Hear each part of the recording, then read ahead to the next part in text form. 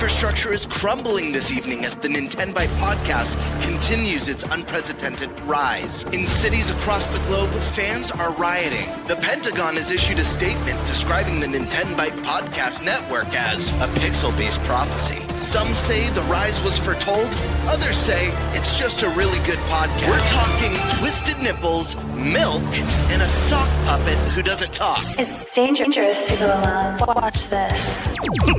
Welcome to the Nintenbyte Podcast, bitch. That's right, ladies and gentlemen, you're watching the greatest Nintendo podcast ever!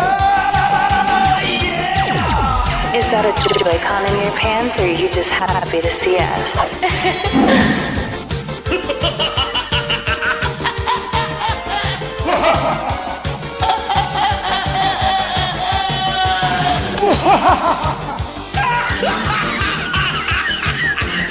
Shut up! Now feel the power. Everyone, do you feel that? Oh my god, I feel it! I feel it too, Gamer. What is it? It's the power of our podcast. I feel it! This is rad, Nintenbyte. So rad. Power.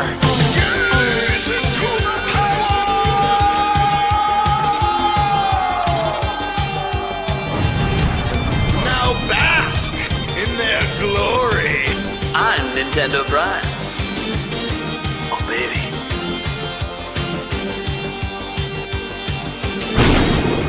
I'm Thunderstash.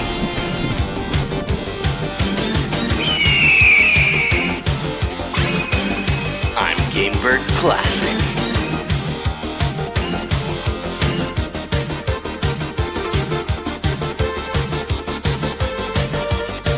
Nintenbyte rules. Let's rock.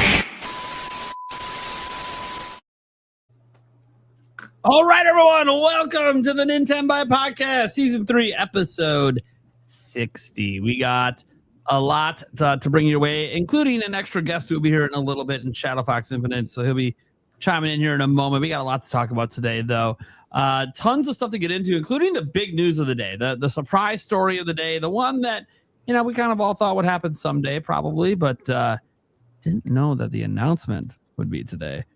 Physical games in the news today, being eliminated by PlayStation, the number one console for third-party sales. So that's going to be a very, very interesting talking point about the end of physical games, what it means, how we think this affects Nintendo long haul, because now they'll be like the only platform still supporting physicals. So we'll get into all of that, because that's just a industry shifting, regardless of how long we've seen it coming moment. And now it's almost here, so we got to talk about it.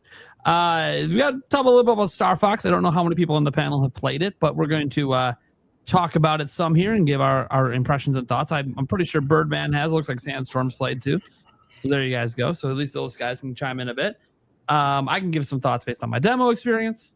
Sounds like it holds up to the rest of the game based on everything I read. But then we have some leaks for Metroid. Multiple Metroid leaks. One of them including a game name. So pretty crazy. We're going to be talking about that one and maybe some of our wants and desires for that based on perhaps former Metroid games. If we think we might know which kind of Metroid game this is, we obviously don't know 100%. And then obviously we had a Splatoon Raiders direct over the last week. Have you guys heard? So we're going to kind of give our thoughts and impressions on Splatoon Raiders now that we pretty much know exactly what this game is. There should be no questions anymore about what Splatoon Raiders is. So now we got to talk about that. So, there could be some other stuff that comes up along the way. You guys can submit in your questions and or statements that sometimes turn into entire topics once in a while with your super chats if you want during the show. If you're listening to the audio version, don't worry about it. Just sit back and relax as we introduce everyone. Let's go ahead and get to our guest first. We have the man chewing lots of gum. Oh, is that coming through? I'm so sorry. No. Is it coming through? Holy fuck, I was about to be so sad.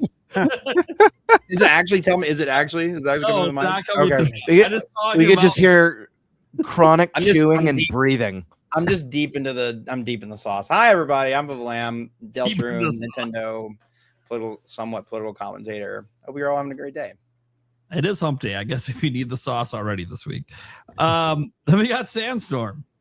Yo, what's good, everyone? Glad to be here again. Post Star Fox. Yeah. It's good to have him back. All right. Then we got, hold on, hit the right button this time. The Birdman. What's up, baby? Glad to be back.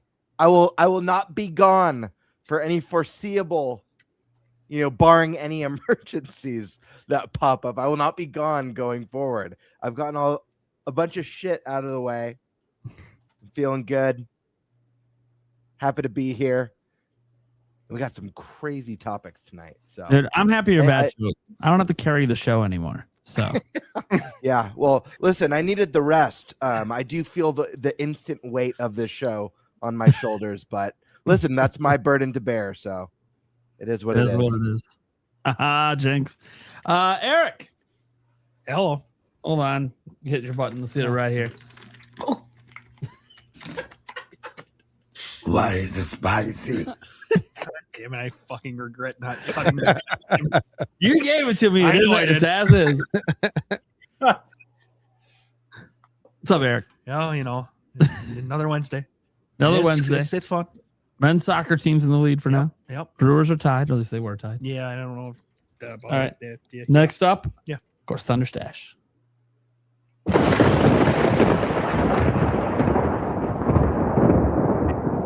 Dude, I feel like this button needs to have an animation across the screen for Back to the Future. Ooh, that'd be good. That would be sick. If I Good can make idea. that happen, that would be great. Anyways, what's up, Stash? Oh, guys, busy day. Busy day in the news for sure. Lots of emotions out there. Hot takes everywhere. Man. Wild. Just we wild. live for days like this. This podcast lives for days like this. Yeah. Sometimes you just hand it to us. Like we don't have to think about. We didn't discuss one bit what we were talking about today. It's so obvious. Yeah. Just dropping it in our laps. This is easy, I saw the news and we hadn't even talked about it, but obviously it's like, well, I know we are. Yeah, it's I'm way at the too gym. Yeah.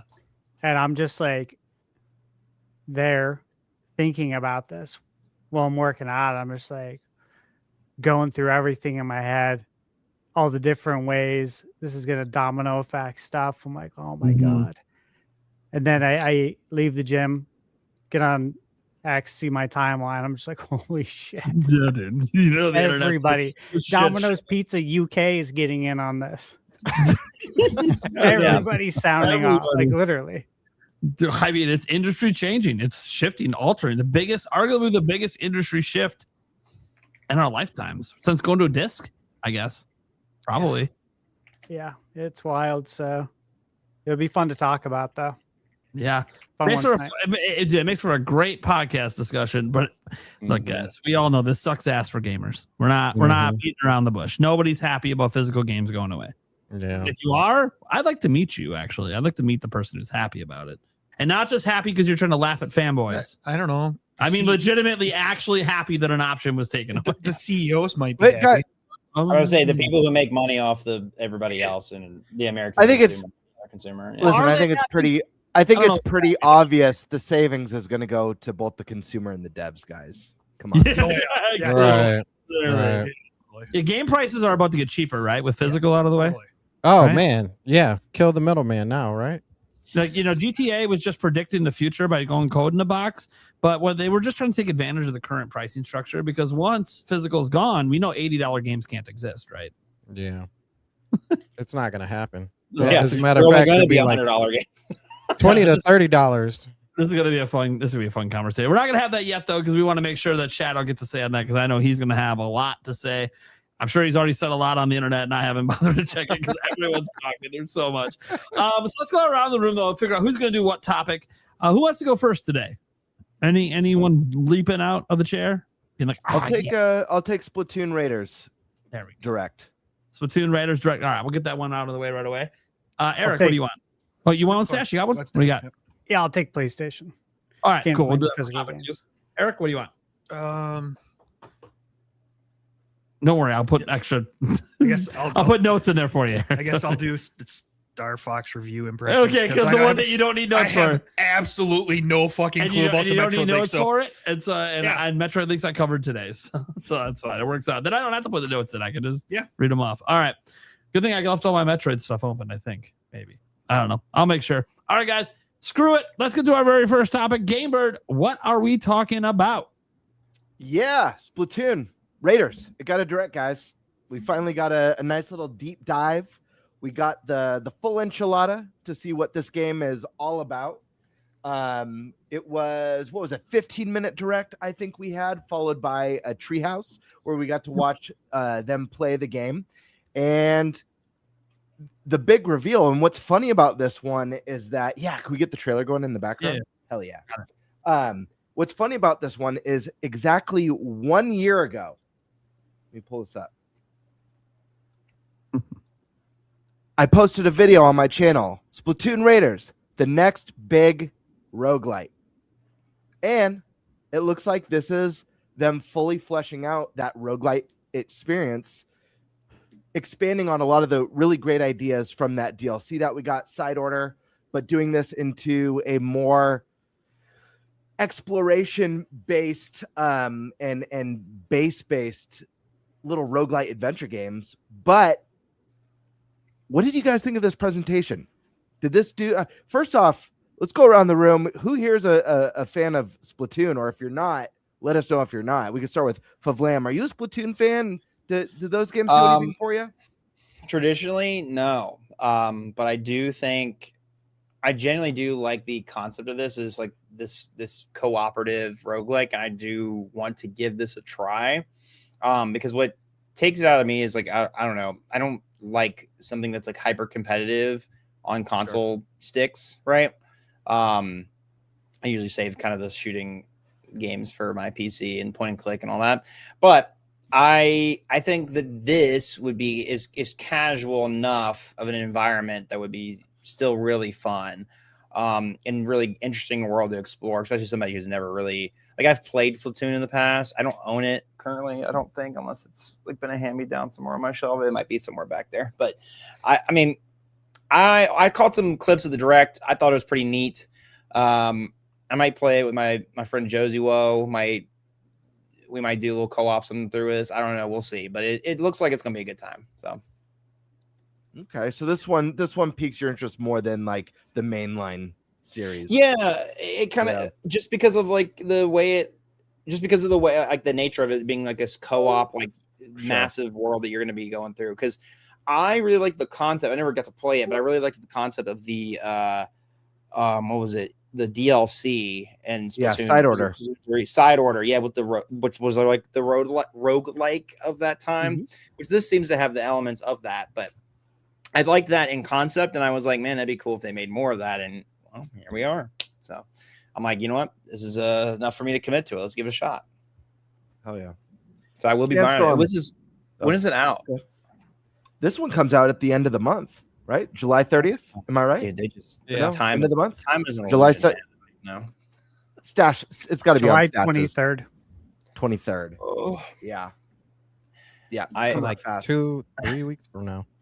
Yeah, I locked in so hard on Deltarune, I forgot all other games were coming out. I was like, oh god, there's Star Fox, and now this, and then there's something every month, and then when we have friggin' Rhythm Heaven, that's this week, right? Like tomorrow or day after? Oh my god, I'm cooked. I'm cooked. I have too many games to play, and I haven't played them. Anyway, sorry. Sandstorm. What up? Do you have any history with Splatoon? Is that a series you care about?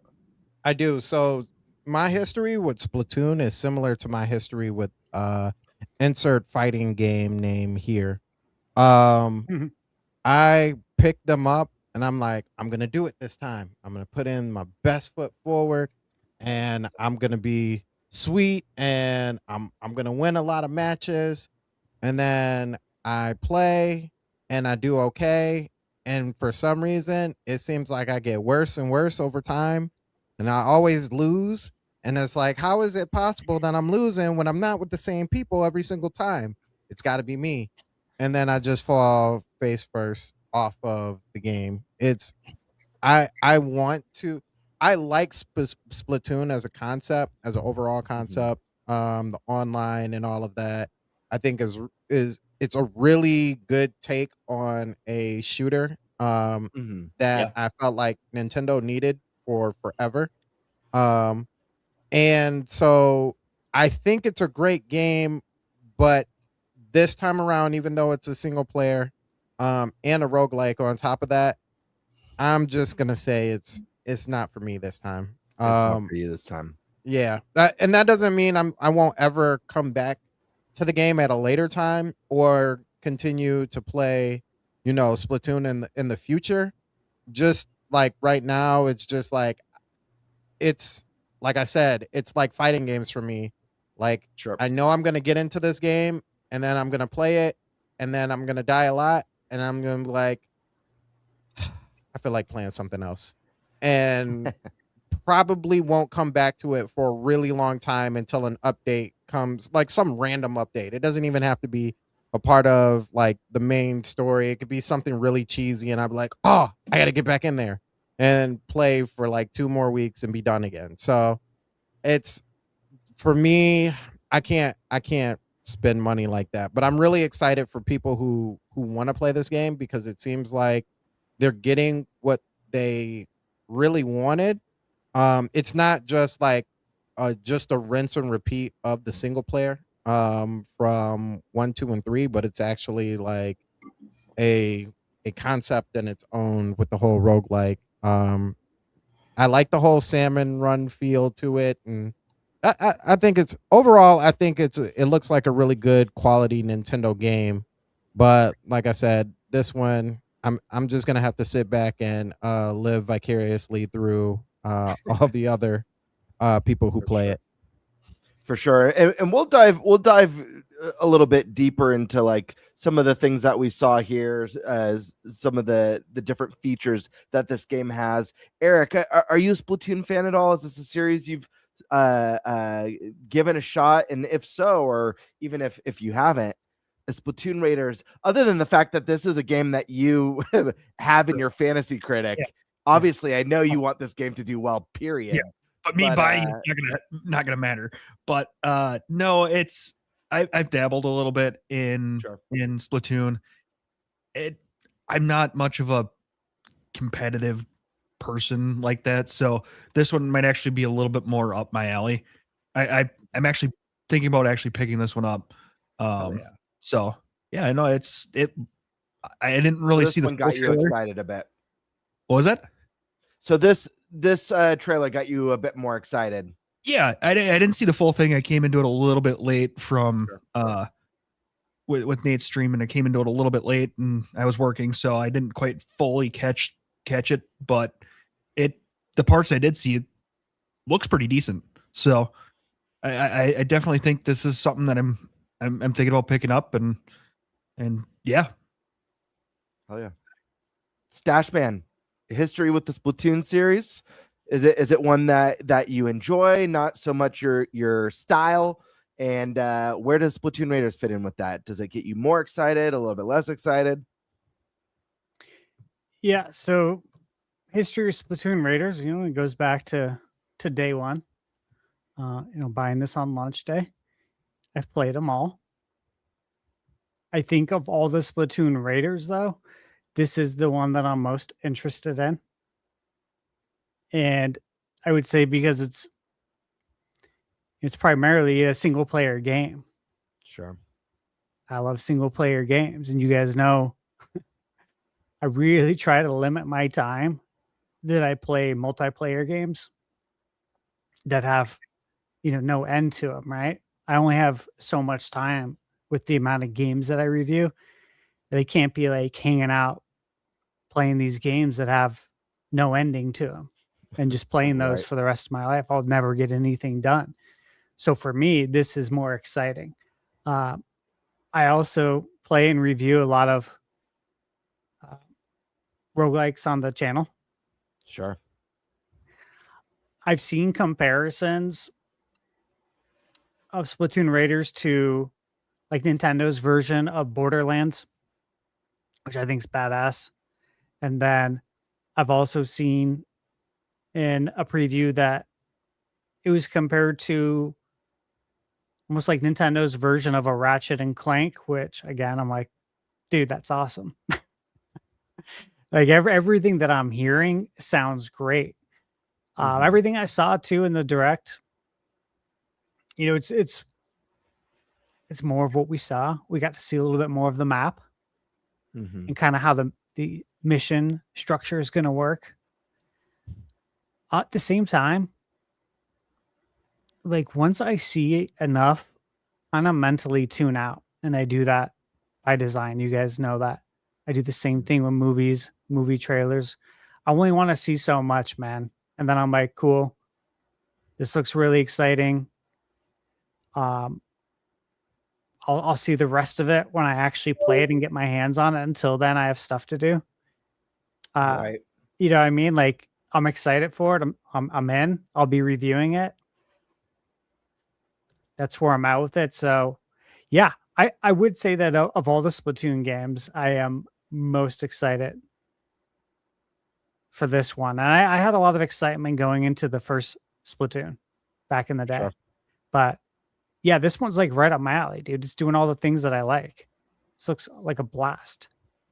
Hell yeah. Primal. Am I okay to go to you? Does he need a minute? I'm good.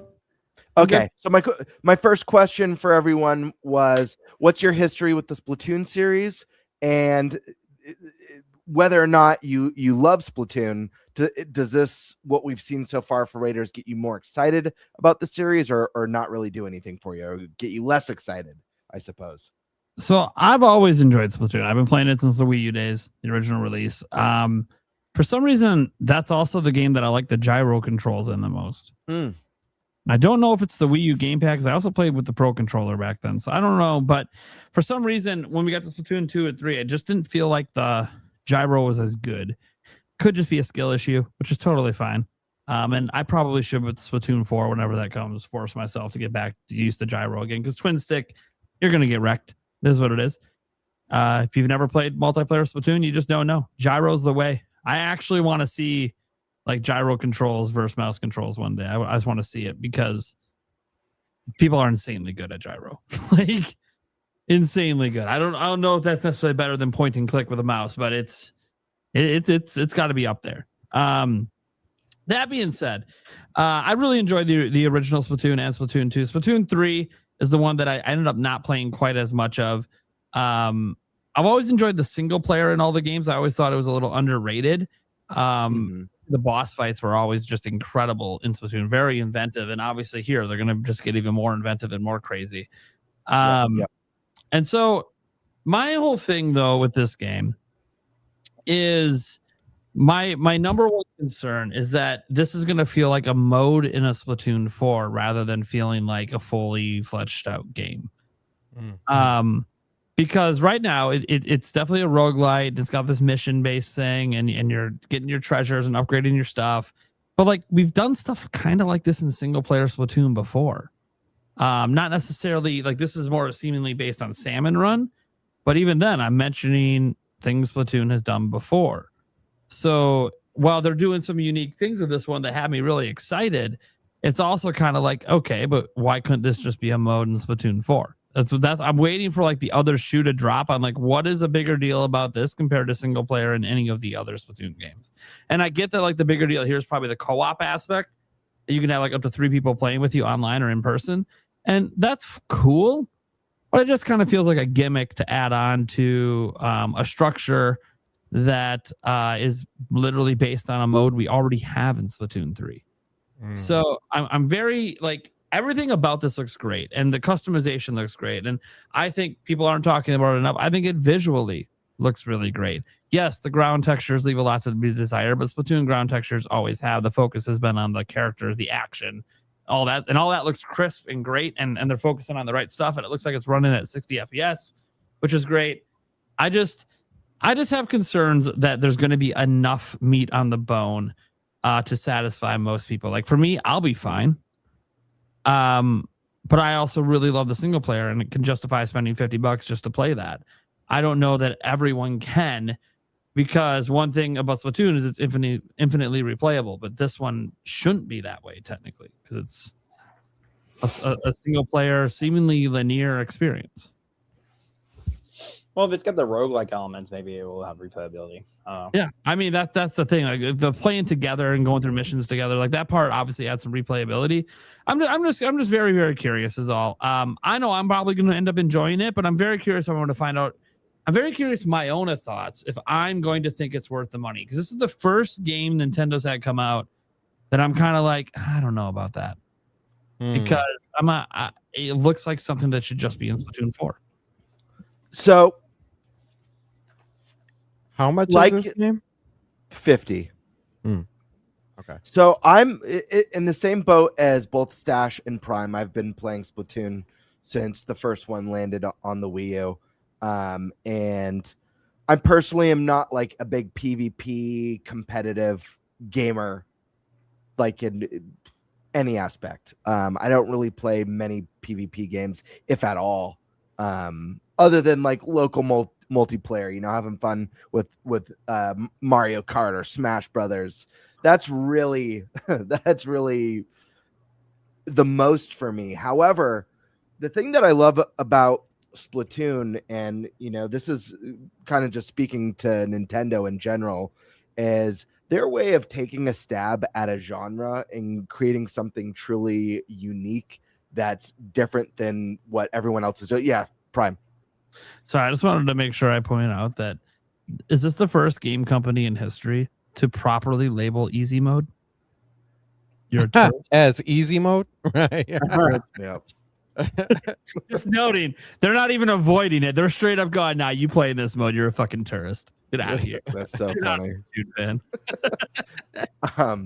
Sorry, but I just no, you're good. You're good. I just love Nintendo's ability to create something so unique and different and kind of go against the grain. Splatoon, when it came out, was so different than anything else on the market as far as a competitive shooter, playing as squids and covering the base with ink, and that having like that being the determining win rather than kills, and swimming through your ink. Just very, very cool. So I've been there since the beginning, and I've actually really gotten into them. Obviously they're not games that I play forever, like Stash mentioned, getting stuck, but they're ones that I'll sink.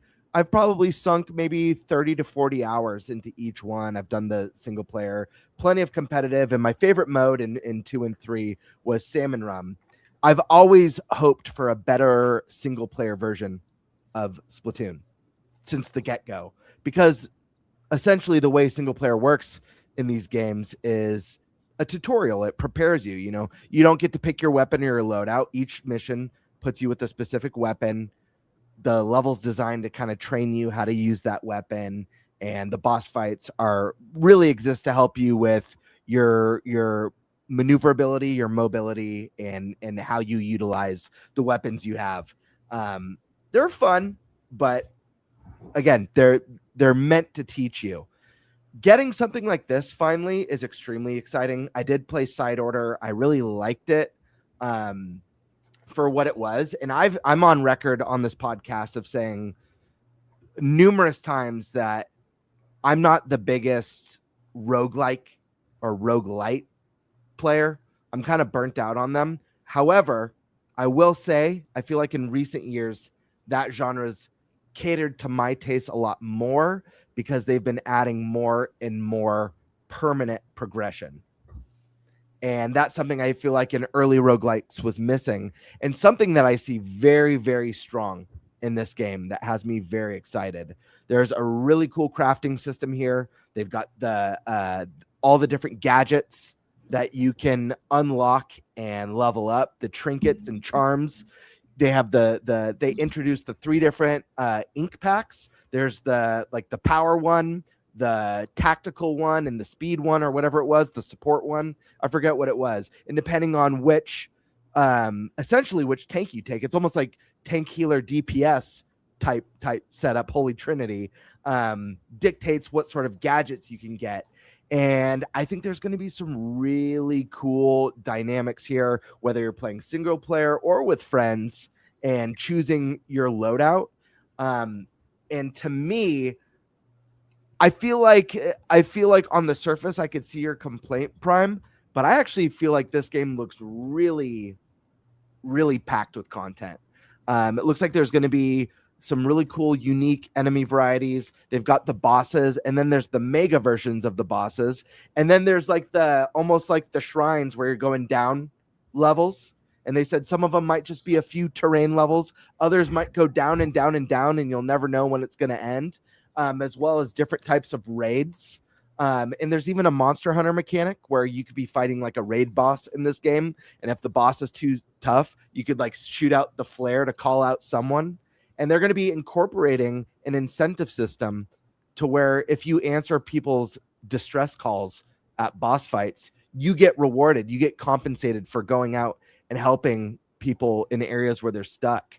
I feel like I don't know. I feel like they're cooking something really special here. And I also think maybe there might be more to some of like the base updates. You know, we got a little tease of that in this direct of like adding the crafting stations and adding these different areas. We saw in the initial trailer for this game, you know, some of the fishing. Is there going to be some sort of a fishing mechanic? There, it looks like there's mini games, like an NES inspired mini game that exists within this world. So I think there's more than meets the eye with this one. I think they showed off a lot of really great jam-packed content. And if I'm being fully honest, as someone who's been more, I used to not like roguelikes at all. I became roguelike curious for a while. I'm pretty amped on this one. I think it looks really good. And to add to that, we got a bunch of previews that came out. A bunch of outlets got to go hands-on with this. And you guys can correct me if I'm wrong here, but most of what I saw was pretty overwhelmingly positive. I don't know if you guys heard any saw or heard any negative previews for this, but sounds like they're cooking with Splatoon Raiders. I don't know. That being said, I'm really excited. I'm more excited now than I've been this whole time. I think I have a full grasp of what kind of game this is. And even though it's a genre that hasn't fully grabbed me in the past, with some exclusions, obviously, like love Hades, really loved Absalom, the roguelike beat 'em up that came out this year. But yeah, I don't know. I think there's a lot here. I can't wait to see what more this game has to offer. But more importantly, kind of like Favlam touched on, experiencing Splatoon in a more single player setting with a friend or with friends is really appealing to me. I think this is a really cool world. I think there's some really cool backstories and lore here. Maybe we'll finally get to go a bit deeper on that, go below surface level on that with this one. But yeah, I'm excited. Okay. We got Shadow's here now. Hey, what's going on, gentlemen? How y'all doing? What up? Good. Hey, what's up? We're Shadow. We're talking Splatoon Raiders, the direct. My question for everyone here was, what's your history with the Splatoon series, if at all? And are you excited for this one? Did the direct or any of the trailers do anything to get you excited, or are you less excited about it? I'm kind of feel the same. When I first saw it revealed, I kind of knew what it was, a single player Splatoon. Typically I played Splatoon more single player anyway. The first game I played more online, and the second one was kind of fun, but I dropped out of it quick because of other games coming out around the time. Sure. And Splatoon 3, I never really got to play multiplayer effectively that much. It was pretty much just me playing the single player game and the DLC. So yeah, I definitely this is something that was right up my alley anyway. It was something that I was going to enjoy. So the time I saw the first reveal for it, I was already interested. And then I didn't get to see too much of the direct. I saw maybe like the first 10 minutes of the direct, but it was more of the same for me. So I already knew what I was getting into. So yeah, I enjoyed it. You're already sold on it. Oh yeah. I was a big fan of playing it on Wii U originally. So that's always going to be good for me. So yeah. I like what I saw. I didn't see as much as you guys did, but I did enjoy what I did see, showing how you use the abilities you have to get to new areas and whatnot, and use the different abilities to to jump over or move around or whatever as you clean up. Well, not clean up, but you know what I mean. You change the materials on the ground so you're able to traverse.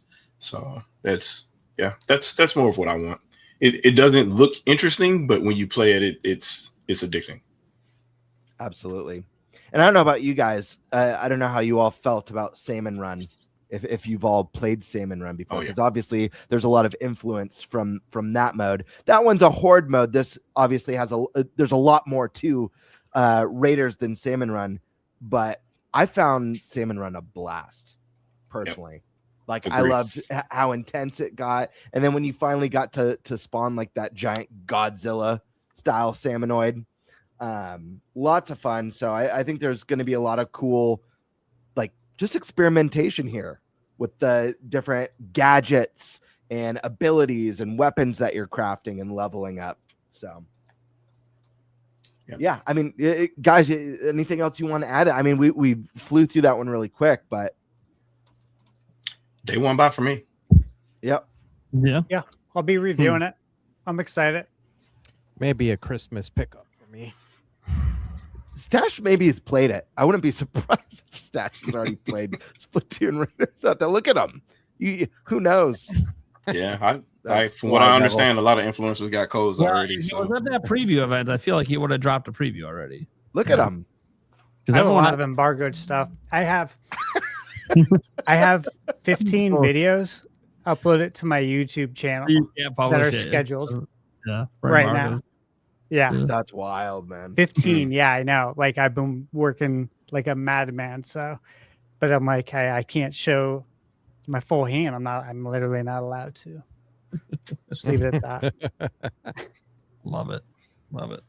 All right. Well, speaking of Stash, dude, what are we talking about, man? This is the one. This is the big one. Here we go. Yeah, dude. For this one. Man, I don't know about you guys, but I felt like you got hit by a ton of bricks this morning with this news. And the thing is that look, we've talked about on this podcast several times over the past 2 years. Sandstorm, Flavam, Shadow Fox. I'm sure you guys have talked about this several times over past handful of years that we know what direction this is all going in. Mm-hmm. Like the writing's been on the wall. You just never know, like when that day is going to come that you get hit with a ton of bricks. You just don't expect to wake up. And today's this is the day, I guess, July 1st. This is how it's happening. Yeah, this is when we're finding out. It's not just like, oh, PlayStation 6. You're just gonna say, hey, we're just doing digital only. No, you're just gonna announce it now. Not just PS6. Period. We're done with physical. Like, holy shit. That is not how I thought it was gonna go down. Like it's just a huge cutoff. It's probably because they think it gets less backlash. Sorry, go ahead. That's what I was thinking too. To get ahead of it. Yeah, it felt so casual too. It was like, yeah, we're doing it.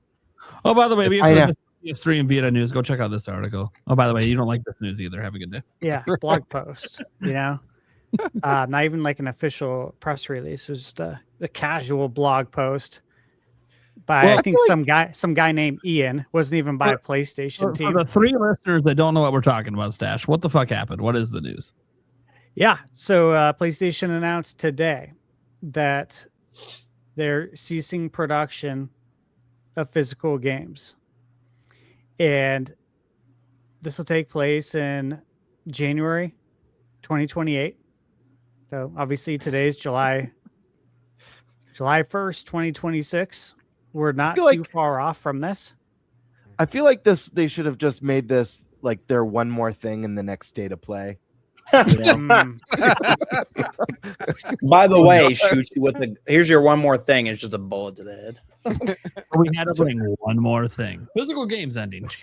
Yeah, so physical games ending. Obviously, I'm sure you guys all have a lot to say about this. I was at the gym when this happened, and I was just checking, Twitter in between sets, and I'm like, what the fuck?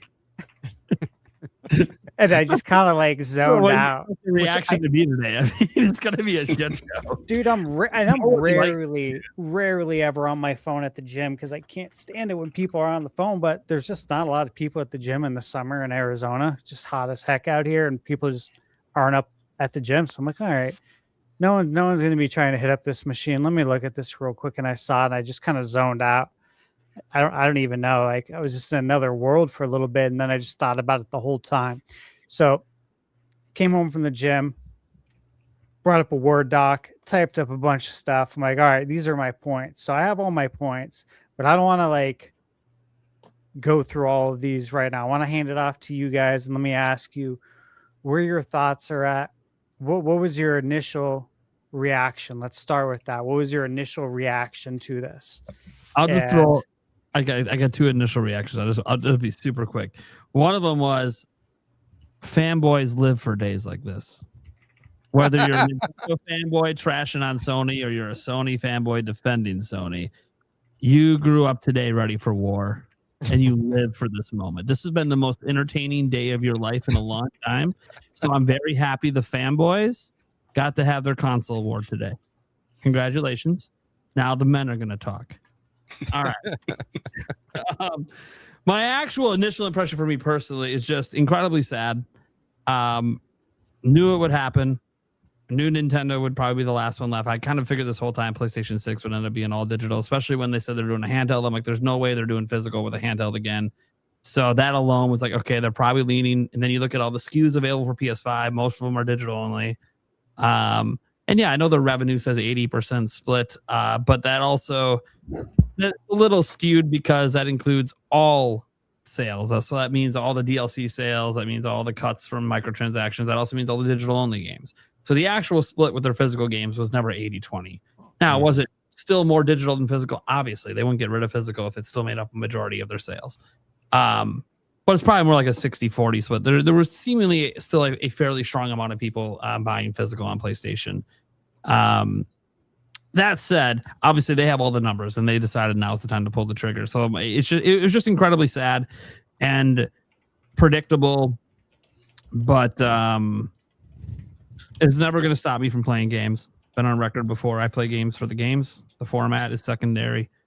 Would prefer physical, but look, if I want to play a game, I'm not going to let whether I can physically hold it in my hand or not determine if I'm going to play it. Because I'm also someone that isn't. I'm one of those people that doesn't have a high value on replay value in most games. Ironically, Star Fox being one of the games that I have a value and replay value on. Have to for games like that. So because of that, like when people talk about, oh, when you buy a game digitally, well, you might not get to play it in 20 years. Yeah, and guess what? You know what I'm not playing right now? Games I bought 20 years ago. So like that point doesn't have to matter to me if I just know I'm never going to go back to replay it anyways in 20 years. So even if they took it away, I probably wouldn't even notice. Like, am I missing games in my Steam library from the last 30 years? I fucking know. I don't know. How many fucking games are in that Steam library? I'm probably missing shit. I wouldn't even know.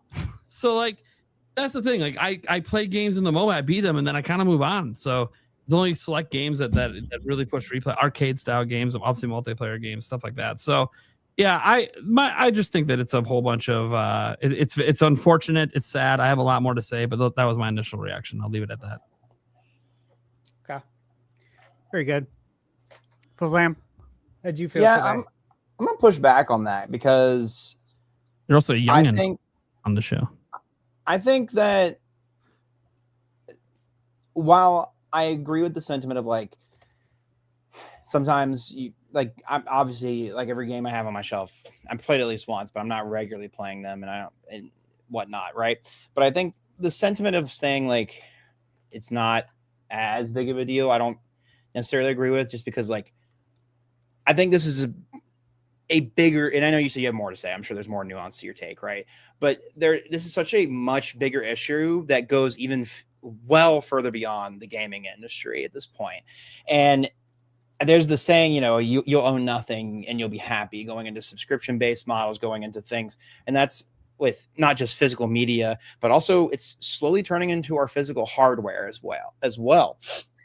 Like these AI companies and stuff want us to basically rent hardware from them instead of buying our own hardware and having the ability to run games and stuff like that's where this is all heading. Is we own nothing and we have to pay for access to things that we had readily good access to many years ago or currently. And I just it's very sad to see. I'm sure we all feel that way, right?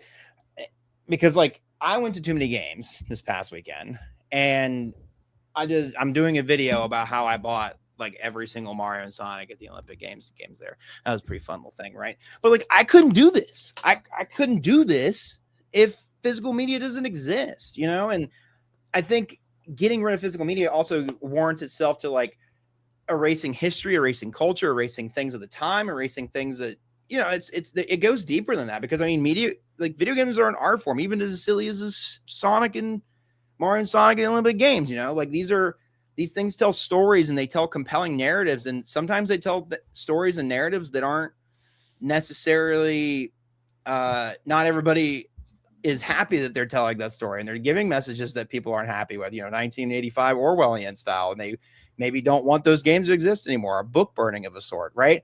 But that's just one of many reasons why, like, not having these physical media, not having at least having the choice to buy secondhand and to not have to pay the full price and for the access to a game is so important. Yeah, I mean, it's just really sad to see. And I would just encourage any viewer or listener right now. There are several boards and organizations that are actively ready to fight this and make legislation to fight things like this, and right to repair and right to own. And I recommend and hope that you all will support them, like the Internet Archive, like the Consumer Reports and Advocacy, and also like political candidates like Lena Khan, who fought for ownership and fought against what's the word? Like big companies from having these fees and having these ways of like, okay, you don't have any ownership of you or of your stuff, of the things that you buy. So if you just look into what your local community is doing and who is on the side of the right to repair, that's the biggest law right now, and like movement for this kind of stuff, which right to repair mostly refers to hardware, but it is a broad stroke that can definitely fall under our umbrella physical ownership. So I mean, it's very serious. It's I know we're the Fun Nintendo Game podcast, but this is a very serious issue, and it requires a very serious response. I feel like I think it's something we should genuinely like fight tooth and nail for, because if we don't, we're going to lose it. So anyways, that's my piece. That's my soapbox. Sorry to get a little political, but I mean, I feel like it's quite warranted. Yeah. Sorry, yeah, man. I believe that was Lena Khan. I believe you're talking about the Consumer Financial Protection Bureau. I think she was part of that during the previous administration. Yeah. And she fought for a lot of like ownership rights and whatnot. And I just use her as an example, though, is like find people and candidates and people who will organize your community that are similar to her positioning and similar to people who basically align with the right to repair movement. And I would just really encourage you all to do that, because again, it balloons way bigger than video games. The right to repair movement started with farmers and tractors to wanting to repair their John Deere tractors so they could keep making a living and not have to pay John Deere to update the software on their tractor. So anyways, that's my bit. I know, but I mean, it's genuinely really important. I would encourage everybody in the chat and everybody to at the very least look at it and support any kind of archive groups, or if you want to get politically involved and support groups that support right to repair, please do. I would greatly encourage it. Great advice. Thanks, man. Yeah. Thanks for sharing your perspective on that. You have a unique perspective because of that. Thank you. Yeah, of course. Shadow Fox, interested to hear your thoughts on this. I mean, just as an aside to that whole right to repair thing, I mean, there's a reason why, other than profitability, which you never really had for a real long time, but there's a reason why Radio Shack was taken away as a major chain. It's gone, and it's really hard to find parts for any old electronics anymore, specifically very, very old tube TVs and radios and stuff like that. If you want to repair those things and bring them back to the way they should have been, it's hard to find transformers and things of that nature to convert those old signals. and that's obviously by design. And I honestly don't see that stopping going forward, because even if you have, say, you win the right to repair, right? But as a corporation, they can't make you keep making the parts. So that's one of those things where if they just all of a sudden every factory shuts down, either you have to find a way to either make your parts, which means you need better, stronger filament if it's for anything that's mechanical in nature, or or electronic in nature, because you can't exactly print metal precisely right now. So it'll be kind of hard to do your own large sets of PCBs and stuff like that. You can do a board here or there and combine some stuff together, but long runs and stuff like that, it'll probably be kind of a struggle. And PCB weight is small compared to that. You can't just do, say, I want to do 100 million orders of anything. They won't be able to process that. So I see, all I could do was laugh when we started this topic, because I think for the better part of my entire YouTube channel, I've been doing this well over, I think, probably 15 years now. I've been saying this. I saw this as the moment that Unreal Tournament got an update on the original Xbox in 2003. I'm like, oh, they're doing patches. That means they're going to do all the things that computers are doing. And right after that, like 10 years later, there was no physical media for games on PC anymore. So, it was only natural that those that were chasing profit were going to try to do away with this, because you don't have to make the giant Tomb Raider box anymore. You don't have to print all these DVDs, and the long process of installing a game that doesn't have to happen anymore. So if they can get away with that, they're going to do it. And I figured for the longest time, and obviously I will say none of these companies are your friend, right?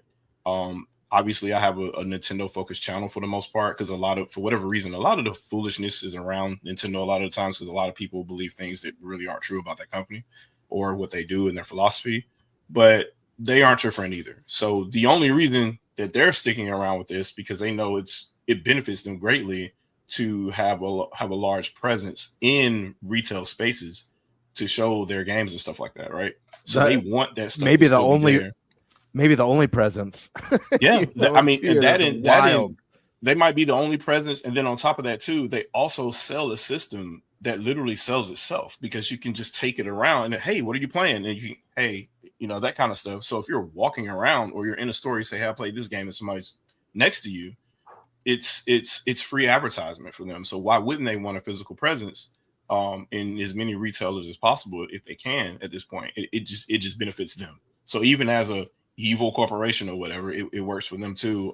But obviously they care about the traditional, as far as them presenting their value to the customer. They want games to be fun for people, right? And if you got to jump through hoops, or your internet connection has to be the best in the world to play a game or whatever, to them they see that as a stopgap. So they want you to also be able to just put a cartridge in and play, which is why they don't really require installs for the vast majority of the games. I think maybe one or two of them require an install. Usually it's just a day one update or something to that effect, but usually you put a cartridge in, and whether you're online or not, you can jump right into the game. So I would say going forward, Nintendo's going to have to find a really interesting way to phase out of this, especially if they're going to be the last people left. But I'm pretty sure at some point they're going to want to get out of it too, once it becomes too expensive for them, because at this point now, I'm pretty sure these cartridges they're making aren't that cheap. So they're gonna have to find a way around that as well. But yeah, Sony is playing the same game that the third parties were playing. I'm pretty sure everybody here remembers or has participated in the entire key card back and forth with people when that was announced last year. Oh yeah. And I said at that time that the key cards exist as not as a stopgap, but a compromise, because third parties wanted to go all digital a long time ago. And they're looking at these cartridges like, not only do I not want to shrink my game, I want to do a dirty port. I want it to still be as big and bloated as possible. And I don't want to pay for media. I don't want to pay to print them. I don't want to, because Nintendo's not going to pay you for it. So you have to publish it yourself as a third party publisher. They don't want any of that anymore. They'd rather pay whatever fee it is to put it on an online store and be done with it. Right.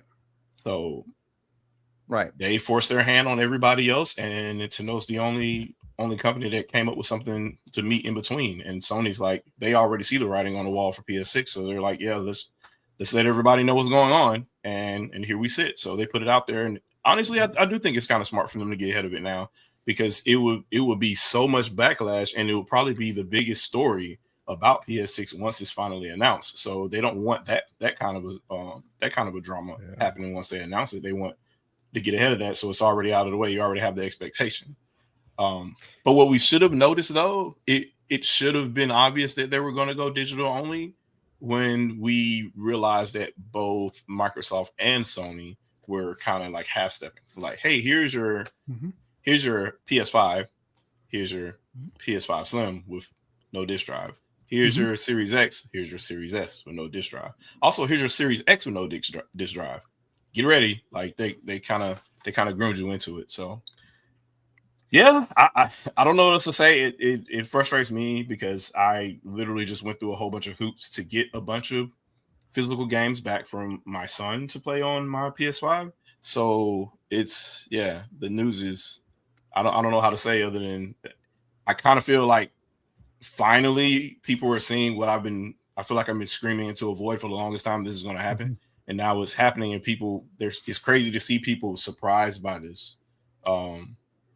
Because it was going to happen. I didn't know Sony was going to be the first party or Microsoft, the first party or Microsoft, but one of them was going to say it soon because third parties are getting kind of antsy, and they it's too many code and box releases happening, and at some point somebody was going to do it, and it was going to come to a point where usually it's NBA 2K that sets the standard for something dumb like this, either a $70 game or hey, here's this giant install that's required for this game. So I figured it would have been a 2K game that would have done it, but I think this was planned. Like they planned to announce this after GTA did the code and box announcement, because it was like, okay, people are already here's the most anticipated game of all time, and you can only get it digitally. So this isn't that big a deal that we're not going to provide it. The biggest game of all time is not going to do it. So.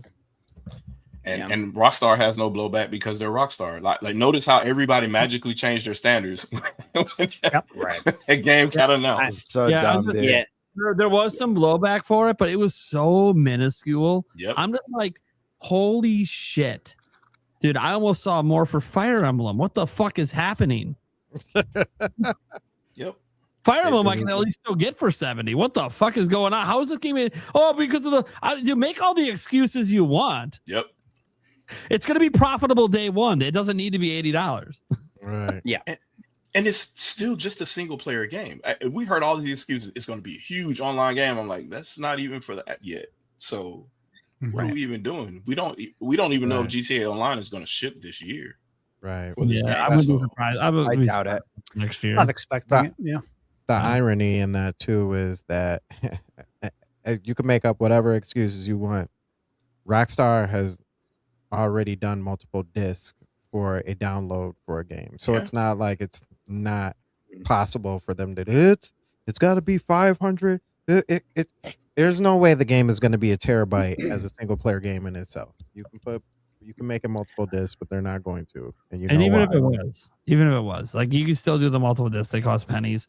It's just they just know what the future is. The future is what it is. It's not like we don't know this. And Rockstar, probably should have got more backlash, but in the end, look, this happens with Nintendo too, and sometimes the people that defend them and from the backlash, it is what it is. If enough people like your product, it doesn't really matter in the end. Yep. So, numbers don't lie. Right. And I saw somebody in chat say, like, vote with your wallet, right? I mean, yes, to an extent, because like obviously we're all going to play games at the end of the day, and they're not necessarily a necessary medium like groceries and whatnot, but it's like I say like groceries, like things that you need. It's a want at the end of the day. But at the same time, everybody has their vice and everybody has the thing as they want to play and the fandom that they love. Like we said, a lot of us here are Nintendo, I'm sure. I don't know. I just want to stress the importance of just like that these companies are incentivized to do this, kind of how Shadow was saying, like they're going to be incentivized to do this. And even if Nintendo is not doing it out of the kindness of their heart right now, when does that kindness fall? Or what happens when if and when our economic conditions in this world right now get worse. You know, like companies are going to do what they need to do to survive, and without regulatory agencies that exist to hold them accountable, and politicians and whatnot that hold them accountable, this is obviously beyond video games, then they're going to do what they want. And so that's why it's like, it's important to vote with your wallet. It's important to vote literally with vote. And I think these are just things that these things rein in companies, even if it's just providing just a mandatory option of physical media. Even if it isn't, they're printing it at mass, and that's what's the majority of what's selling. It's just giving that option is just so important, because again, it keeps costs down. It keeps, at least us, for the consumer, it keeps costs for us, the consumer, down. It gives an option for a secondhand market.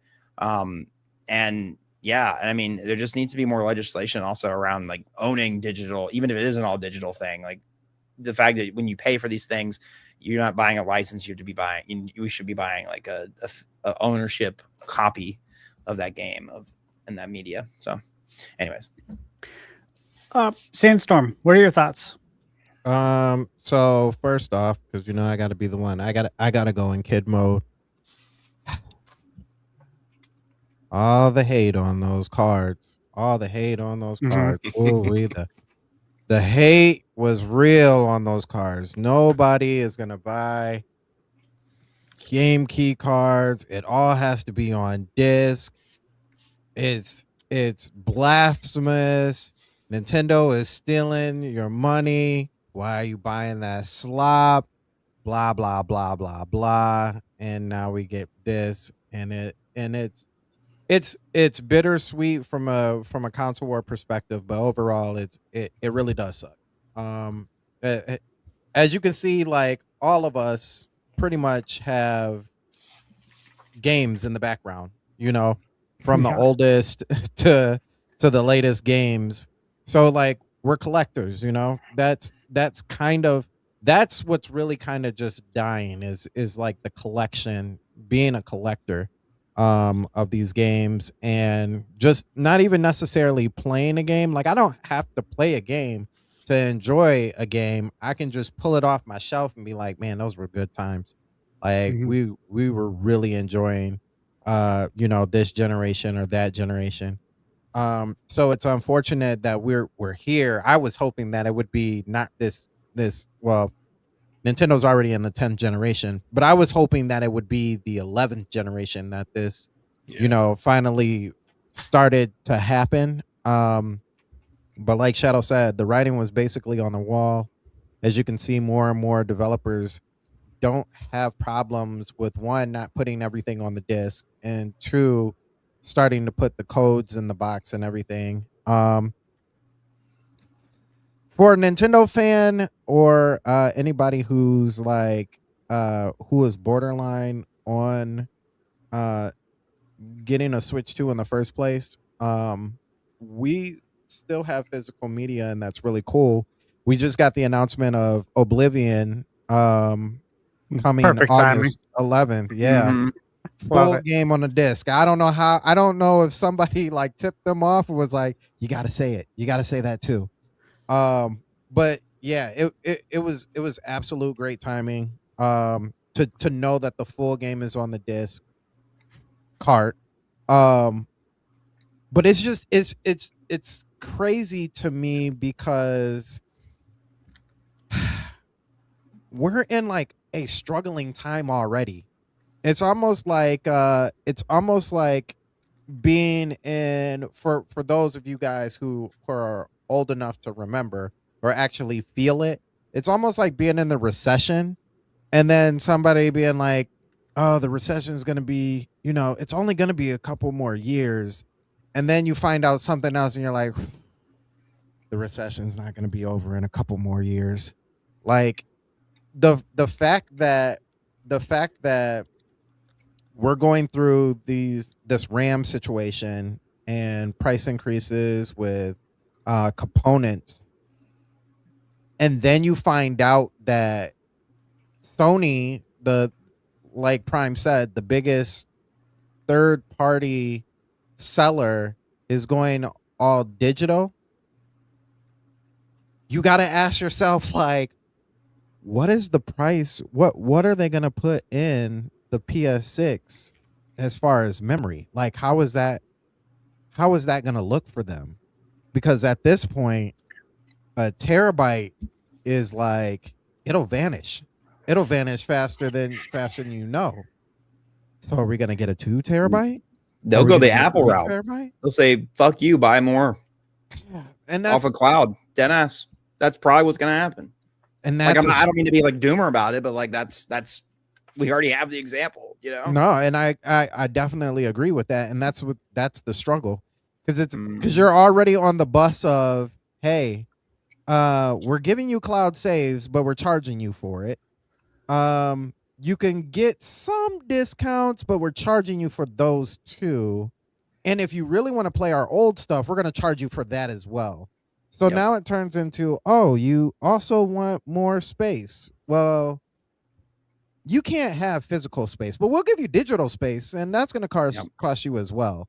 So now, and we've already been hearing rumors about PlayStation 6, them having troubles with the parts, getting components. So now it looks like it really is going to be a $900, $800, $900, $1,000 in that spectrum.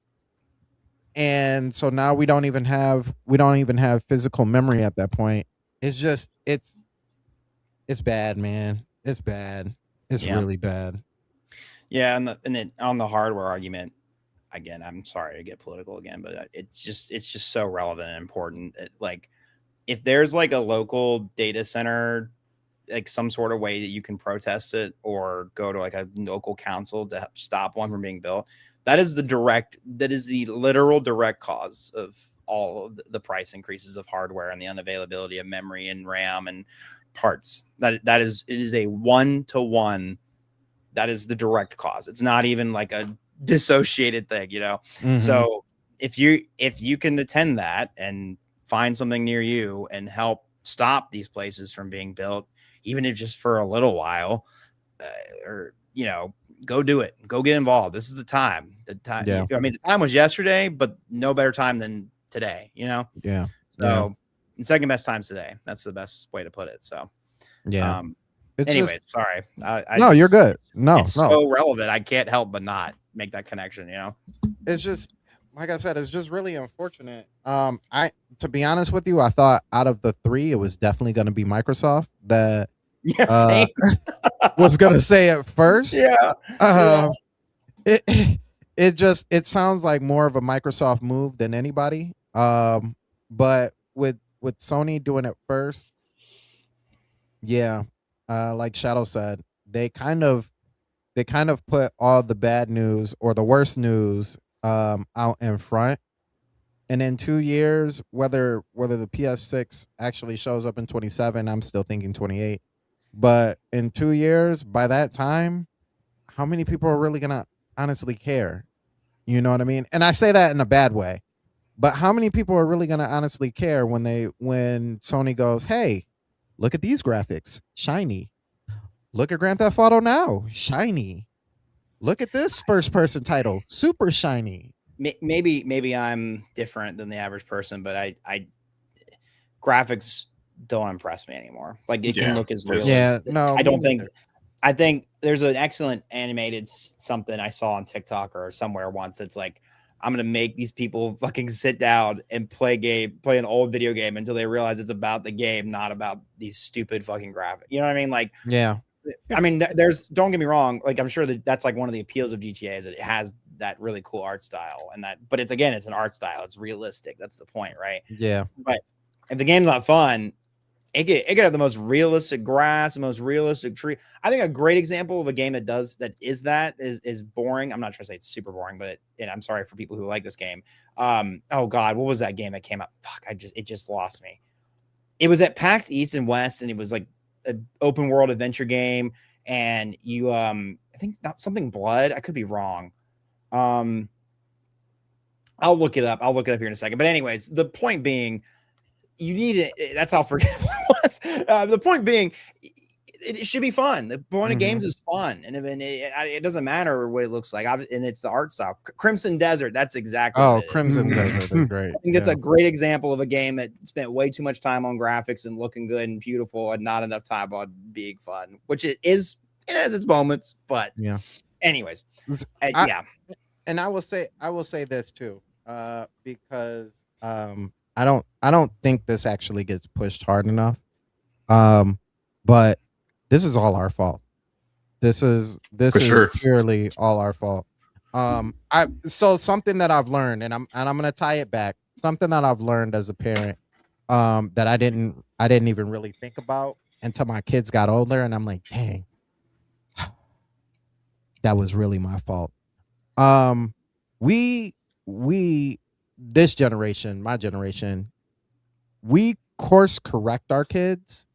Generally speaking, because I'm pretty sure y'all are better dads than I am, but we course correct our kids, but we don't teach them really how to say sorry. Like, I actually made that mistake. That was my bad.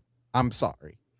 And so now that my kids are older, they've been course corrected, and they do something and they're like, oh, and they fix it, but they don't say sorry. And I'm like, why aren't you saying sorry? And it was like, and I had to reflect on myself, like, oh, it's because I never really taught you that doing something wrong also means you have to apologize for doing something not right, right? So when we were playing games as younger individuals, and this goes back to my kids, we were playing games as younger individuals. Growing up, I, at least generally speaking, would be like, yo, this game is amazing. And did you see the graphics on those? Like, this looks cool.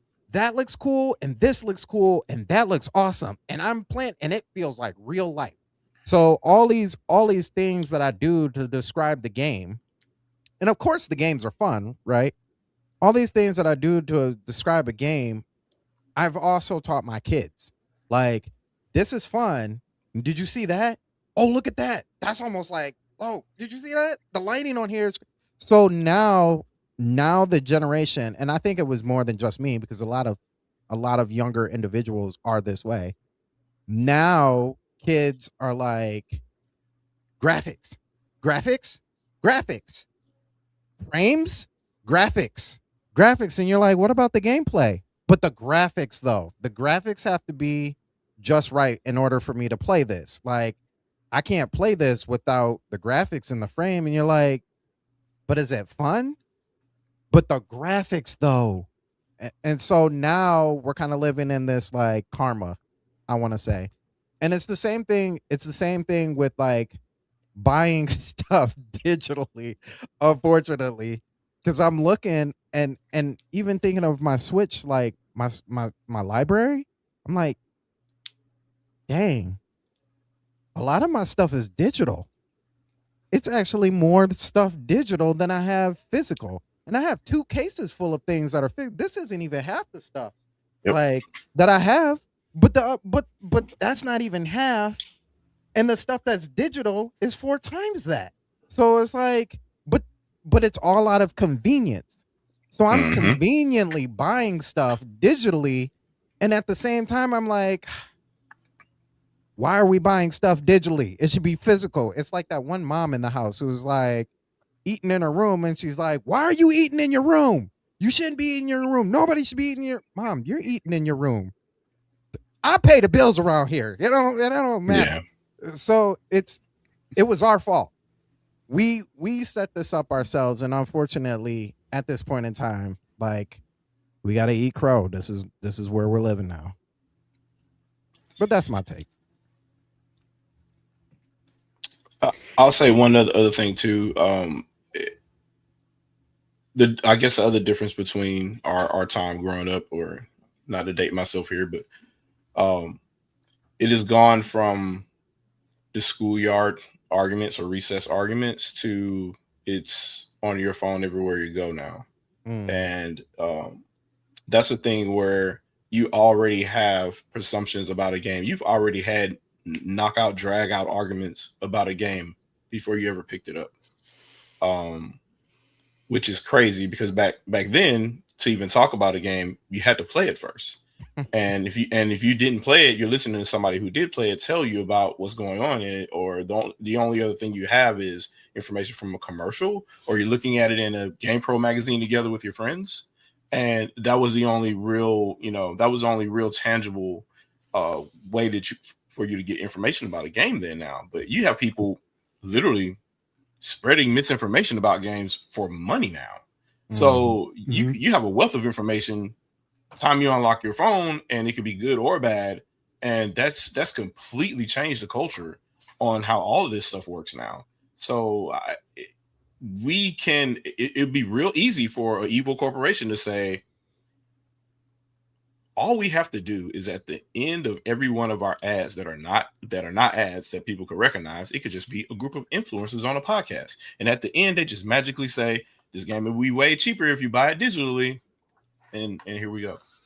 So those kind of things can happen over time, and they'll massage the entire population to believe or take whatever is being offered to them. So we have that as well, in addition to us, arguing about things that aren't important. When the important things happen, it hits us like a brick when it was in our face the entire time. So I screamed up and down about one situation that happened a long time ago.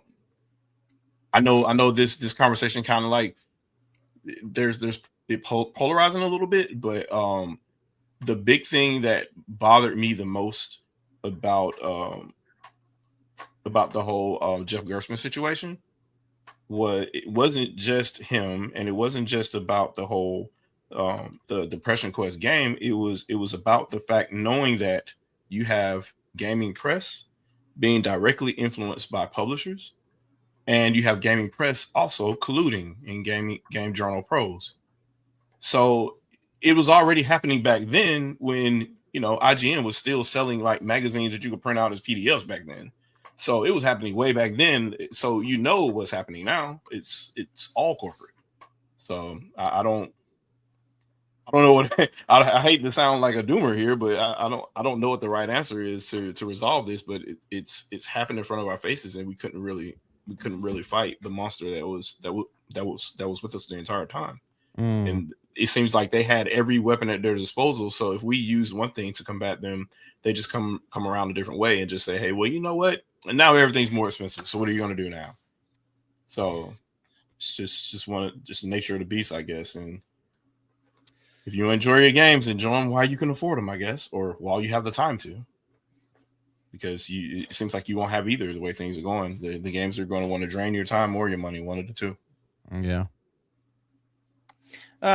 Yeah, but I also think that, like, just taking steps, it's like, yeah, it's definitely not a great look in the near term future, but like pulling at the threads that we do have of opportunity to improve this climate and what's in front of us, and stand up through local legislation, through statewide, et cetera. I think that's where it starts. That's how you build a movement. That's how you build community and a coalition around this. And I think there's a lot of people who feel the same way we all do and want, our wallets to stay that way. So, as always said, not to counteract the doomer, but I just want to try to leave it out on a positive. Like, oh yeah. Yes. It looks bleak, but in the face of the overwhelming negative, it's not all over, and there are options, and there are ways we can fight this, and there's ways that we can improve how we consume media in the future. And it starts with just us and like how we consume media and how we interact with it. And like you said, like the constant back and forth on Twitter with people who are, I think it said something came out the other day that was like, they think half of all internet traffic is AI bots. Like, how is people aren't even real? Like, genuinely. And it's like, so be conscious of your digital diet and your digital and how you consume digital media and how you do these things and how you get involved, and spend less time. Obviously it's easy to preach this and harder in practice, right? But just be conscious in like how you interact with those things and what you decide to give breath to and give life to. Anyways, yeah, Prime, you have your finger up. Go ahead. Obviously, a lot has been said since the last time I talked. I'm not going to get into everything because I'll go off on my own little Well, rant. we still haven't had Birder, Eric, or I talk. Yep, I know. I know. That's why I'm still keeping this brief. As I said, I'm not going off on my rant. 30 minutes later. No. I just wanted to note like this interesting thing because it's been brought up multiple times about trying to fight this and trying to this and that. I don't think most people want to fight it. I think it's happening because this is just what a majority of consumers prefer. And I think sometimes we get caught up in the corporate greed sense, not realizing that this entire generation grew up with instant access to your apps on your phone since 2007. This is what they want. They don't want physical stores. They don't want to switch out cartridges. They don't want to worry about their pets and dogs chewing it, eating it, borrowing it. This is what they want. This is what the people want. Like, it's very strong backlash today because we are currently, the average age of gamers in the US is 37. It's the average age. We are right in the heart of the primary consumer group of video games. So we're going to be very loud about this because we grew up with physical. But we're not the next generation of consumers. And they don't give a shit. So I think sometimes when you're talking about fighting things, like right to repair is different. It's about a physical item that you should have the ability to fix because it is a physical item. We're not talking about right to surface your disc. You can do that. No one's stopping you from resurfacing your disc. You're talking about right of ownership, and we've never owned software. And that requires such sweeping changes in law that will likely never happen because then that means we own Windows. That means we own iOS. That means we own Android. It'll never happen because it's software. And it's literally always been the same licensing this whole time. All that's happened is because physical is going away. People are becoming more and more aware that we don't actually own the software we buy. We just own licensing keys. And that's like a worldwide thing that'll never change because it protects the companies. And I know we can hate on the companies, but Nintendo owns Mario. I don't own Mario. But if suddenly I completely own that copy, anything with that Mario in that game, I now do own. And I can do anything I want with it. And they don't want people to do that. They want that ownership to stick with the company who made the software. So that's why just like a general point that I don't think anything's going to happen. And I don't think most people want things to happen. I think we're just extremely loud because we're the biggest consumer group. Most consumers aren't talking about this.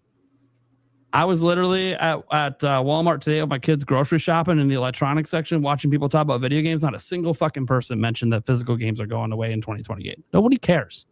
They're not watching. They're not paying attention.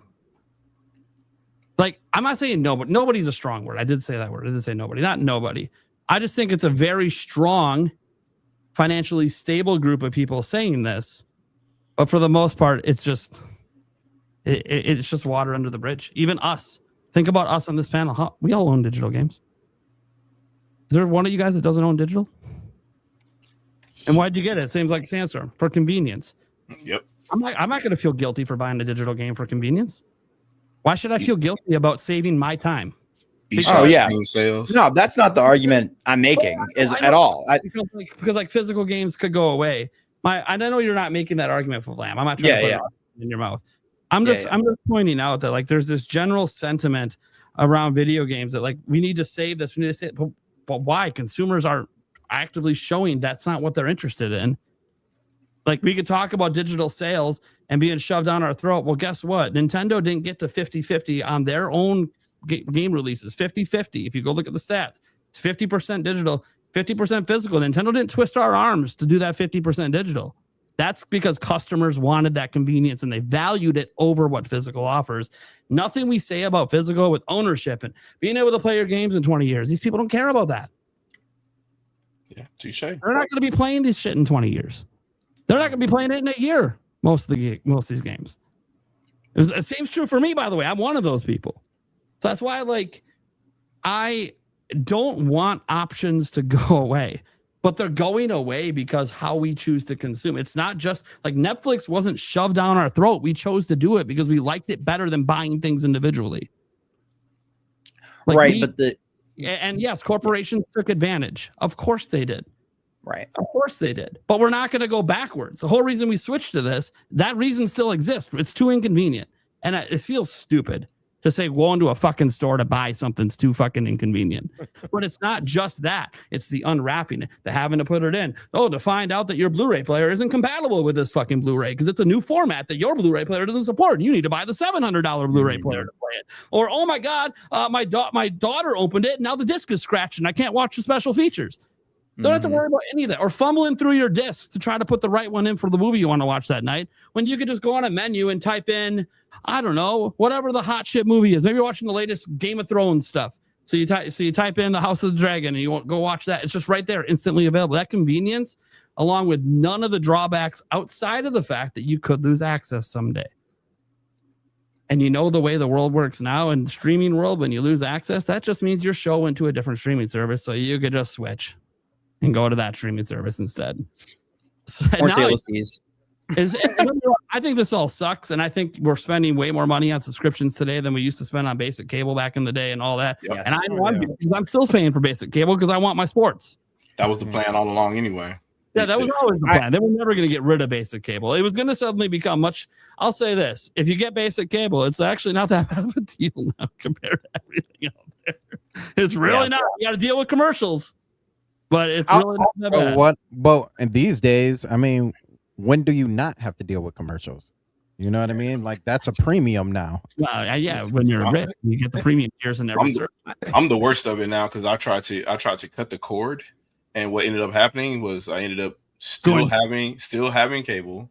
I couldn't still having subscription services, and now I still manage all my media locally at home on my own NAS. Yeah, so it's like I'm doing all three of them at the same time, and I never got rid of anything that I wanted to get rid of. Yeah, sports maybe not able to get rid of cable or anything like that. I have to have access, and it's like, goddamn, there's just no way to get it with just streaming service. Like, oh, go to this one. Like, dude, you're all missing shit. Yeah, it's cheaper to get it through cable. On that aside, though, the DMCA has only been amended once, and since 1998, and that was 2 years ago, and it was just to say, hey, the exemption rule. It is the exemption rule. Only the Librarian of Congress can approve it, and that was the only. That was the only. They didn't really change anything. Yeah. So yeah, change I don't know what we're gonna do as far as digital ownership, but it's gonna be a big fight. Yeah, and I guess I just want to do one counter thing. I know that it's going to require a lot of change and a lot of work, but that's what I'm trying to say is take the steps to start that change, because you are like as cheesy and reading rainbow ass as it sounds. It generally is like movements start with you, and it starts. You can build towards a better future and a future that you want. And if that is something you want, or even if you are just a vocal minority that is seeing what is happening to video games as a media, and you want to prevent what's happening to them, the way that what happened to music and streaming services, at least in a way, or at least if we want to keep that convenience, keep the companies within legal bounds so that they can't abuse us as the consumers as much as they are currently, then take the steps and get involved. That's all I say about that, because you can make a difference and you can fight this. And that's all I'll leave it at. And I'll stop. As Captain America said, the choice is yours. Other people maybe that's my hopeful, naive, hopeful optimism, but that's just me. Your youth has not taken it away from you yet. Yeah, and but I mean, like, aside from video games, I don't know. It's like, I don't know. Not everybody can keep the hopeful optimism, so it's like I might as well keep it for somebody. I'll keep it going as much as I can. Anyways, this is a good point for me to jump off. Actually, I gotta go. So I was gonna do my exit there. Yeah. Sorry for a short time tonight, and sorry for getting a little divisive, but I felt like it had to be said, and I appreciate you guys for giving me a platform and listen and hear, at the very least, hear me out. You're all good, man. Yeah, man. I hope you all have a fantastic night. Chat, you as well. If you guys like Deltarune right now, especially, I'm your guy. I love me some Deltarune, posting a lot of Deltarune stuff. But I also like Nintendo games, and I talk about Nintendo stuff. I'm going to do a video about the Mario and Sonic games, just like I was telling you about. And otherwise, it was wonderful to meet some of you gentlemen. Wonderful to see a lot of you guys again, and I hope you all have a fantastic rest of your night. All right. Later, man. Thanks, man. Thanks, guys. Hope you have a good one. See ya. All right.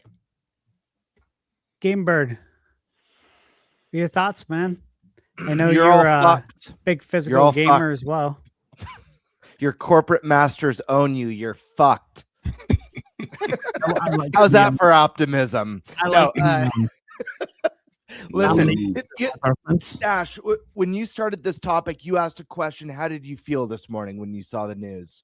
And you also mentioned like this is something we've all talked about a bunch. We've talked about this so many times. I think we've all been mentally, physically, and emotionally preparing for this for a long time. I know Shadow Fox, you talked about Unreal getting its patches and saying like you've been preparing for a long ass time. Long time. That being said, and I went on a whole last time we talked about this very topic. I went on a whole spiel about not embracing the digital future means getting left behind in a new generation. What's gonna with Sony, and it's come true. People were telling me I was crazy, that I'm just like giving in. I'm like, no, that's not what I'm saying. Support your physical, but the inevitable is coming. Yeah. And when it does, if you didn't adopt digital games, you're going to be left behind. I'm like 95% physical on my PS5. If PS6 comes out and I pick up that console, most of my library I will not be able to play on this new platform if it's backwards compatible. Only my digital games, which is a very small percentage of my library. That's what I mean about getting left behind. You're going to have a bunch of stuff that you can't use unless you're keeping or buying old hardware, fixing up old hardware. That being said, even though I've been prepared for this, and you guys know I'm a big collector. I love collecting video games. I've never gotten rid of a single console, a handheld. I have a collection of games starting back from the NES when I first got into video games. I woke up I was very sad about this. It felt very weird to just see this story front and center, even though I've been ready for it. I think I've even made comments like, if PS6 isn't digital only, it'll be the last time Sony gives us that option.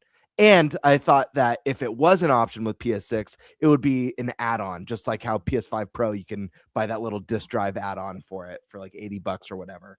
So I was sad. It's weird, man. It's, and this is part of getting old. I mean, someone mentioned, I think Nate mentioned Netflix. It's like, man, I've got so many fond memories of Blockbuster and renting movies and renting games or renting consoles even. Yeah, times are changing. It feels like they're changing fast, and it's going to be insane to see the domino effect, not just on the video game industry, but physical media in general. Over the last year, I've started, I've been using streaming platforms for so long now, but I've started to rebuild a movie collection over the last year of just movies that I love. How many times have you guys gone on to a streaming service or search for a movie that you love that you really want to watch and it's not available anywhere? Yep.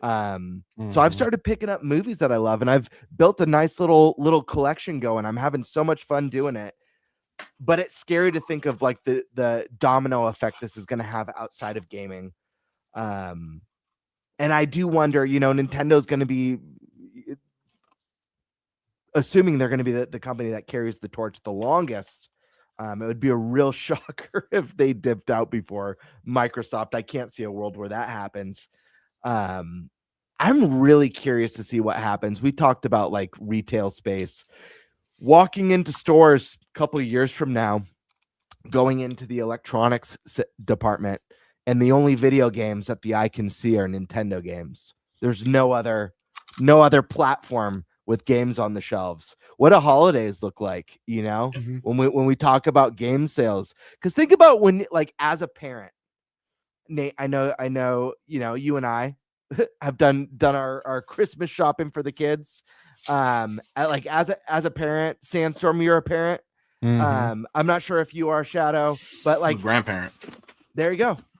So like as a parent, like if you've ever bought video games for your kids, I've never bought my kids digital cards, or I've never like ordered a code on Amazon before. I like to buy a gift that I could wrap and put under the tree and watch my kid open on Christmas morning. So it's going to be really interesting to see what happens with those like holiday software sales. I wonder if that gives Nintendo just like that added edge of people being in stores. And I know that a lot of people do their Black Friday shopping now online, but still, we still have that on foot traffic. But I don't know, man. It's really sad. It feels like a death in the family. You know, video games being part of the family, having grown up with them, it like there's going to be like this void that follows. But Nate's right though. We've talked about this again. Like as much as the old heads, we're dinosaurs, guys. We're going extinct. We're a dying breed of people who care about physical media. Unfortunately, kids do want convenience. Kids don't want to have to worry about like I misplaced my Switch cartridge or their disc, you know, switching discs. They hate it. Yeah. They hate it. Yeah. They want everything at the press of a button. Just that convenience. Everything everywhere all at once is what they want. I told my kids about this morning. You know, they're on summer break right now. And they looked, I don't know what it says about me and my age, but they looked so unfazed.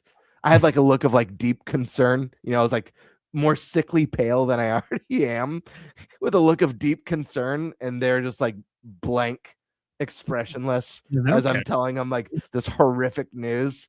And then they just go on with their day. I don't even think they added no words of comfort, you know? No, that's insane. I can't believe it. That's crazy. It was like, okay.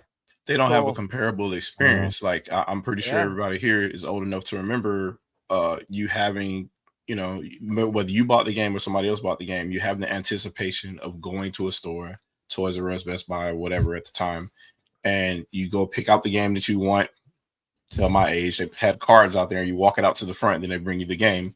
Yep. And on the way home, you're opening the case, you're smelling it, you're pulling out the manual, reading the manual till you get home. Yeah. All of that was an event for you until you played the game and whatnot. And you would go back and read the book read the manual while you're playing the game and stuff like that. And back then you kind of had to read the manual to know how to play the game because they didn't have a lot of in-game tutorials in a lot of those early games. So it was an experience on its own. And I don't think with today, you play Call of Duty, you just follow the guy that says follow over his head. And that walks you through the first half of the game for you. Yeah. So how many people here bought games growing up based on cover art or the screenshots and description on the back? Oh, absolutely. 1,000. You know what I mean? 1,000%. You just be browsing. You didn't know what shit was. You're like, dude, this game looks sick. And it was just like a badass cover that was hand drawn. That's how I discovered. You know, the irony is that is actually how I got into Call of Duty, or not Call of Duty, how I got into Grand Theft Auto. My first ownership of Grand Theft Auto was San Andreas. And my mom, this is what we talk about casual consumers back in the day. She just saw the front and it said Grand Theft Auto. And she looked at the back and there's like nothing really actually bad on the case, you know, besides the sexy lady on the front. And she's like, she hands it to me, and then next thing, you know, I'm playing this all night and day on Christmas. Next thing you know, she's like, what is all this swearing? What is going on? Why are people being shot? What is going on here? And I'm like, this is Grand Theft Auto, Mom. And she's like, I thought this was a racing game. I mean, it is kind of. Yeah. It made it look like one for a moment. But yeah, I think, you know, for me, it's sad. It's the end of an era. It feels like a death in the family to me. And I say that, you know, tongue in cheek, but question, Game Bird. Yeah. What do you do now? Because like you said, physical, you would wrap it up real nice. You know, you would set up, a lot of us parents would like maybe hint to the kid, you're getting a new console by throwing some games out there. And they're like, what are these games for? And then you hand them a console. They're like, oh. But like, do you just like print the cover on a piece of paper and No, stuff you it in don't. a stocking. Like, Now it's just a PSN card in the stocking, and that's it at this point. You know, Unfortunately. yeah, it's just things have changed so much, and I don't know. It's times are different now. Two of my kids are not even that into video games. It's like they've got their Fortnite, and Yeah. like that's a game of the generation. They don't really need much more than that. My youngest, I'm trying my best to introduce to like all these, like, really, like, I have him playing Ratchet and Clank right now for the first time. Rift Apart, it's his first Ratchet and Clank, but I've gotten him on Pokemon and Mario, and I'm hoping when Ocarina of Time remake comes out, we could play that together. Hopefully he gets into it more so than the others do, but I mean, like, times are just different. Even like the way kids interact, like, when we were growing up, I can't speak for you guys, but like, just as a generalization, I feel like when we were growing up, I spent so much time with my friends, like hanging out, going places, whether we're hanging out at each other's houses, hanging out at the mall, whatever it was. I feel like a lot of kids now spend more time experiencing their friendship on the phone than they do in person. Maybe I don't know. Maybe I'm not I would say 100% this on that, too, but as an observation as well, because this is something that's really big that's changed too, is that when we used to go over friends' houses, like all my, well, not all of them, but the majority of my friends are gamers. They may not be to the same knowledge as I am with in the gaming industry, but they're gamers. And so when we used to have two different consoles, two different devices, but end up having the same games, we would talk about just like the games and what we experienced in the game. It wasn't like, oh, your game is running trash. It's not, comparable to my system that runs this game at this level. And likewise, when we had a game that the other person didn't have, you spent your time in awe over the game that they were showing you. You know what I mean? Like, oh my gosh, like this is an awesome game. Like, how can I play this? Oh, well, you can only play it on this system. You're like, okay, I need to convince my parents to get me this system because I need this game. I want to play this game too. It wasn't like, oh, that's an exclusive and you don't have this exclusive, so you're trash. And the third parties are only coming here. This is the only place you can play it. Greatness. So yeah, it's like, I don't know. The world is like the much darker version of what we knew. yeah, it's Yeah, crazy. it is. I agree And with you. last point I'll end on is that I would really Bird, like to see. Do you have some more thoughts? Yeah. Last thought I wanted to throw out there is I would really love to see, after this announcement, what like sales are going to look like going forward now for physical. Because why would people buy physical now, other than like people who want to collect, like people like us? But like that, your average person, why would you buy physical now for PlayStation, knowing that it's being phased out? And if you care about backwards compatibility at all, you're not going to be able to play your physical PS5 games on PS6, right? I mean, that would be the assumption. So they already are predominantly digital. Nintendo's the weird exception, because all the oldies like us who grew up playing Nintendo. I'd be really curious to see what happens to physical sales with Sony now that there's really no incentive to buy a disc from them ever again. Yeah. Long story short, Stash, I'm sad. We've been bracing for this. I always tell myself I'm going to be ready when it happens, but like many things in life, I don't think we're ever truly ready. And yeah, I got a lot of memories on these shelves in front of me, and so I'm thankful. I'm grateful for the collection that I have, for all the memories and experiences. And I have no plans to get rid of them. When I want to enjoy them, if I want to enjoy them, I'll be playing them and showing my kids or showing my grandkids. So, yeah. Good. Eric, what are your thoughts, man? Yeah, I know. I didn't even know this happened until Nate texted the group and was like, "Well, Sony just gave us a topic for the podcast." I'm like, "What the hell did Sony do?" And I saw it and went, well, "That sucks." And then I had to get back to work. You know, it sucks mainly for us, our generation. But yeah, I just have this weird ass feeling though that even though Sony's gonna be the first to kill off physical, and Nintendo will be the last one. Watch when Nintendo finally kills off physical, they'll get the most shit because they're actually ending physical games. Mm-hmm. Definitely gonna happen. I wonder if in my lifetime Nintendo doesn't want that reputation to be the one that ended it, so they just the rest of my lifetime they just keep physical. Switch 3, Switch 4, Switch 5, all still physical. Nintendo doesn't want the reputation of being the one to kill it. Yeah, I don't know. And people would hate them for that too. Just let go of this. Is this game physical? What's wrong with you? Wasting shelf space. Yeah. You're damned if you do, damned if you don't type of thing. You know, it's. Yeah.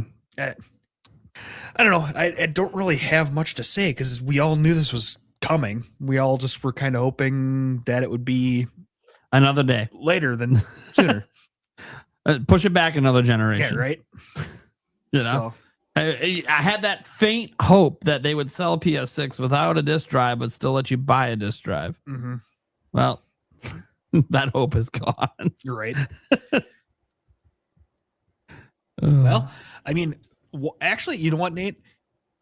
People who are actually probably happy with this are used game stores because now you're going to have to go back and buy a PS5, a PS4, type of thing to play all your old games. Sure, there might be a temporary boost in satiation, and then 15 years from now, that boost is gone and they're fucked. Right. Because all they have to sell new is Nintendo games. Right. That's assuming Nintendo's still even doing physical 15 years from now, which they might not be. True. So. What would be funny is if retail stores changed the name of the gaming department to the Nintendo department. You know, you go into, excuse me, where's your Nintendo department? And it's just like an entire. I saw the funniest thing today. Because you know how like some of Microsoft's games that they're coming to Switch 2 suddenly have physical versions when they didn't have physical anywhere else. Indiana Jones and Oblivion. Someone was like, Microsoft has like the funniest thing. You wait till all the layoffs happen, this record layoff that's about to happen, right? You get all that bad news out of the way, and and all this blowback to Sony, and then you announce Helix with physical support. just to fuck with people. You're just fucking with people at that point. That's all you're doing. You're just fucking with them because your games aren't on the disc. So like, they go cartridge too. They're just like, hey, we need some sort of goodwill. We'll take the goodwill of the physical collectors, even though we don't release physical games. Right. We just needed that goodwill reputation hit because we fired half our fucking employees. Like, okay, yeah, that's gonna do it for you. That'll make up for it. GameStop would become Retro Stop. They already are. They're rebranding all their stores into GameStop Retro right now. True. Pretty much, yeah. All right, Stash, your topic, your thoughts, man. What do you got? All right. So bear with me, guys. I got a lot of thoughts here, but at least I wrote them out, so I won't be giving you a lot of ums throughout this, okay?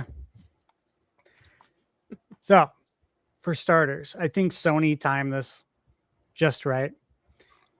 They obviously announced it on the backs of Rockstar, announcing GTA 6 as digital only just a week ago. And my opinion, you cannot tell me for 1 second that this was not coordinated and planned in conjunction. 100%. 2, no better time to announce this than right now, before the Microsoft layoffs become fully confirmed. So this way, your negative news gets buried by Microsoft's layoffs all before holiday weekend in your biggest market, the United States. This always happens. again, Puff Lamb talked about it earlier, politics, but they always pass bullshit bills on a Friday before a holiday weekend. Always. Same thing happening here.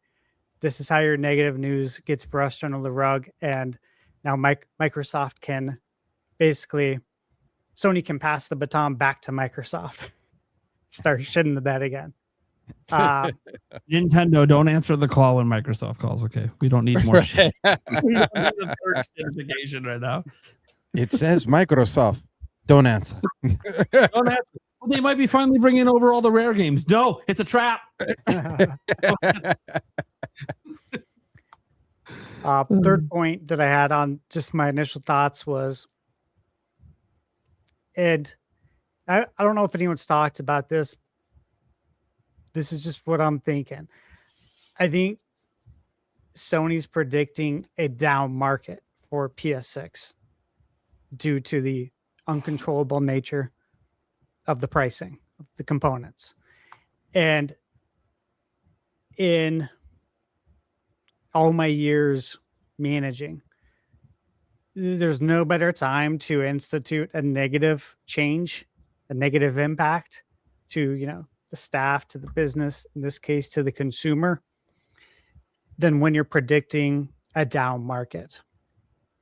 So in turn, because of this change, right, Sony no longer has to spend money on the software production and can make a good amount of money on their direct consumer from the PlayStation Store.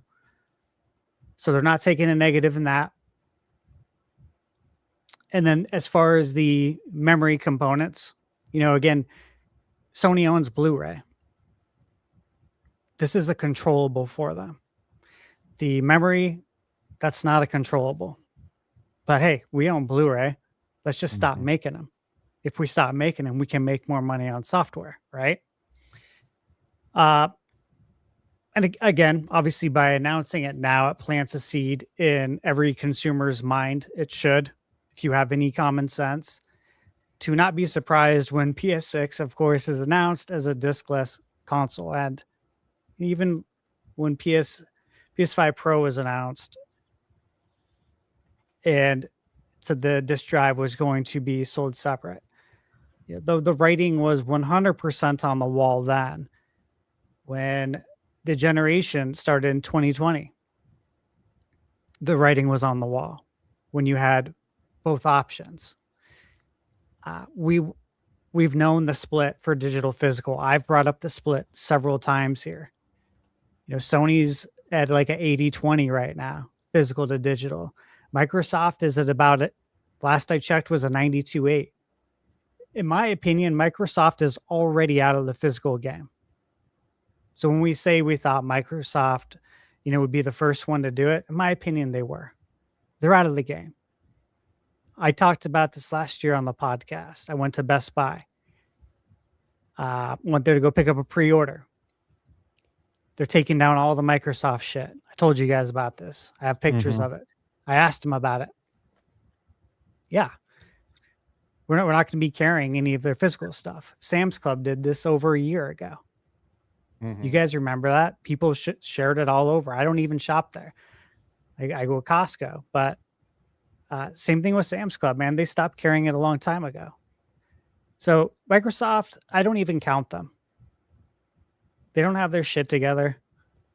I don't take them serious right now. They're out of the physical game. So to me, this has always been between Sony and Nintendo as far as how this was going to all pan out. I think something Sony's going to do is with the PS6, they will say that by not including a disc drive, we were able to lower the cost of PlayStation 6 in an effort to try and earn themselves a win with the consumer.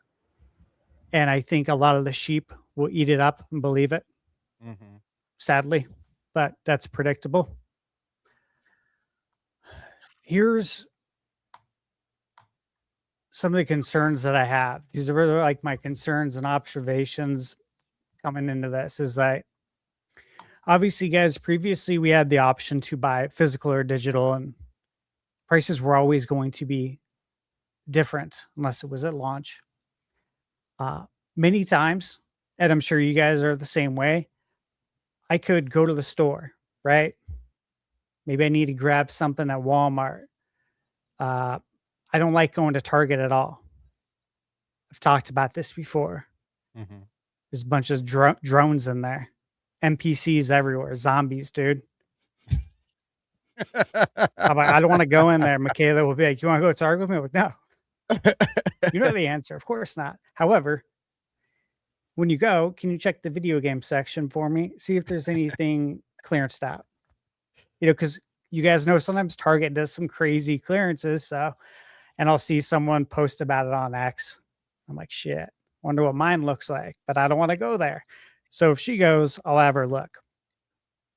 But the point is, like, you could always find a deal on physical. Walmart, Target, Best Buy, Black Friday, of course, even though that's kind of a sham now, unfortunately. And you can find games for like 10, 20 bucks. And then you look on the eShop or the PlayStation store and they're like full price, 60 bucks. Meanwhile, the store's got to discount it. Every once in a while, that would work in the opposite direction, right? Mm-hmm. Every once in a while, the game's cheaper on the eShop or the store than it is in retail. But for the most part, you could find it cheaper in stores. That will be gone now. That option is no longer going to be on the table, right? That sucks. Obviously, you can't sell digital games. Nintendo has done what they've done with the key cards, which allows you to sell them. What I'm talking about is with Sony, with Xbox. Like, you can't sell digital games. We know this. You can't even put your digital collection in your will. I can't pass it down to my godson. I can't legally do it. I can give him my logins. We can act like I'm still alive. I don't know how long you can do that for. I don't know if I'll ever get strict on checking that stuff. But the point is, you can't even pass your digital collection on after you've, left this life we live. Another one. Okay. Digital games. Obviously, you can't trade them in after you beat them. Now, look, I don't personally do this, but there's millions of gamers that do, right? GameStop has built a business off of this. Younger gamers, especially, who don't have, they might not have jobs yet. They might not be able to legally work yet. They might not have the work experience even, to go out and get a job and make some decent money. And this is how they're able to game. And I respect the grind because, there was a period in my life where I traded in games. Granted, it was a short period, and it was short because I didn't like trading in my games for pennies on the dollar. Thought it was complete bullshit. I didn't like that at all. It was not a good feeling. So, what do? You figure out how to make more money, right? Because you're not going to stop gaming. However, man, that option, that won't be around anymore. Next thing is, I expect GameStop to run very aggressive promotions for the next several years so that they can build up a massive stock of physical games and set the market value. I expect GameStop to get in front of this immediately. And I expect eBay sellers to look at GameStop as like the official pricing comp, kind of like Beckett. I don't know if you guys collected sports cards back in the day, but you always had the Beckett would list the price, or Zillow for real estate. I think GameStop wants to get in front of that and set the pricing and be the comp for everybody. And that's how they're going to make a lot of money. That's how they're going to stay in the game. Literally. That's how GameStop will stay in it. Obviously, when GameStop eats up all the physical inventory, it's going to force the mom and pop stores to close earlier than they probably want it to. thought I had is I wonder how much this is going to increase my current physical collection and value, both short and long term. That's something to think about for anyone who has a physical collection. It was discussed that retail would stock game cards, just like when you go to the grocery store, and you know they sell gift cards there. Like if you need to get a present, birthday present, a gift for somebody, and you're like, oh shit, I forgot to do it. Well, I can always stop at the grocery store, right, and get a gift card. They're saying retailers are going to do that. And of course, Best Buy is already doing that. I think the last time I was there, God, they had so many Switch cards. Like that look like gift cards, that are games. Xbox has been doing it for a long time. I think it's pretty lame. I think game gift cards are good for gift giving. Like if you can't buy the game, but outside of that, like I'm going to go to Best Buy and buy an actual game, right? Dude, that's like, to me, it's so weird to like go to a game section and browse game like gift cards, just like shuffling through the different cards. It's so lame weird. To me. Yeah, it's weird. Lame. Yeah. And look, to me, there's no benefit to me, like getting ready, leaving the house, leaving the mountains where I live, hitting the road, driving with all the NPCs on the road that are looking down at their phone, driving like shit. You know what I mean? Like spending gas. I drive a Jeep Wrangler. It ain't cheap. Spending gas, spending the time out on the road, going out in 110, 15 degree weather for the next 6 months here in Arizona. Drive to my local Best Buy to buy basically a video game gift card. Who's going to do that? Even if someone gives me the gift of a Best Buy gift card, I can use that card on bestbuy.com to buy the game digitally from Best Buy, and they'll send me the digital code immediately. Mm-hmm. So there's literally 0 point whatsoever in me driving to a store to buy a game now for Sony or Microsoft. So all these retailers just lost all of that foot traffic, because I know I'm not the only one who thinks that would be a really dumb idea to go through all of that just to go buy a little card when I can buy it on the shop. I don't have to leave my couch. Why would I do that? And again, if I have a gift card, I can just use it on the website. So they're screwed there. I mentioned this several times on the podcast that over the last 2 years that I expect Nintendo to own the retail space. And again, this is great for Nintendo. Xbox, they're already gone basically everywhere. I don't see them anywhere.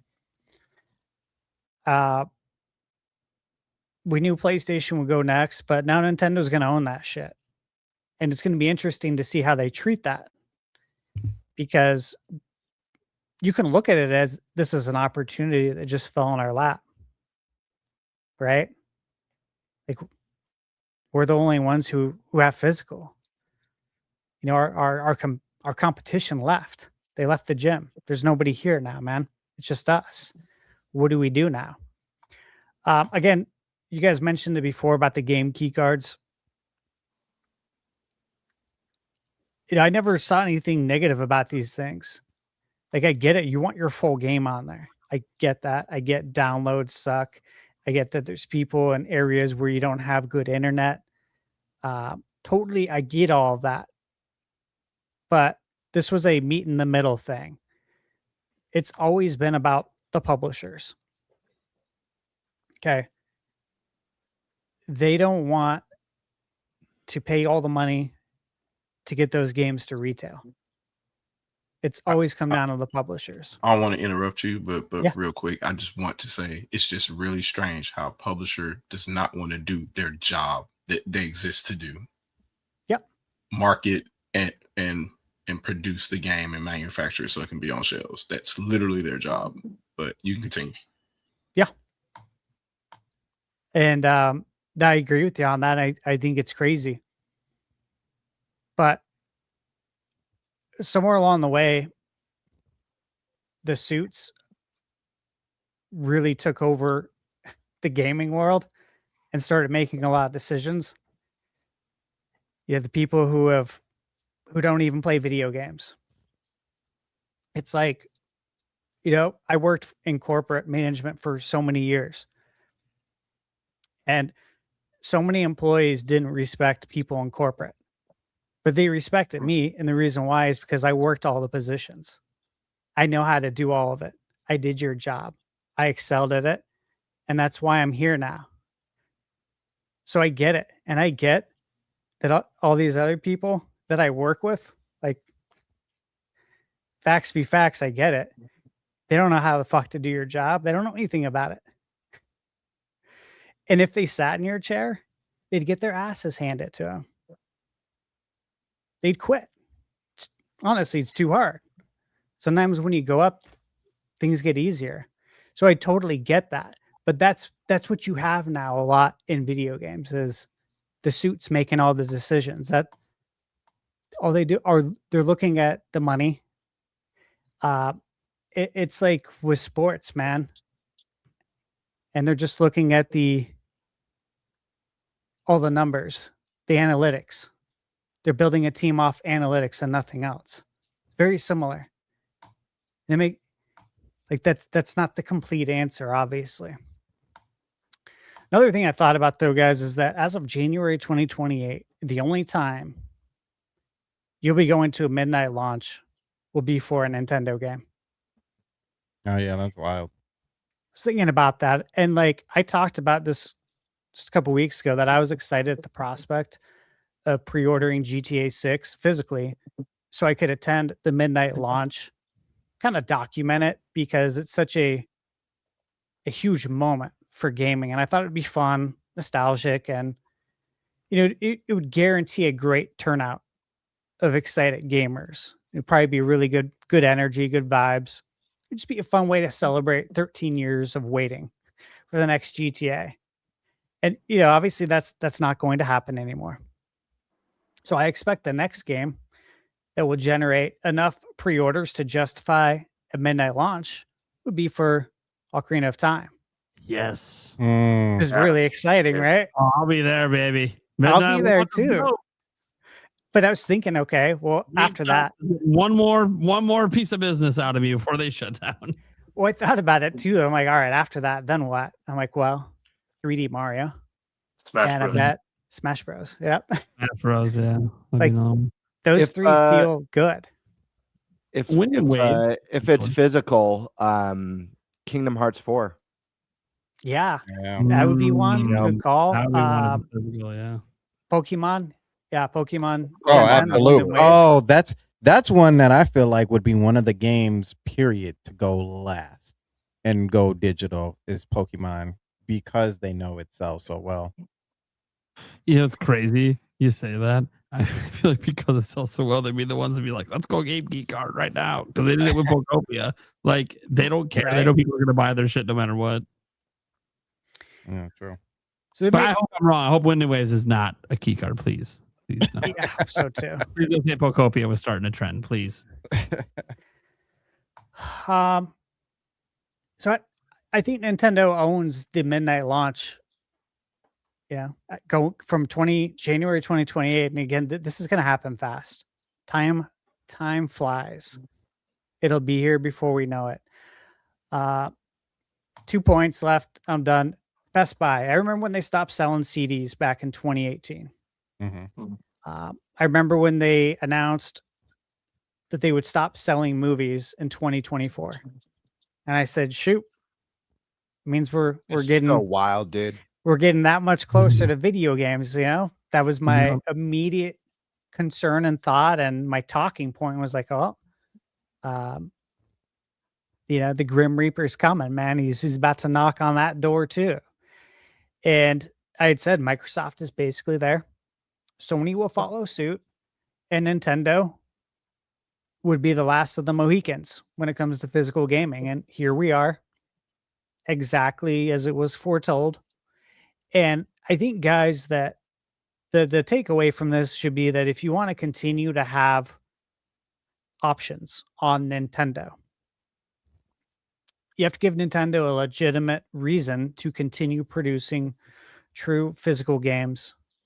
Because if you don't, Nintendo, they'll have to listen to the consumer and stop producing physical games too, which gets to my last point, which is how Sony worded this shit. They said in the blog, this is a natural direction of Sony Interactive Entertainment to adapt. Like, this is such PR speak, this whole shit. Made me sick. I called out this exact fucking Made me line in my sick. video today. I'm like, oh my You God, fucks. Sony. Yeah, like, makes me sick. But they said to adapt to consumer trends as the general preference for digital media significantly outpaces physical disc. This transition will enable us to align more closely with how you prefers to access and play games today. Like, it's so hard. I'm like, dude, we already have digital access. What you did today didn't change shit. Dude, working so long in corporate, I have a hard time like hiding my body language, which is something I had to work on working in corporate because I was told I need to work on that. Yeah. Because I'll be in meetings where stuff like this is being drawn up, and like it just makes me sick hearing this shit, especially with just how it's worded. Because as they're slowly zero bending fucks- you zero over. fucks given fucking Yeah. statement. It's we're shoving this in your face. We know you ain't gonna like it. Fuck you. I just hate Just PR speak to begin with. The word salad shit. That's what they do. We see so much of it. We're just listening to you. We're doing you a favor. We're enhancing your ability to buy games digitally. How? You've done nothing to enhance.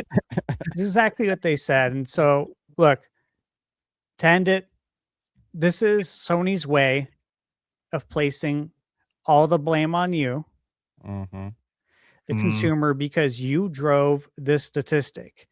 You guys all know that I buy physical more than digital. I buy digital if there is no physical.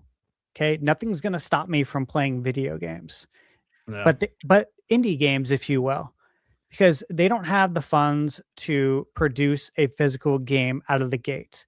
The only way they'll produce physical is if people buy the digital, they like it, they talk about it, it gets good review scores, and it gets recommended. Or people like me review it on YouTube and spread the word. And then and only then can they say, okay, I think we've generated enough sales and support and goodwill within the gaming community to comfortably produce a physical version and turn a profit and not risk going out of business by doing this. Outside of that scenario, you guys know I'm buying physical all day. I still do, even for PlayStation. Obviously not Xbox. They don't sell physical, but anything that has a physical, I'm going to buy that first and foremost. So the takeaway is if you want to continue to have these options, you gotta support it. And if you don't care, that's okay. That's okay, because again, we're the old heads, man. We're the ones who care, and the young kids don't care as much. We've talked about this. They don't buy movies, they don't buy any of that stuff. They don't buy anything physical. It is what it is. But again, look at the 500 movies that just got removed from PlayStation. They literally got terminated. How many people bought Terminator 2? It's a great movie. I wouldn't be surprised if a decent amount of people did. And now you're just SOL. If you spent $20 on it, well, too bad. Contract's up. Nothing for you. So there's more to it than just a game sitting on a shelf. You know, you guys mentioned it too before about the sentimental value, just picking up a game and looking at it and looking at that cover art. There's a lot of memories within that game. We all buy physical for different reasons, but if we don't have that option anymore, again, the IP holder gets to control that.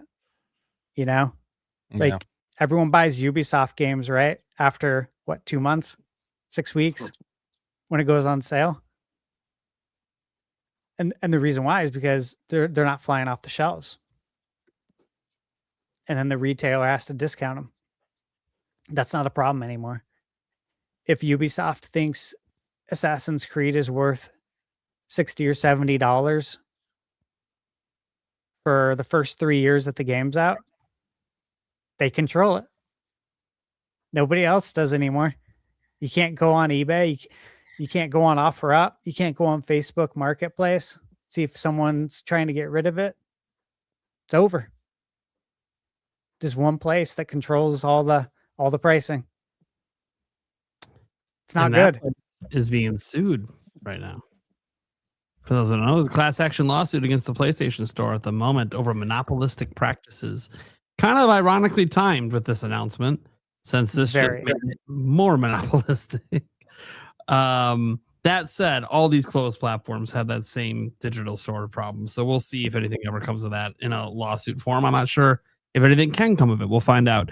One thing I want to make sure we shout out here is Paul Gale Network joining us super late in the show. How's it going, Paul? Mostly my fault, not his fault. That being said, hey, Paul. Obviously you got the deep of it. We're talking about the big news of the day, the bad news of the day. What are your thoughts on this whole shindig with the PlayStation ending physical games?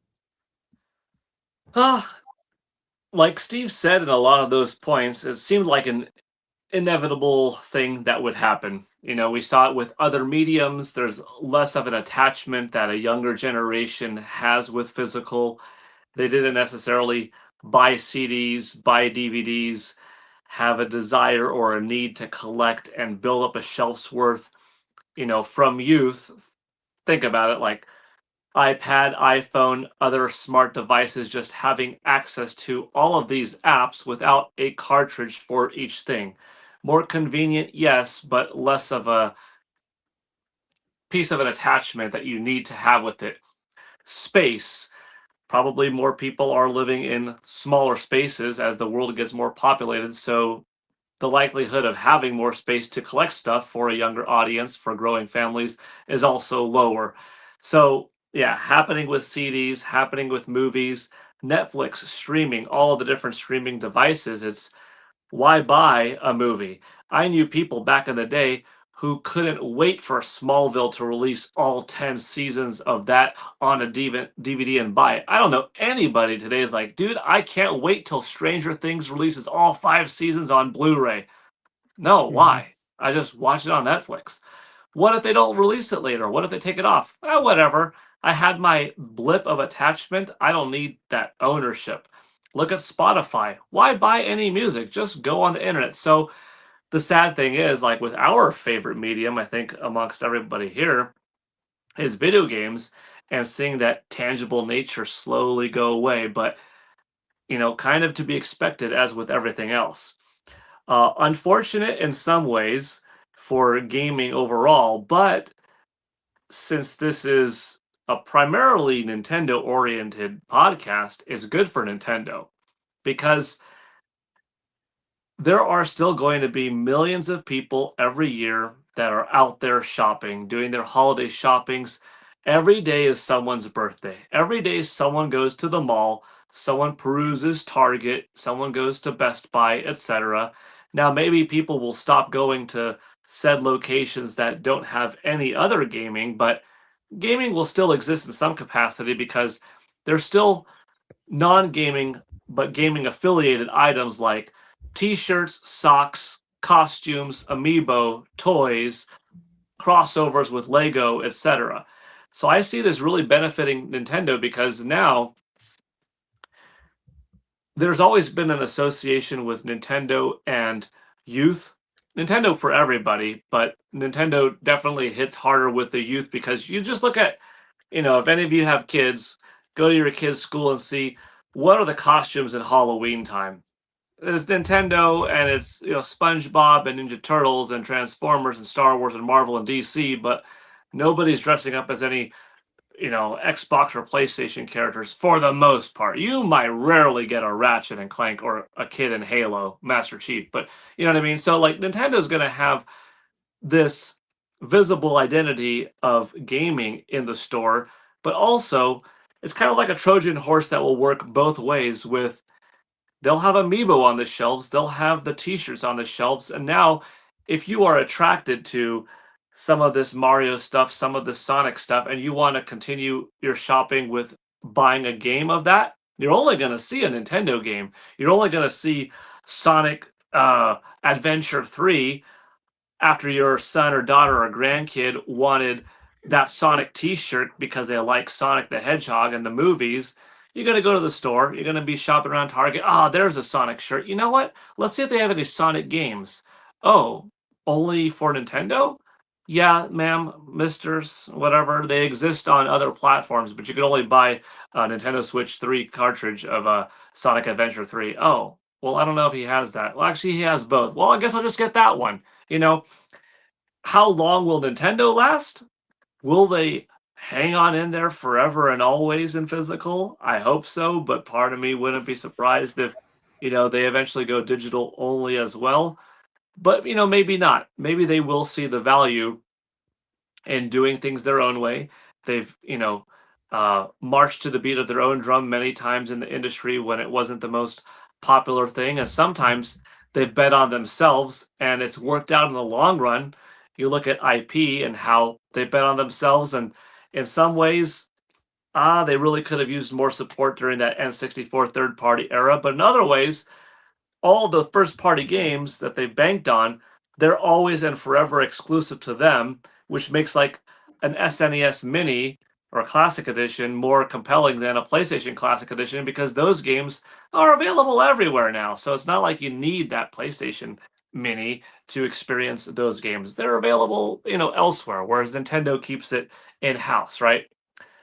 So that's a little bit of deviating from the topic, but this does help Nintendo for as long as Nintendo still does physical because they're going to be in the mine site more in stores.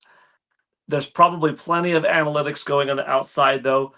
We're really not losing much of our sales, and we're pretty sure that most people will just jump ship. Like Sony's not going to tank in software sales all of a sudden. There will be some people, and I've seen some folks online very adamant, I will not buy digital only gaming. Count me out.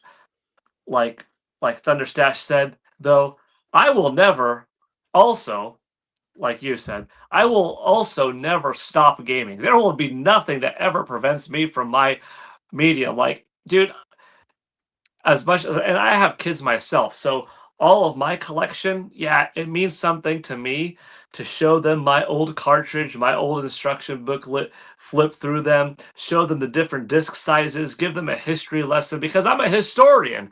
I mean, I'm a gaming history guy. You think I have more fun saying today in gaming history, and I gotta pop up a box of a cartridge from the fat N64 box of Star Fox 64 and have a rumble pack there. Like, you think I had more fun with that or just having a digital release? It's the former. I like the physical, and I like it for many different reasons. The tangible ownership, the paper, the effort that went into it, the story. Like you said, I bet I can recall every single game that I own physically, where, when, from whom, what birthday or approximately birthday that I got that from. And that's in the hundreds from multiple decades. Like, yep, that one, my cousins got me. That one, my friends got me. That one, I got 2 copies of, but I traded that one for a Super Soaker XXP 175 because I didn't need 2 copies of Street Fighter 2 Turbo. And like, those things are just locked in my brain, and they're all associated with physical. With digital, it's still, I remember buying this from the digital shop on PSN, Xbox, and eShop, so I still have a familiarity with, oh yeah, World of Goo. I was there, I downloaded that on the WiiWare channel, and it was a blast, but it's a little bit different having that other connection, But I love gaming so much that in some ways, I'm only saying this, not that I care, not that I don't care, but I could care less if it goes digital only in the future when it comes to disabling me from playing. I will play forever. Yeah. If Street Fighter 7 comes out and it's digital only, or Street Fighter 8, dude, I've been playing Street Fighter for 40 years. You think I'm going to stop? If Mario down the line, or another Final Fantasy, or a new Ninja Turtles game, or something like that, like, okay, I'm 42. I plan on living about 60 more years, okay? That's my goal. If the future Zelda, like 5 iterations down from now, 30 years old, and I'm like a 72-year-old, grandpa gamer, comes out, you think I'm going to refuse myself 70 hours of entertainment with my kids or grandkids just because, well, that's digital and I don't stand by that? That is the most stupid thing that I could do for myself, is prevent myself from having fun.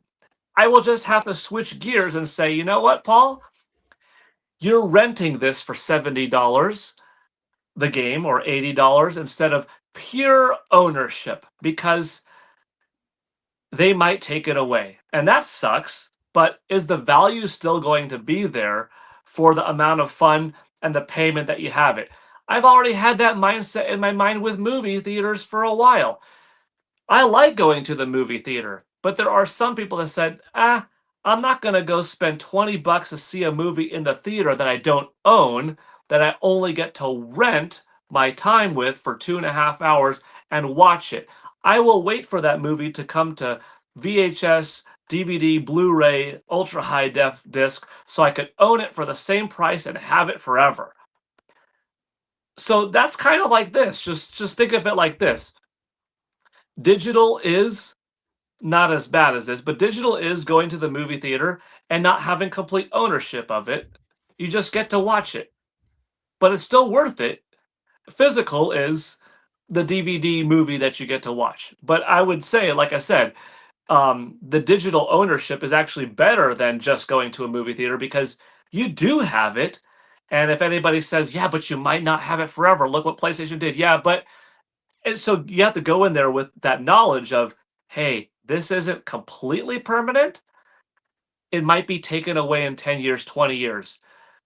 That stinks for the money that you put in. That stinks maybe for the preservation. It stinks for the passing it on, because maybe you can't even pass on your email or your code to your future generations. It's just gone if they take it away, like PlayStation did the 500 movies that you mentioned earlier. But even when you take those into consideration, the amount of time and the hours that you had fun will probably be justified. You're going to have to shift gears, though, from I'm buying games as a collectible, as a trade for collection purposes anymore, and you're just going to have to buy games, if it goes all digital, as I'm just buying time for fun. You could already associate that with food. People drink food and you take a leak or take a dump after the food, not to be crude, but yeah, food is not permanent. Even protein, when you go work out, if you don't work out, the protein turns into waste. So everything is like that. You just have to justify it. Hey, to each their own. If you don't like it enough that you're so adamant, I refuse to get the digital, then you're just going to be losing out on time. You're going to be missing out on the fun. You'll never not have me enjoy a Zelda story 20 years from now, or a brand new Ratchet and Clank comes out, Spider-Man 4, a brand new X-Men game from Insomniac Games comes out exclusively on PlayStation 6 and is digital only, and it is like as good as the Spider-Man games were, Miles Morales, Spider-Man 2, but it's X-Men, and it's big, and it's bold, and it's digital only. As a longtime X-Men fan, you think I'm going to care I'm going to play it. It's going to get my $80. And if that thing goes bye-bye in 15 years, it'll suck, but I will know ahead of time. I'm buying this for 80 hours of fun for $80 now, and I love X-Men. I'm going to enjoy the heck out of these graphics. But Paul, go into it with the mentality of it might be gone one day. That's a tougher thing for the older crowd, I think, because gaming is not just fun, it's a collectible. Look at how many statues we all have and t-shirts. We build identities and channels around it. But for so many people, it's just a piece of entertainment. It's not Smallville in needing to own 10 discs. It's Stranger Things not needing to own 5 discs. You know what I'm saying? This stuff right here, though, that stuff's always going to be cool. And that's one of the reasons, as you showed up the Star Fox Arrowing from Ubisoft with Starlink, that's one of the reasons why. And don't get me wrong, I hope physical stays. I will always prefer physical over digital, or at least the majority of the time. There's sometimes it just makes sense. Like, dude, I don't want to swap cartridges with Animal Crossing. I bought that thing digital because all of my family and I, 4 of us in the house, had an account. Yet we were sometimes playing another game. It just, for me, Animal Crossing made sense digital. You know what I mean? Like, whatever. But most of the time physical. I want it to stay.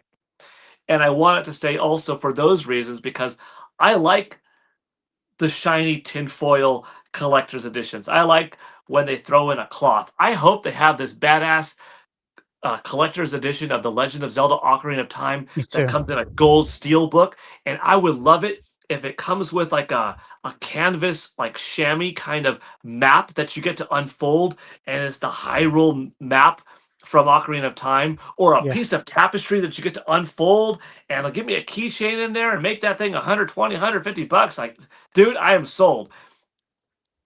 Could publishers still do that kind of promotional work? And then maybe here's where it makes people feel a little bit better, because they might not abandon full-on any presence on shelves, because they might say, you know what, there's still some value in releasing gaming associated things, so we still have a placement in the shops around the world, that you're no longer buying a box with a game inside, you're buying a box with a digital code, or maybe there's no more box anymore, but for special releases, we're going to bump up the other stuff. Like, here's a box and there's no game in it, but you're going to get the digital code. But we're also giving you this toy, this figurine, this a t-shirt, a hat, or whatever of Final Fantasy 19. And that would be kind of an interesting way how you could still have that retail space, have that identity and that familiarity with people that are walking around. It's just not a physical game anymore. And then, does that make some people feel better? Yeah, maybe. You know, like, okay, I got my digital copy here for $70, or I could do my digital copy in the store. But when I do it in the store, it's $100. But that's because it comes with a poster and a shirt too.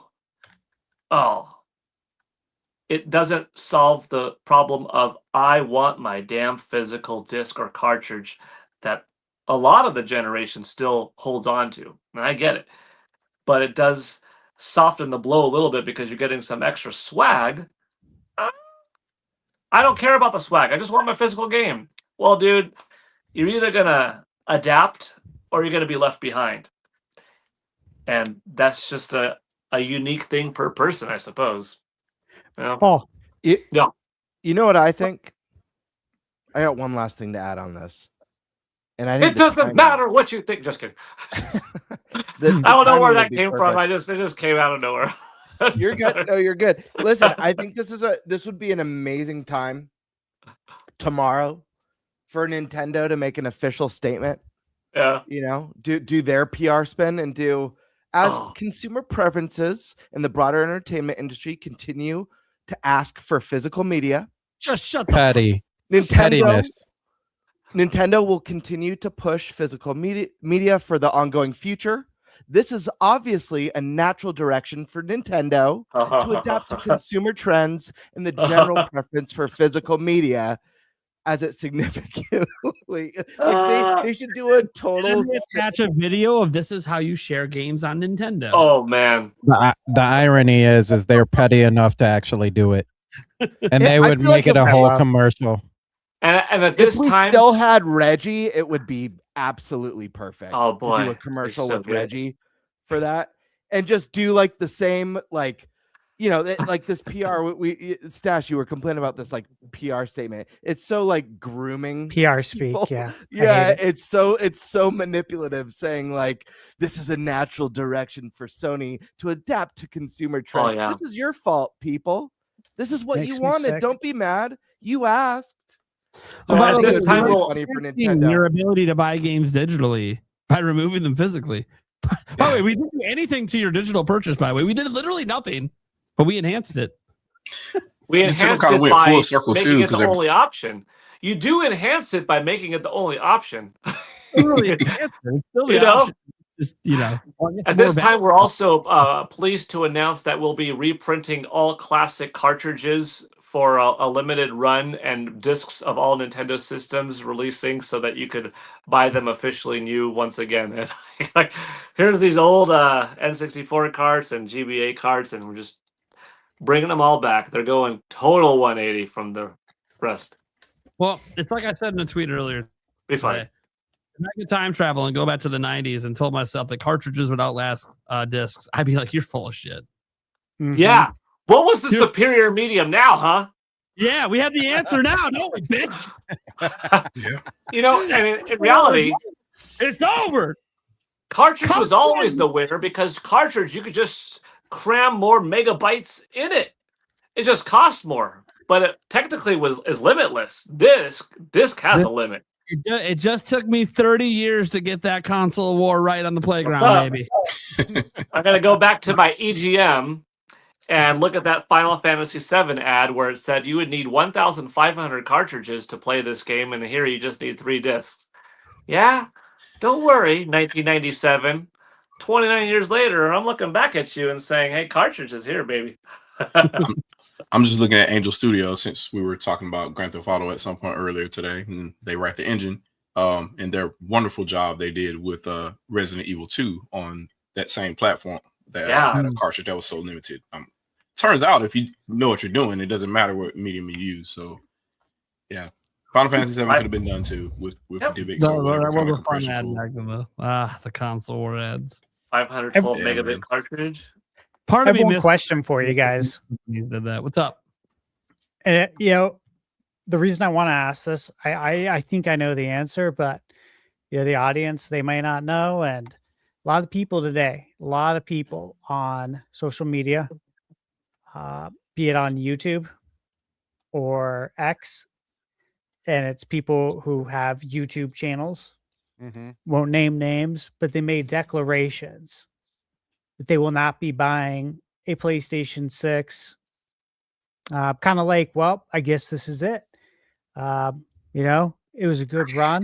I'm done. There's a lot of people who said this. A lot of, again, channels that are on YouTube that are geared around gaming, but Watch them live stream picking the system up. And we're holding you to it. We will be there day one with you. They're going to be live streaming day one picking the system up. Come on. Here's my point: is the sentiment here is that there are other people as well on X that are not on social, you know, not on YouTube, and you know they're saying they're out, and it got me to thinking that it comes down to a distinction here, okay? And some people might be offended by this, and that's fine. Be offended. Not meant to candy coat it here. I think gaming, with this decision of what you want to do, it comes down to like two groups, right? People who game as a hobby and people who game as a passion. This is their love. I fall obviously into that category. But it seems like for the people who are ready to bow out now, you know, you fell into that category, which is okay. It's a hobby for you. Collecting was part of the hobby. But now that collecting's out of it, you're out too, you know? Yeah, I guess you didn't love it that much, right? Because you're not going to play games anymore. You're not going to continue to support the future of video games.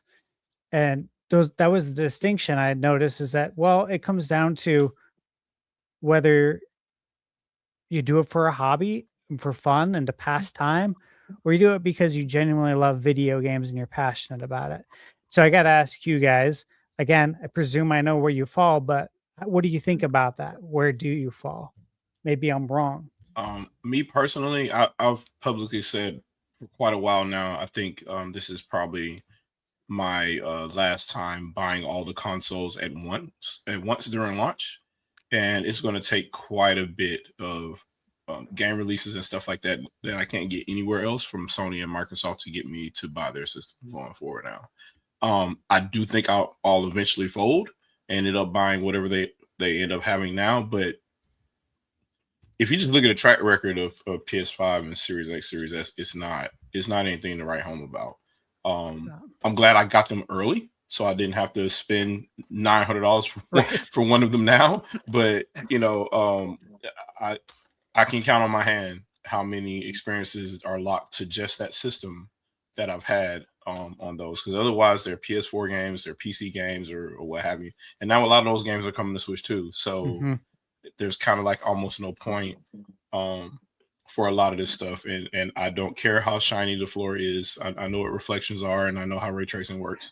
And I also know that the ray tracing these systems provide isn't real ray tracing, it's piecemeal. So it's just one of those things. I don't think they're going to convince me to jump. But on top of that, though, you kind of had me thinking that, yeah, I'm going to have to eventually jump on the all digital train, especially when Nintendo jumps over, right? Because it's just the media that we consumed over time. And I started thinking all the way back, like my first game was on a cassette. Data sets is what they call them back then. Yeah. And then we just start playing on all kind of different formats. So laser disc, the ROM carts or whatever, you know, then eventually CDs and bigger cartridges and the Switch cartridges now. And that we switch storage formats from mechanical drives to solid state drives now to overcome these issues because these games are getting too big. Yeah, we've moved along with all the changes going forward. So yeah, if you want to continue gaming going forward, you're going to have to adapt at some point. I just don't think if I'm going to do it, it's not going to be with Sony and Microsoft going forward unless Gears and some of those other games start coming back with something like really fresh for me to jump back into. Well, I mean, I'll sell my soul for Killer Instinct. So if Killer Instinct shows up, I'm wherever that game goes, I'm there. So, I'll be there too. Yeah. So that's about it though. But other than that, yeah, I'm gonna hold tight for now. All right. Sandstorm, how you feel about that? Yeah, so we literally just had this conversation last Saturday. And it was a reflection moment for me too. Because likewise on a PS5, and it's funny because I only have a handful of games.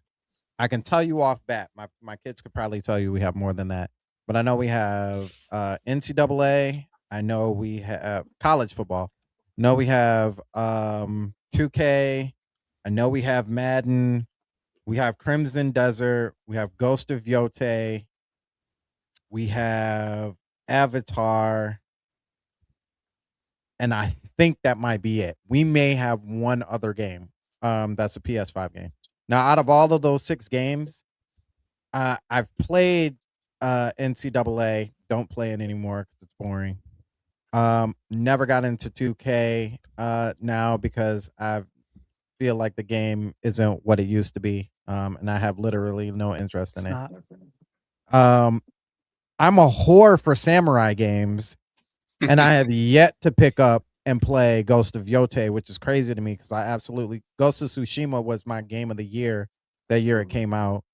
The only game that I literally play is Crimson Desert, and I've shelled a lot of hours into that game, but that's the only game that I'm like, this is worth playing. Other than that, like outside of that, I don't play the PlayStation. And and it made me realize as I was talking to the other crew is that the Switch for me is like the most I hate to say it because I know a lot of people I don't hate to say it, but a lot of people kind of tie in Nintendo with being like really kiddie, but it's the most mature system for me. Like as a parent, it's the most mature system for me because I don't have that much time, between going to work, between dealing with kids, between being at church, between running stuff at church, between making music, living the wife life. And I should have said that first. So sorry, J Mac. But doing the wife thing, it's like there's not really that much time for gaming. So to have a Switch 2, it's like I can jump in the game, and they're designed around the system so I can jump in the game, play it for 30 minutes, hit the save button, get out. I don't even have to hit the save button anymore. I can just jump out and throw it on the charger. We'll jump back in the next day. And the kitty system, that kitty system stigma, I don't think that applies to I don't think it applies to any of the generations, but I think of like a mainstream gaming appeal, I don't think that applies to Switch or Switch 2 at all. Obviously, there's going to be outliers who still make comments like that. Yeah. But if you ask me, that's just, I call that mental illness. It is. So, and it's just, and so like now, it's went from like, oh man, I have to have this system in order to play this game. But now I'm at like the maturity state where it's like, bring this game over to this system, and if you're not bringing this game over to this system, then I guess I'm not playing it. Like I'll watch it on, and that's why I like YouTube and like you guys doing reviews and all that other stuff. And I'm like, dang, that looks like a good game. Guess I'm just gonna watch the walkthrough at some other time and watch it that way. Would really love to play it, but I'm not about to spend $700, $800, $900 in order to play this game. It's not happening. So similar to Shadow, when it comes to the next systems, you really, really, really gotta like you gotta do something. You gotta do something like heavy. Like I don't like so crazy, like, hey, we know that Nintendo has Monolith, but Square Enix found all this code and found the rights, and guess what? Xenoblade Chronicles X HD. Then I'd be like, oh, you slick bastards, you got me, But but outside of that, like that's not gonna happen. So as far as digital, the funny thing is too, is that I had a on my wish list because it was pre-order, but I didn't realize that I never actually hit the checkout. But I just literally downloaded something digitally on the computer. So I'm like, we're even having this discussion. I'm out here downloading digital things. So. You were updating Steam in the background as it was anyway. So it is what it is. So is it that big of a deal for me? Honestly, no. It does take away from the nostalgia of popping in a new cartridge or popping in a new game. The one thing I don't like is waiting an additional hour. We go to these early midnight releases and all that other stuff. We're all in line getting excited. Oh, play the game. And then you throw the CD in and it's like, you got to wait an hour. Make sure you get your pizza rolls ready. Talk to your friends about how good of a time you had. Like all this other stuff before you play the game. And I hate that. I can't stand it. I miss the games. The days are just like plop. And that's why I like Nintendo First Party, because you can just do that without having to do any of the extra. But it's, I guess the convenient factor outweighs the physical for me at this point in time. So like my mindset right now, physical versus digital. So I have back here Final Fantasy VII, the remake, that came with the Magic the Gathering cards. Found out that that was like a rarity because they weren't making any more at that point, and I'm like, oh, I gotta go get this physical before I miss out. This is my first time actually getting something on time, and it gets sold out. But I bought the game digitally to actually play it because I didn't want to open that. It has to be something super special for me to get it physical. So like Zelda, any Zelda game, I'm sticking to physical. Smash Bros is now a digital game. Mario Kart, I would have bought physical, but I'm not about to pay $80, and it came with the system, so it was like a smart choice. But it has to be a special game to me, or a special franchise to me. I'm not sure. Hold on. Yeah. Is that the second one or the first one? It's the second one. Oh, okay. I don't have the second one yet. Yeah. So, yeah, it's. I'm heartbroken, but I'm not dead over it. I do think. Shout outs to Steve. I don't know what you're talking about, but shout outs to him. I really do hope Ocarina of Time shows up and it's the only golden cartridge out of all of them. Bring back gold carts. Yeah. I really want that. But yeah, that's my It'll take be on this it. big, and you won't be able to see it sticking out of your system, but it will be cool. This will be cool. Gamebird, I think I know your answer, but you want to give an official answer on that? I actually missed the question. I'm not sure if I stepped away briefly when you asked. So you good. It just comes down to, a lot of people on social media said that they're out. Content creators saying will not be buying the PS6. I'm done. Do you feel that way? Are you going anywhere? Are you still going to support the PS6? Yeah, this is a loaded question for me because one, I'm on a Nintendo podcast. My YouTube channel at its core is a Nintendo YouTube channel, but I'm a gamer. I love all platforms. I want to see all platforms thrive. I've been a PlayStation fan since PS1 came out. Xbox took me a long while, and while I still have a lot of issues with Xbox, never once did I want to see them go down the gutter. I think it's awesome having multiple platforms to choose from, to watch multiple platforms compete against each other. So right now I own an Xbox Series S, I own a Switch 2, and I own a PS5.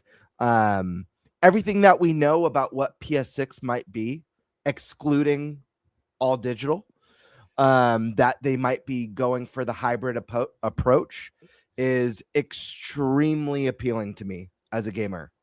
Like, I want that all hybrid future. I want to be able to play the best games or my favorite games at home or on the go, at a hotel or on a plane.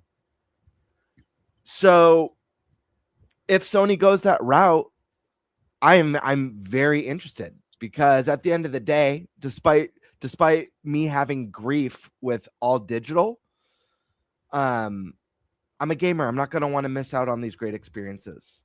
Yeah. And if nothing I say or do is going to make a difference, then I'm only denying myself experiences, and it's not going to change anything. So I don't want to rob myself of that. Here's where it gets a little bit more dicey. I was an early adopter with the PlayStation 5. I pre-ordered it the moment orders went live. And they had already, they won me over with Demon Souls remake. The Souls series, it's one of my favorites of all time.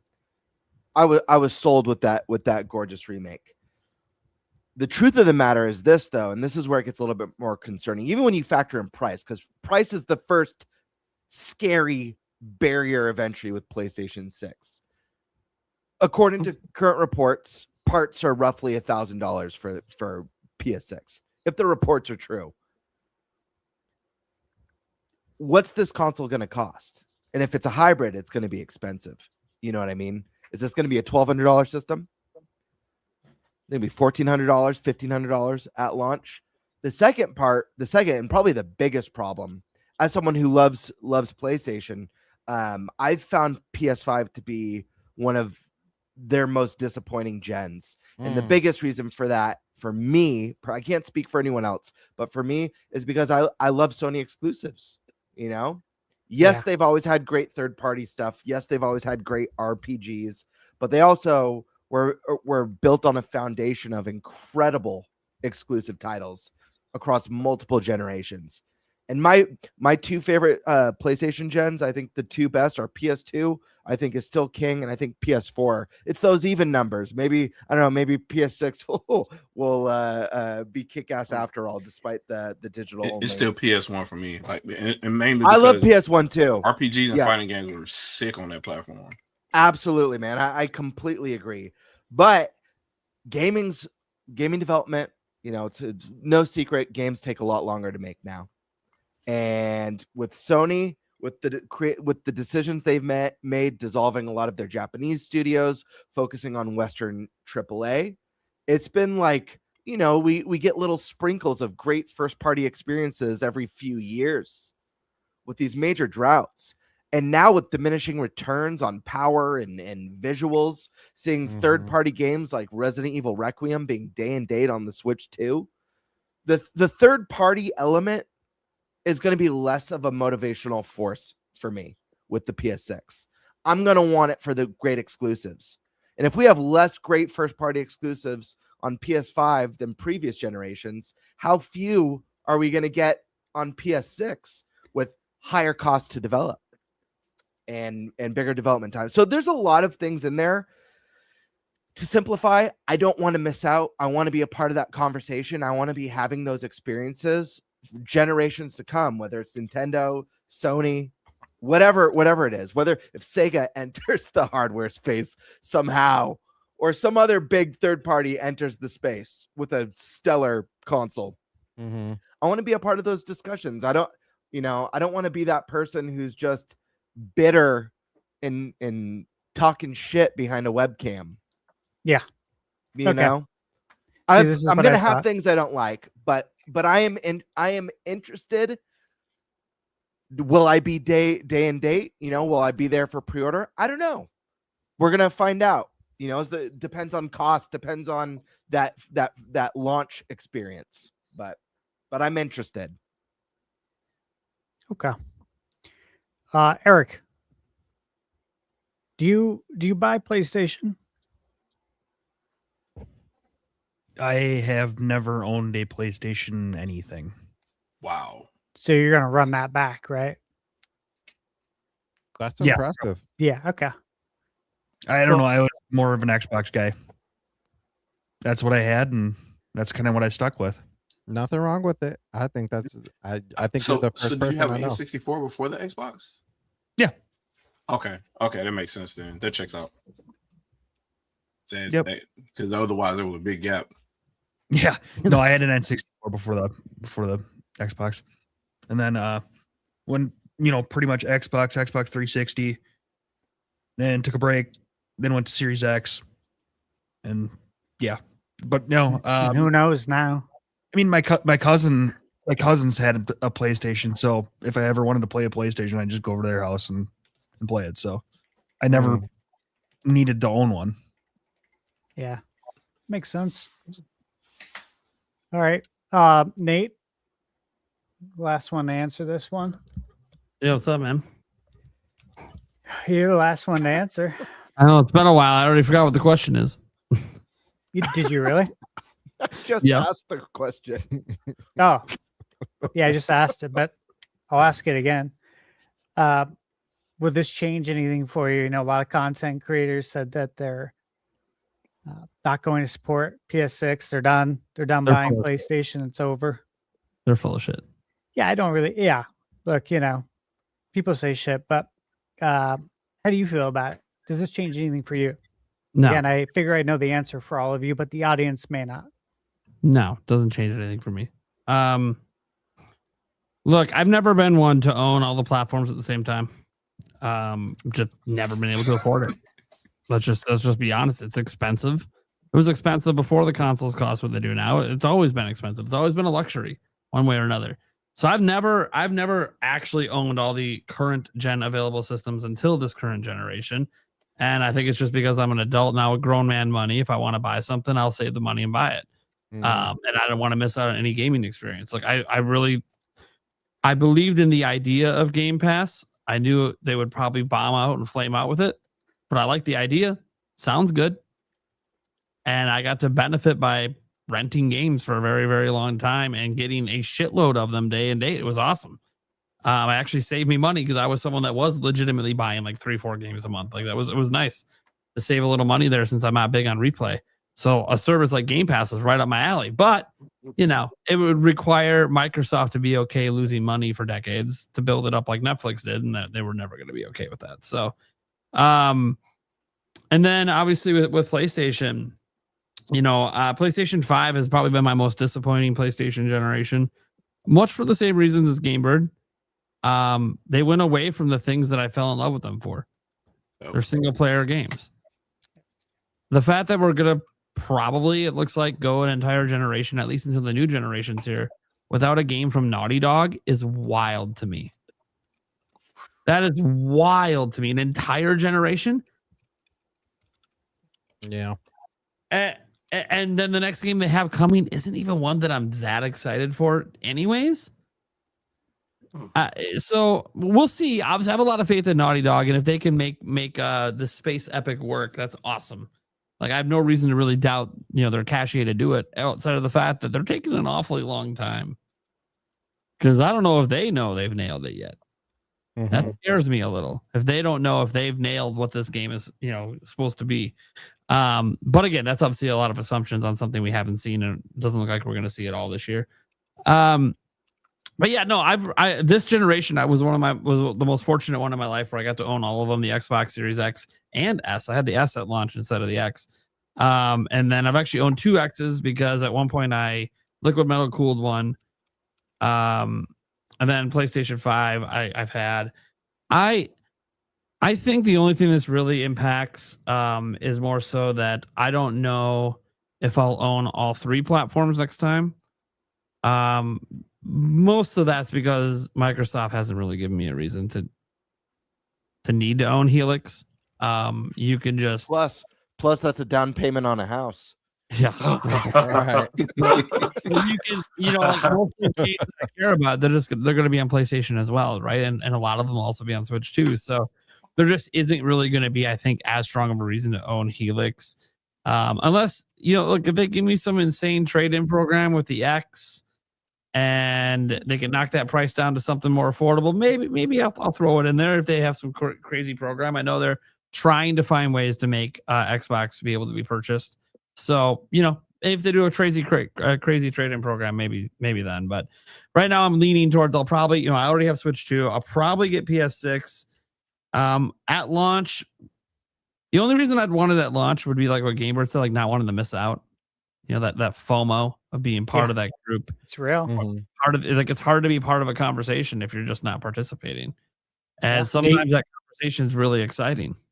Nate, would you buy an Xbox Helix at launch day 1 for $1,100 if Rare was like, here is a brand new Conker's Bad Fur Day game. It's a new entry, and we've teamed up with the best. Capcom is actually co-developing it with us. And this game is everything you wanted in a sequel. $1,100. Justified at launch for one $70 game. Woo! If it is exclusive. As good as you want. Yep, exclusive too. I'm going with exclusive. It's bundled.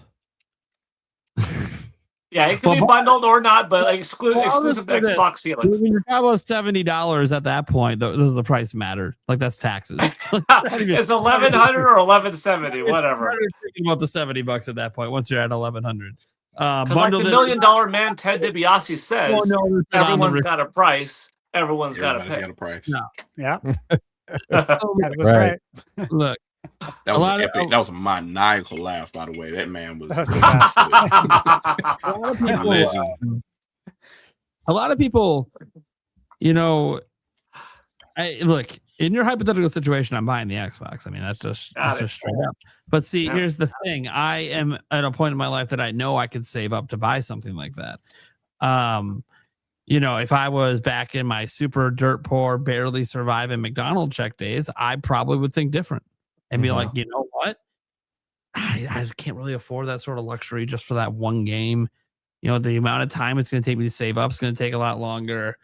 And then I know I'm going to have to get that subscription on top. Klarna, man. So Can't afford anything with Klarna. I'm not someone who hates Klarna. It's just, you know, I'm just saying how the young kids will think, man. I know. Klarna. It's not good.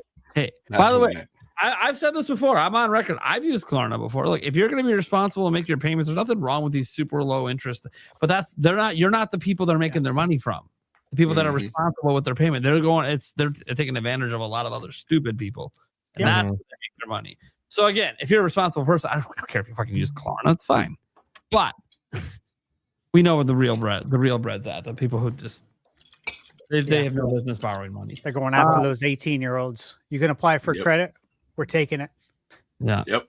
Make sure you pay for your Klarna with your GameStop credit card. Yep. Interest rate through the roof all the way. Similar question to Shadow Fox Infinite. You would buy an Xbox Helix at $1,100 if at launch. Once again, I'm going to go with Rare. They got the brand new, shiny, epic Killer Instinct game, brand new story mode, brand new a third-person playable mode too. Every character is online. It is amazing. Xbox only. Worth it at launch. Asked you to scroll in the chat. I said 1,500. I'll do it. Killer Instinct. There you go. So like, Killer Instinct, I'm there. You know, Killer Instinct, I'm there. Forget about it. Otherwise, I'm like, y'all got to show me something. But you show me Killer Instinct, I'm there.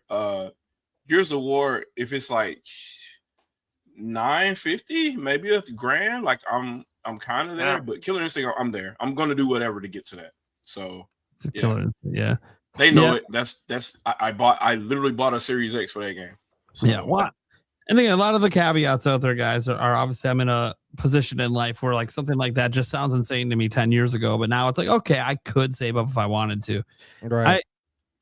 Sorry, not Series X, but yeah, go ahead. Yeah, this whole thing is sad. Not a whole lot's going to change for me, but that's because I already accepted this a long time ago. We've talked about this many times about the all digital future. I've been a digital purchaser on PC for 20 plus years. I've been buying digital games on the other platforms, you know, not for that long, but probably the last decade. I don't know. It's not like I really paid attention to when I started doing it. I know that I owned like World of Goo on Wii, so I guess that would be one of your first ones, you know, out there back then. So, and you know, as we said before, you know, like Stash brought up, there's a lot of indie games that they can't afford to publish physical. So yeah, they're going to be digital only. What are you going to do? Just not play it and punish them because they can't afford to be there physically? Like, that's stupid. You know, so indie is an exception to the rules. Yeah, and even if they can afford it, you can understand why maybe they won't. You know, especially now, like any multi-platform company, you have the ultimate excuse, dude. Helix, that's also rumored to not have a drive. That was reported today after the PlayStation news came out. So it's like, okay, well, you know, the future platforms don't have physical, so how can you blame any third party for not doing physical on Nintendo anymore? Like, why would they do it? They literally aren't. It's not even an option for them anymore on the other platforms.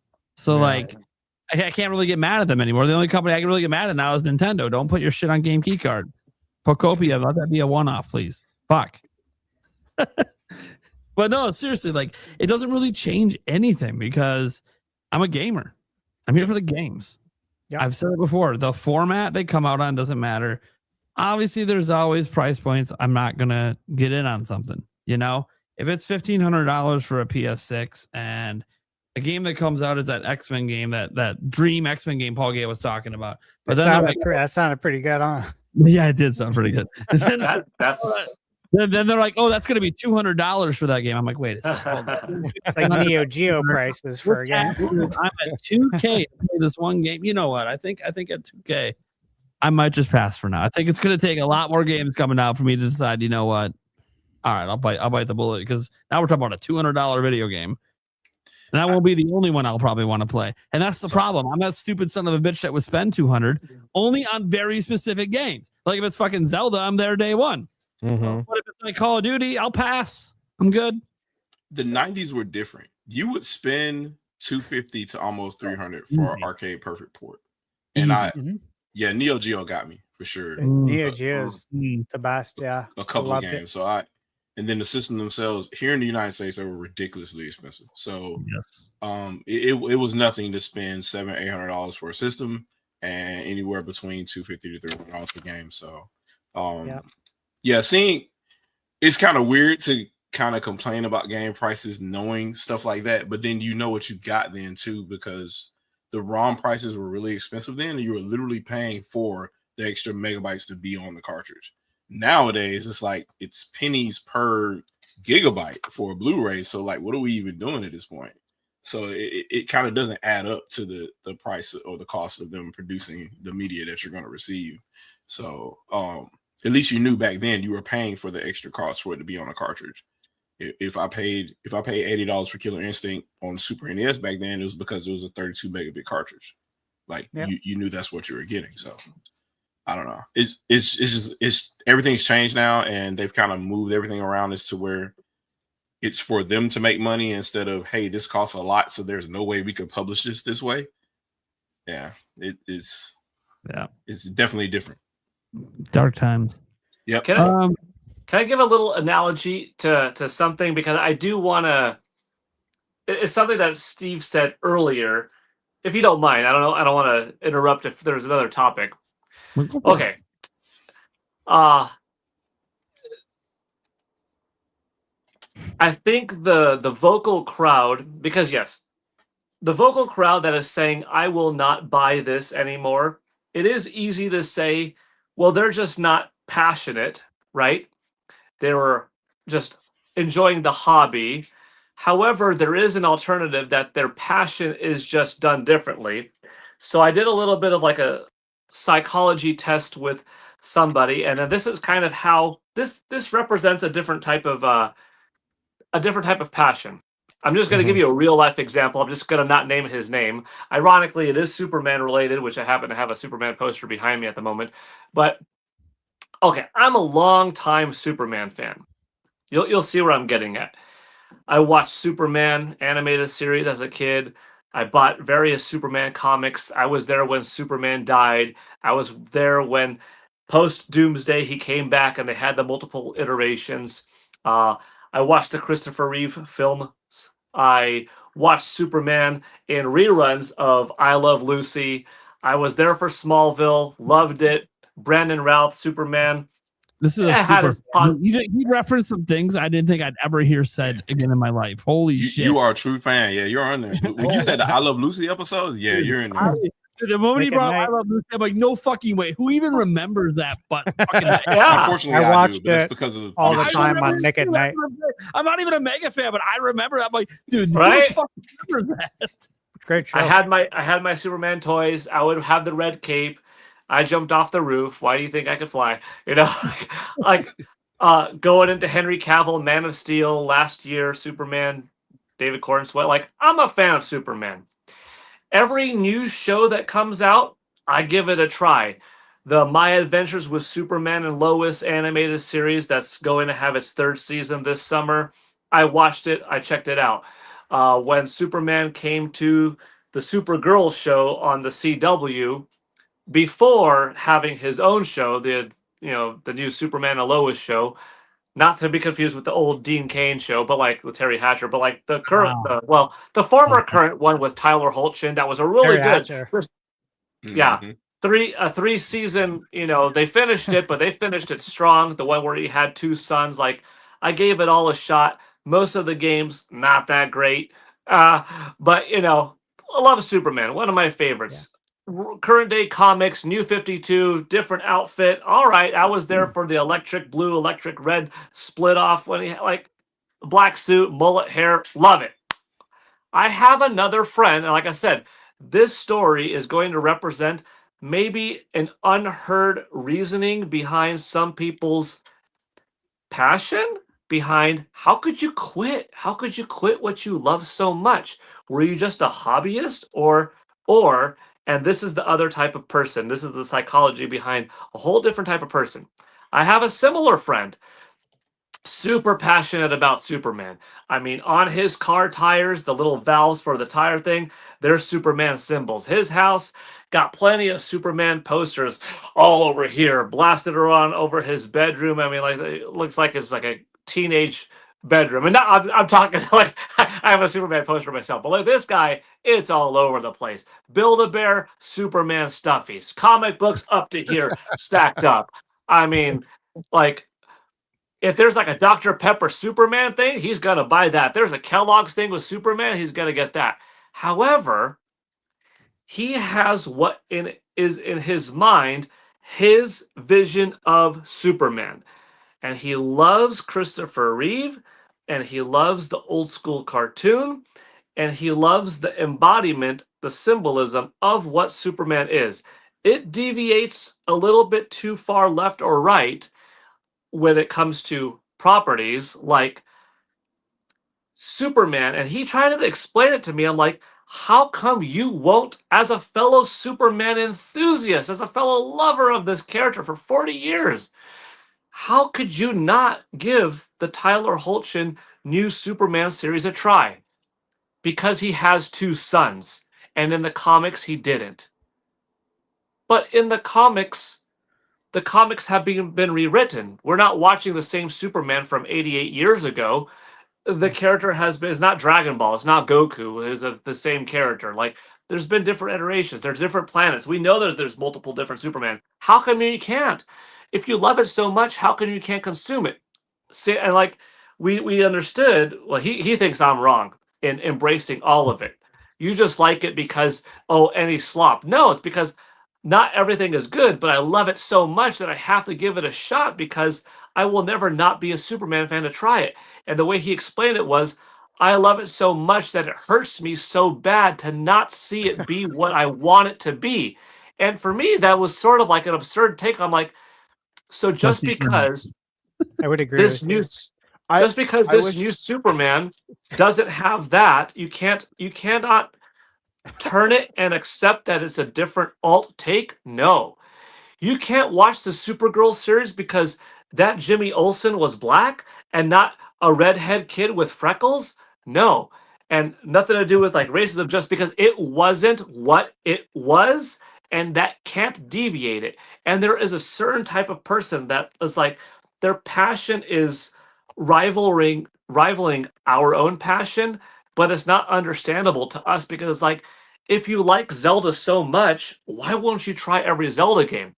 But for some people, it's a passion of, I love Zelda so much that if they make Link right-handed in Ocarina of Time, I will not buy it. How? This new remake is going to be immaculate, but you would not buy it off the principle of if they make Link right-handed? Yes, because for a certain type of person, it hurts them so much that, and I can't say it's weird because everybody's different. It's just so different for me. But that's that was the vibe from this Superman example. Like, I can't watch the new. Paul, you could say it's weird. You could say it's weird. I give you permission. Man, I won't tell. I will say it's very weird, and that's a nice way of putting it. Not a fan of Earth 29 Superman, sounds like. You know, and there are just some people like that. So like, yeah, from their perspective, I know there is. I see it on the imagine internet. from their perspective, you might have some hardcore gamers, but it's like, no, it's not that you guys love it more than me. I love it so much that I cannot stomach going digital with something that I have such a pure attachment with physical. It actually hurts. And even though I haven't had those discussions with those people yet, but I like to have some psychological interviews with folks to see just how varied people's minds are, because there's a lot of different folks out there. I do feel for them, but if I had to just try to bring some reason in and be like, dude, you're gonna die one day. Just have some fun while you're alive, man. Like, have some fun.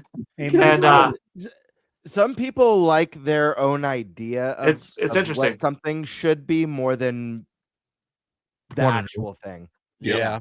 If my friend's watching tonight out there, he's gonna be like, you son of a I'm sorry. I was all sorry, dude. Like, I hope he is watching, and you know why? You're absolutely correct on your opinions on Superman. I'm gonna throw one of my. I would feel bad for anybody who was just like a 2D Zelda fan and never experienced 3D Zelda. Right? Could you imagine? Could you imagine if you shut down a whole thing? And like, that's going to happen with people. This is 3D. This polygon slop. You never got to play Breath of the Wild. If that's where you're like, nope, I'm good. Well, whatever. But I don't think it's the way. I don't think it's the way to go. He explained it like this. I mean, I won't get it. That's enough. That's enough. I want to hear what Bert has to say. Because I was really hoping you were going to say something that I was feeling. And I think you are. I'm not sure. I was going to throw someone under the bus. My son used to really love. Yeah, I'm going to throw my son under the bus. To be fair, this was a long time ago. So my son. This was a long time ago. But my son used to really love Harry Potter, and I was like, "You got to watch some Lord of the Rings." He had the mentality of, I'm not interested in watching that, and I can't watch that because I'm a Harry Potter fan. Oh, it's like refusing to try a food that you've never had before just because I don't like it because I haven't had it. You're literally volunteering to opt out of something that could potentially be your favorite thing. Yep. You know what I mean? That's a similar mentality. Your friend could watch. I don't know anything about that show, but your friend could end up watching that show and that be their favorite Superman show. Yeah. I'm not saying that show is that good. I'm just saying by being stuck and only liking your idea of something, you're greatly limiting yourself to an amazing world of across all spectrums of entertainment.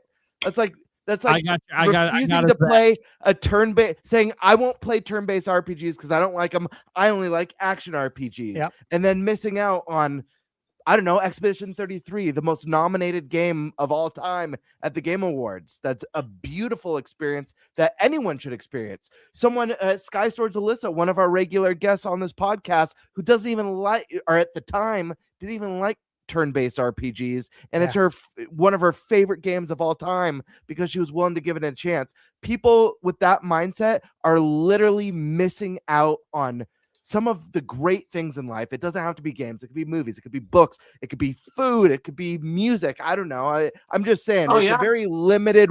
You're just limiting yourself. I love Marvel so much. I will not watch a DC product. They exist. Absolutely. Or you will not listen to Notorious B.I.G. because you're a Tupac fan. Yeah. I've heard that too. Also, they were friends, but okay. I got your friends back, Paul. I got your friends back. Here's the deal. I like to be the villain around here. Gamebird don't give them support. So then I had to take over. See, he knows already that if he played that game, he would not be his favorite because he wouldn't be able to let go or watch that show. He wouldn't be able to let go that Superman has two kids. He would not be able to let it go. It would bother him so much. It doesn't matter how good the rest of the show is. That's how it is with these people. They would argue that this could be a good show if they view it as all everyone has done is bastardize the thing I love. And they will never change their mind on that. And this is true. We see this all over the internet. You bastardize the thing I love. It doesn't matter. And we can call them closed-minded. We can say whatever, but they would just go, I just know what I like. And what's wrong with knowing what I like? There's another Paul, really quick. There's another tactic you can take. You can convince your friend to hate watch it. Yeah. Hey, let's make fun of it. Yeah. Yeah. You guys like Joker? The first Joker movie from like 2018 or whatever? Yeah. Like everyone like it? Yeah. Most people I think like it. Same friend hated it because it wasn't comic book accurate to the Joker character. And I'm like, but Joker can be different. There could be multiple things. It was a unique interpretation that wasn't based on the comics. I knew you wouldn't like they it. glance over the graphics, the story, the music, the acting, the set designs, the interesting plot points, the cinematographic angles, the foreshadowing of things in the mirror, of the excitement, of the passion, the feeling. Nope, because of a thing, and that thing is so powerful enough. Like, to me, I say you're wrong, but I've seen so many people, and so many people, they're just wired differently. And from our perspective, I would say, dang, dude, that's unfortunate. But some of them are like, I'm okay with this. I'm okay being that way. But I'm like, oh man, you don't know what you're missing out. I'm so glad I'm easy to please. I've never been more happy that I'm easy to please. Like, the older I get, the more I'm so happy it does not take much to please me, that I'm not super picky at all. Because holy shit, man. Dude, he's allowed to still like something. Like, he could be like, Nicholson's my favorite Joker because it's the most comic book accurate Joker we've had in live action. But Joaquin did a really great performance, and it's a very entertaining interpretation of the character. You could still have that mindset. You know, think that. It's not my favorite. It's not like the Joker I wanted, but it was really good. At least that was a bit more comic book accurate. He's the god of chaos. Probably not. And however you embody that is all that Only matters, a bit right? more. They Just definitely whatever performance does that's it. So, I said to ask because, like, man, I would say too, I think they also don't want to check it out because they're afraid that you might be right too. I know some people who are like that. Yeah, like, I'm not gonna watch it. And I'm like, but then, like, sometimes there's that chance where they actually will watch it, and then they're like, yeah, you were right. And people don't like being wrong. True. There's a person, similar friend, so hesitant to play Breath of the Wild as his first Zelda game. A very big PlayStation fan, a longtime Nintendo hater, so worried about it because it looked good, and I'm like, you gotta try it. You gotta try it. And he admitted later on, one of the things was, I didn't want you to rub it in my face later saying, I told you it was good. And I'm like, first of all, I'm not that kind of person. What like, are you doing?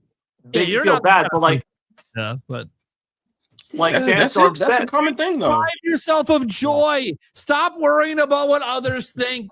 I don't wanna feel like I was wrong, because then it makes me feel stupid about my reasoning. And I know I am illogical. I know I'm not being sound, but I'm stuck in my ways, damn it. And if I get proved wrong, that is almost worse than the deprivement of the joy in the first place. And so there's so many different types of folks. Like, some people might be like, that's like a friend in middle school telling you that boobies are cool, so you make it your life vow to never look at a boobie till the day you die. I can't imagine. Just so you can be like, I didn't want you to say I told you boobies are cool. You know? How could you, as a Grand Theft Auto fan, right, miss out on Crackdown and miss out on Infamous because Grand Theft Auto is your game and you don't want to play any other open world game? Because they just play one game. They just play one game. That doesn't make any sense to me. Like, you don't know what you're missing. Like, okay. Yeah, I mean, look, this is true for a lot of people. Like, you know, kids that just play nothing but Roblox or nothing but Fortnite or nothing but Call of Duty. Like, this is normal. And it was normal when I was a kid too. I knew plenty of kids that literally it was just like one game they would only play, especially once multiplayer, once online multiplayer became a thing. I think some of it, at least back then, I can't speak to today, but at least back then, a lot of it was just money. Shit's expensive. So you're only getting one game a year. So of course you're fucking playing that one game for like 5 fucking years. But you're missing out on so much, though. Especially when your friends tell you to, and they're like, "Hey, try it," and you're like, "Now," because I'm invested in Fortnite still or whatever. And I'm like, man, come on, like you don't know what you're missing over here. I ain't telling you to quit Fortnite. I'm telling you, hey, one of these nights you're playing, pop something different. Yeah, exactly. No one's trying to take away what you like. We're just trying to introduce you to more things you might like. Yep. I'm Bit of realizing Saints that- Row in here too. Yeah, that definitely good stuff. I feel so blessed to have a personality and like interests that are such a massive variety.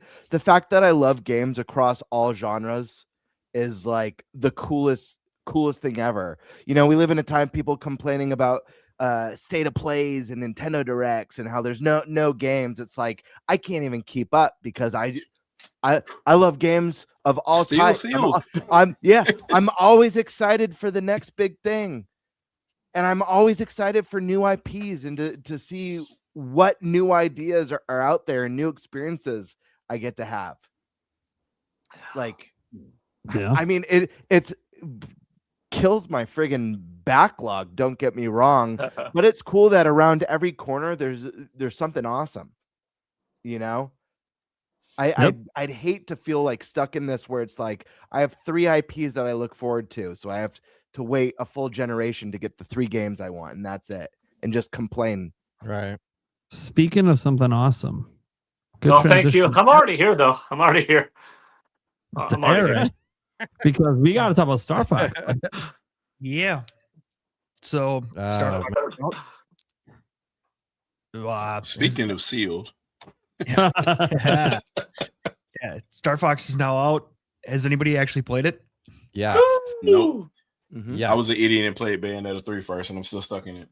Yeah, fair enough. So, all right, so we got 3 people who played. So you 3, this is your topic, baby. Yeah. What are your guys' thoughts on Star Fox? This is basically review time. I mean, you had to have beaten it by now, right? It's only 2 hours. I was told. He got the shirt. He's ready. Yeah. I'll go quick. First off, the game's beautiful. It's one of the, you know, as someone who doesn't care that much about like visual fidelity, it's definitely one of the prettiest games on the Switch too. Man, those water graphics stash. I'm sure every time you fly over Corneria, you're just basking in the watery glory. The game's gorgeous. And it's so gorgeous that I feel that most people who had a major issue with the character designs before they even finish their first run will have forgotten about that because everything looks so good. And the character models, like, there was a little bit of a shock. I mean, I didn't hate them in the same way that a lot of people did. I just think they like really vibe well with the art direction of the game, and I don't think it really takes long for anyone to adjust. I haven't really heard people still complaining about it, so I'm sure people who've gotten their hands on have adjusted nicely. The music is absolutely unbelievable. Hearing these iconic tracks from Star Fox, like orchestrated and sounding like bigger and more beautiful than they've ever sounded is awesome. I think the voice acting as well is really, really good. I think it's probably the best, like maybe the best first party voice acting for Nintendo. I'm not sure. Maybe I'll stand corrected on that with like Fire Emblem or something. But I do think it's an improvement over Breath of the Wild and Tears of the Kingdom with the voice acting. So I think all the characters sound great. Really love the extra cinematics that they've added. Obviously, there's the prologue that we all saw in the direct, but also between each and every mission, you've got new cinematics that just kind of gives more substance to each of the characters, kind of builds on the relationship between the team members and their personalities. You know, a little bit of Fox's sarcasm and ego, Falco's kind of dickish behavior, Slippy being like super aloof as well is like really like something about Slippy's look in this game with his aloof behavior is just perfect. And yeah, guys, it's Star Fox 64. It plays better than the series has ever played. It feels better than it's ever felt. And it's the best way to play classic Star Fox, period. I think. I've only done one of the multiplayer modes. I did the base capture mode, and I actually had a lot of fun in my one time doing that. I was hoping I set up my avatar with the little Nintendo cam. I was hoping it would have everyone's like avatars at the bottom. but it didn't. I'm not sure if that's exclusive for just when you're playing with friends. If it is, guys, let's get a game going or something. I want to try. I think that Avatar thing is hilarious, so I'm way down to get a game going with any of you guys. But yeah, I've done 2 runs on it, so I've gotten 2 endings.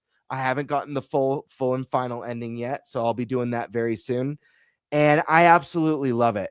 I think it was a very smart decision to launch this game at a more affordable price point instead of that like premium AAA price, given that it's more of an arcadey on the rail shooter. I know people will have some issues with the length of the game, but it's really not as short as it appears because there are multiple endings. There are multiple versions of the final boss.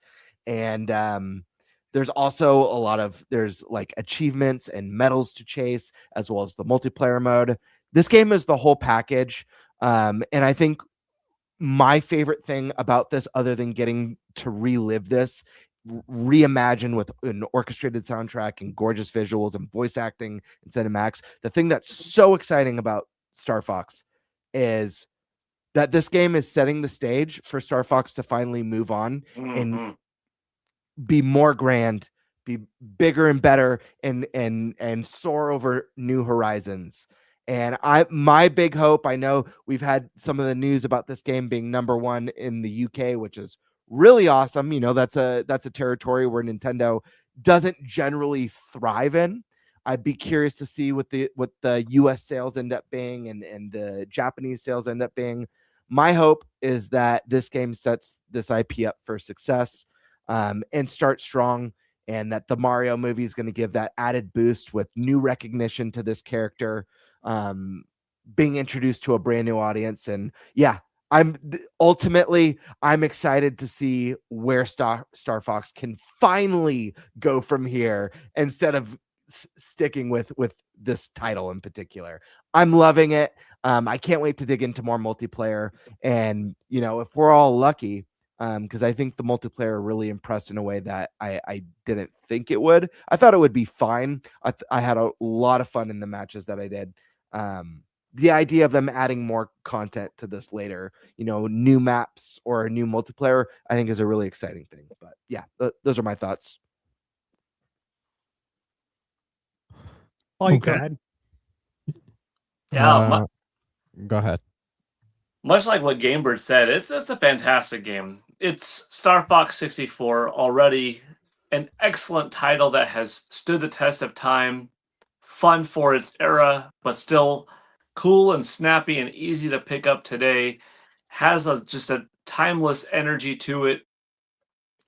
And it meant so much that I'm seeing to so many gamers out there, like it really hit us hard. And I like that because Star Fox isn't the biggest franchise. And Star Fox 64, you know, being like a 4 million seller or something like that, a pretty good selling game, but not like one of the best selling games of all time. Yet online, the community really showed up with this one and be like, no, man, this was my childhood. This means a lot. Ocarina of Time, Final Fantasy VII, GoldenEye 007. There are some of these games in like 97, 98 that really hit a lot. And this one, great. So base game, terrific. They did such an amazing job replicating it where, yeah, it is the most highly decorated paint job over the original 1-to-1 that you could ask for. But that's all it needed to be. You know, it didn't have to be anything new. I want something new next, don't get me wrong, but filling it in with these cinematics in between. Something that I really like that the game does well in is the holo projector with all of the lore behind the characters. It's not the same as an instruction booklet, but to be fair, like I was reading live on stream the other day of I busted out the old instruction manual of Star Fox 64 and I was reading the little bios on them. You got a couple of sentences on Fox, Slippy, Peppy, and Falco. Here you get several paragraphs. It tells you how old they are and what was the relationships of Fox and Slippy and their relationship with Bill and who is Bill and what happened here and who is Cat and what's the dynamic between Falco and Cat and a little bit of mystery on not quite telling you why Falco left. I don't want to spoil it for some people, but like this is just some of the lore building and I really appreciate the lore building behind it. How did they buy the Great Fox? Who made the Great Fox? Who commissioned these R-Wings? Okay, so Slippy's the creator, but like, what more? Like, some of that stuff, I hope that people find that because most of you are playing the game to play the game. That's why I'm playing the game, right? I want to see the music, or I want to hear the music, which is also beautiful. Orchestrated soundtracks, fantastic. Level design, gameplay, it feels snappier and better. It's a blast, I gotta tell you. Going back to old school Nintendo 64 controller with this thing, like, I love it. But also, I dig the Pro Controller 2 setup. Very intuitive. X to go forward, B to brake. Makes sense. Maybe I would have switched Y and A for lasers and bombs, but you know what? After a while, like, it was fine. And you got your R's and L's, and like, it's good. I can see the future of Star Fox just following here. Prologue, excellent. But I hope that people also look into those story bits because I think that's going to do well for the future of the series. I think when we get a new title, they'll play up on some of this. And what I mean by that is the next game won't be a prequel to it, but I wouldn't be surprised, depending on the ambition of the game, if when you're playing the new game that takes place after this title, they might have some flashbacks to younger Fox in the Cornerian, military meeting Slippy for the first time, or some mission of Falco leaving his former group, or some of this past plot stuff that we got a little bit of a sneak peek in this game that just makes it that much more meaningful in the next title. You know what I mean? But also, we don't know how ambitious they're going to go. Another on rails primarily shooter, or do they now say, okay, now you have a central hub of the Great Fox where you could walk around in and you could go talk with Peppy, you could have a foot race with Falco, you could go and upgrade your ship with Slippy and tinker it and have a power wash simulator on the Landmaster after a dirty mission and stuff like that. You could have a blaster mode against the crew with your lasers. You land on a planet, you walk out of your ship, you take on a mission from a Tatooine like bar from Star Wars, and then you fly off and you do have some on foot fighting and some RPG mechanics where you're upgrading your blaster, upgrading your shield, upgrading your repellent. I know that wasn't the question. It was just, do I like the game or not? But like, I love freaking Star Fox. I could have just said yes, move on. But you're pitching Star Fox Outlaws. Oh, dude! Right? Instead of Star Wars Outlaws. I can't help but see the vision for it. Yeah, a little bit of Star Wars Outlaws, a little bit of Ratchet and Clank Rift Apart, a little bit of Star Fox Adventures. Like, you could make this into, dang, it's just Nintendo's freaking Guardians of the Galaxy. It is their Guardians of the Galaxy. You've got the crew, you've got the stage. It could be big. I believe this game will do well. And honestly, I'm fine if they just continue with the on-rail shooters and Landmasters and stuff like that. Make the multiplayer modes even more ambitious. But I just see a vision of action adventure on foot, on land, picking up missions, 4-player co-op as you're going through these stages, dude. If you've got 3 people flying in R-Wings and someone in the Landmaster and you're going through these stages in the story mode cooperatively with buddies online, that's going to be the best. But back to the game, because I'm too far looking into the future. It's a really good game. I've gone through it, I think 8 times already. Part of me sometimes is like, I'm going through it for the high score, damn it. I want to get into like my 1500s. I had really high scores on the N64 version, better than I am here yet. I think I'll get there, And sometimes I'm just going through the different paths, and I like, you could unlock cat different times, build different times. You might go through a quest without seeing them at all. The different endings, it's all charming. It's all excellent. And the one area where when they revealed 3 different stages in that direct for multiplayer, I was like, that is a little bit bare bones in terms of quantity of stages, but the variety to have does seem there, even if it's like 3 main different types, but it will be fun. Sure enough, it's fun. I've had several online matches. I've had 1 or 2 bot matches, so I've played a good number of those overall. Still, it is an area that I wouldn't mind them adding some DLC, paid or otherwise. Like, dude, give me another 4. I'll pay for it. That's fine. Also, one mode that's missing, or I guess 2, is a standard 4v4. No extra capture the flag, no extra nothing else, just a 4v4. That's it. I wouldn't mind that added, and I wouldn't mind an 8-person free for all. So those are 2 little things that would bring it up to another level for me. I just want 8 people going crazy for 3 minutes, and then take the Smash Bros approach where you could turn on the extra special cool lasers and the plasma this and the warp tech teleport one and leaving behind your mines, your floating mines, and your decoy one. Like, have the ability to turn them on and off just like Smash Bros items. That's all I would really change. What they have isn't bad. Those 3 are good. They are fun. I've had a good enough variety in those 3 because they are different enough. But like, just the visual appeal of, give me another 4 and give me another 4 maybe, and maybe I'll keep buying them because I love the look of the games. I would add that, and yeah, a standard 4v4 just to fight, nothing else. Sometimes you're in the mood for that. Like, sometimes you want to play Street Fighter to fight. Sometimes you're like, okay, let me do the bull run thing in Street Fighter 6, if you know what I mean, when you have different things thrown on, right?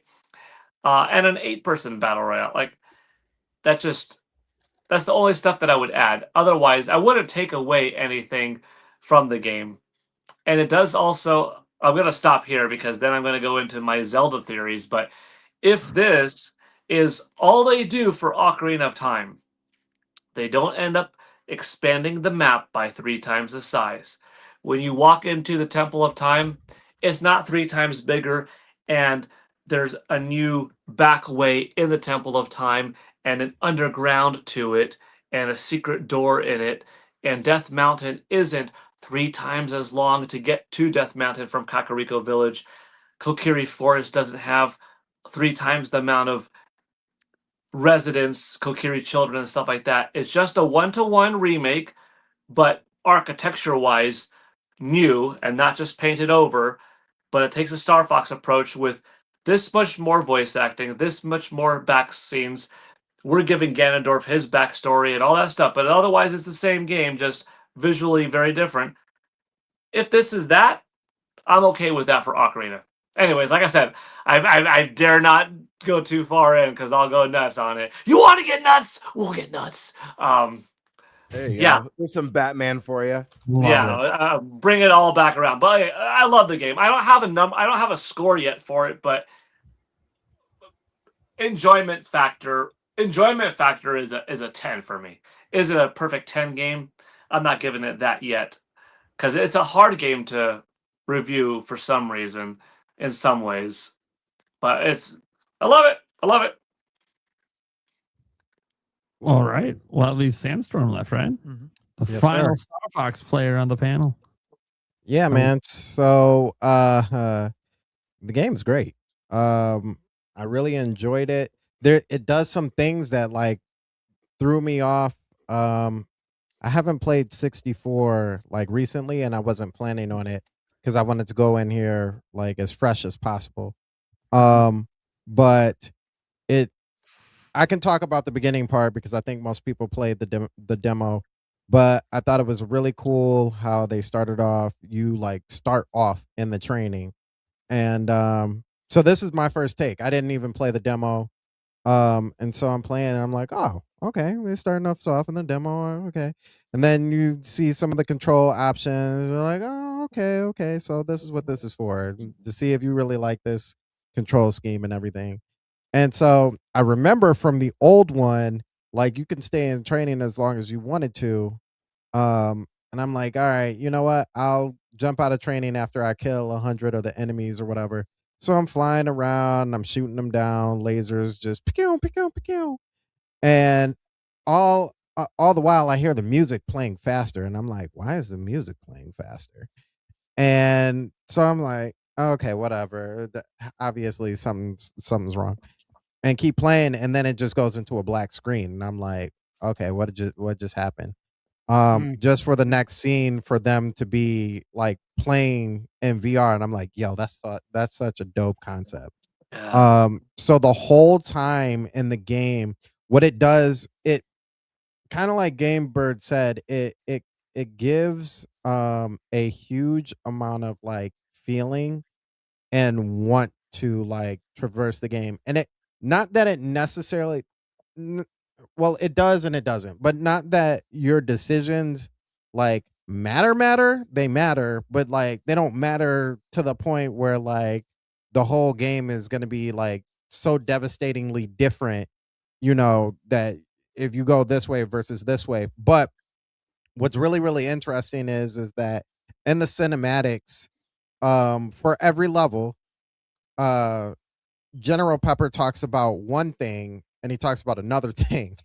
And he's like, oh, this is going on over here. At some point we need somebody to check this out, but really we need this. This is the problem that's going on. Excuse me. And so, Fox is like, all right, okay, well, I'll talk with my team. And so the team actually talks things out. And by the time you're at the end of the conversation, now, like usually in Star Fox 64, I'm like, oh, I know where I'm going to go. But at the end of the conversation, I'm like, dang, do I want to go left or do I want to go right? Like, it really puts like somewhat of a strain. You already know, if you've already played the old one, you already know what's going to happen in each of the levels. But now it's like, I feel compelled. The way he talked about how all these people were going to die, I should probably go that way, even though I know this is the hard section and I need to get those extra points. And they do that in a really satisfying way. The banter that they have between each of the characters, I think, is really well done. Like Paul said, in the area, I forgot what they call it, the hollow area, you get all the descriptions of each of the characters. That was something I didn't know about them that's not really conveyed in the 64. Is like, yeah, we know this is like their first, supposed to be like a rendition of their first adventure together, but like Fox is 18, Falco's 19, Slippy's 18, and Peppy is 42 or 46. And it's like, wait a minute. Like I thought Fox was like, I thought he was in his 20s or something. He's fresh out of high school. And and you can tell with the way they talk and with the way they handle themselves, like, okay, these guys really are like, this really is their first adventure. And Peppy really talks about, teamwork and camaraderie that you don't see in the old one, to the point where you really actually feel like you're getting the team together, like you're really actually meshing them together. And it's felt when a character ends up, I can't say die because they don't die on the level, but you know what I mean? Like you lose a character on that level. It really gets felt when you go into the next level and they're not there, because that the conversation is no longer there. But you can hear them talk through, Great Fox, and it's a little bit different, but you don't get that same, it's not the same action. So I do really like that. Like Game Bird said, music spot on, absolutely amazing. You go into Corneria and you hear that first, it changes the whole feeling gets changed up. You don't get that same horn that you heard in DK, that you heard in Ocarina of Time, that you heard in Star Fox, that you heard in GoldenEye. It's not the same horn. This is a real horn that you're listening to play in the orchestra, and I think that's really awesome.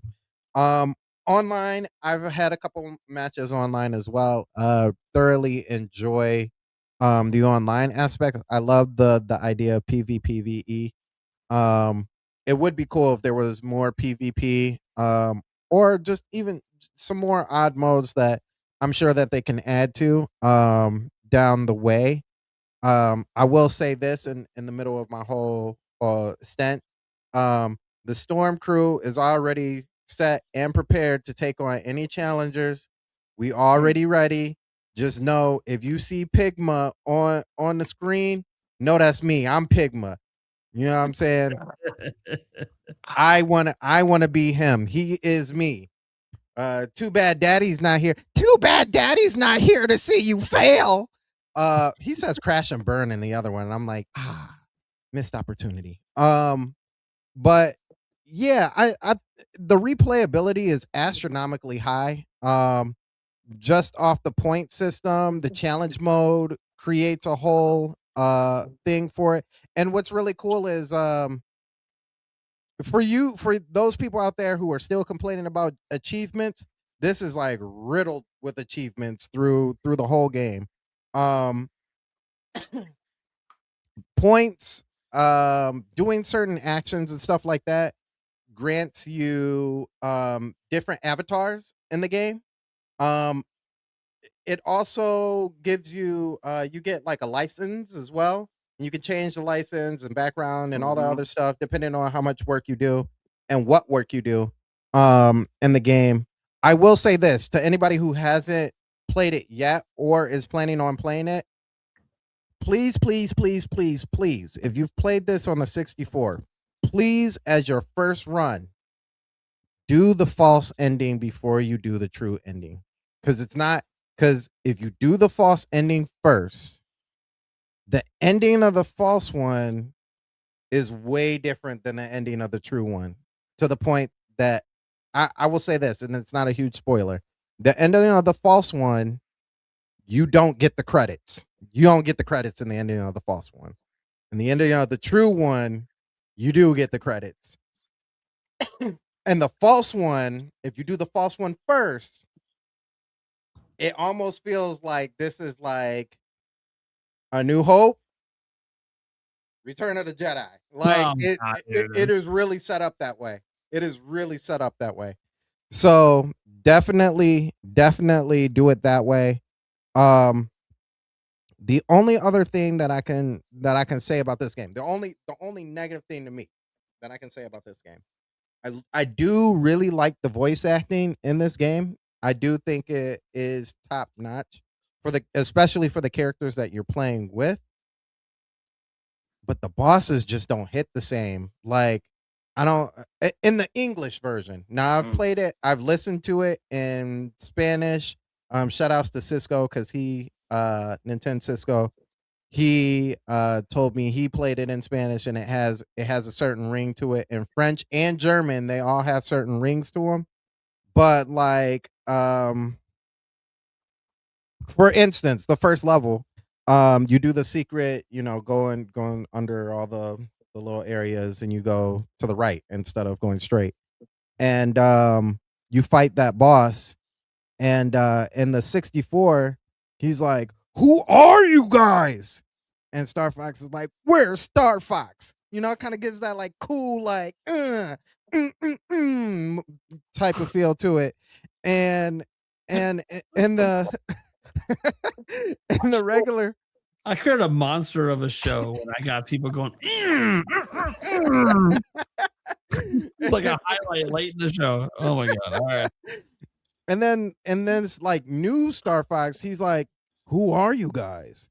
And Star Fox is like, "Where's Star Fox?" And I'm like, "Oh, where's Star Fox?" Yeah, like, oh man.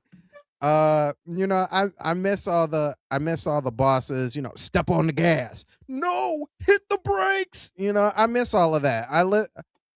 They had a lot more feeling in the old 64 ones than they do now to me, but I still think the voice acting now is relative to its time. So which is now. But overall, I think it's a really good. I think it's a must buy on the Switch too. Like this game, you absolutely have to buy, especially for the multiplayer.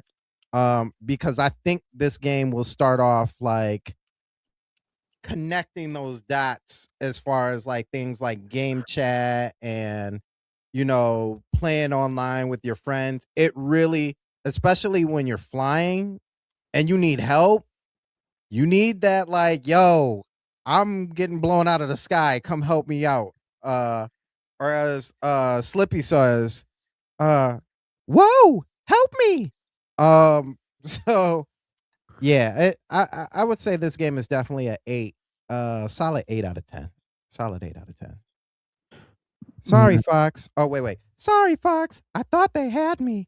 There we go. Oh God. All right. All right. And we're going to go right to the Q&A there. We'll save the Metroid one for a future episode because there's some like additional stuff that I've just been noticing that keeps coming out. So I'm just going to kind of let that simmer for a bit because we might have a bit more details on this Metroid Ravenous. For those wondering, that is a leak today. But we'll get to that in our next episode. Sounds like we might have a bit more details to go over for it by then. So let's get to the Q&A. That's the super chats everyone that's been doing throughout the show, and you can still do right now if you're watching live. Pokemon fan came in saying, give me Coliseum this month for her birthday. Please. That'd be great. Mm-hmm. That would be. Mike Odyssey re-upped his membership. Thank you so much, Mike. Demonic Brawler gifted Gamebird a membership. Get some membership gifting coming on here because Steak 1024 gave me 10 members. Thank you so much, Steak. We're not done because Demonic Brawler became a member, and also he did it again. So there you go. Lots of members from Brawler. But then Steak said, "Hey, don't forget about me. We gotta give Stash 10 members as well." Oh, forget about the Birdman. He needs 10 members too. So how could you? Just give him that royal treatment across the board. Demonic Brawler, though, made sure that I got 1 membership. So thank you so much, Demonic Brawler. All right. Jimzo, I don't know if anyone else noticed in the last day that the version 1.7.0 Mario Kart World released. It added 2 new rallies for Knockout Tour. Yep. It was in my second video today. Yeah. Look, anytime they add new content, it's good. You could argue whether it's new or not. It's just same content, but done on a different route.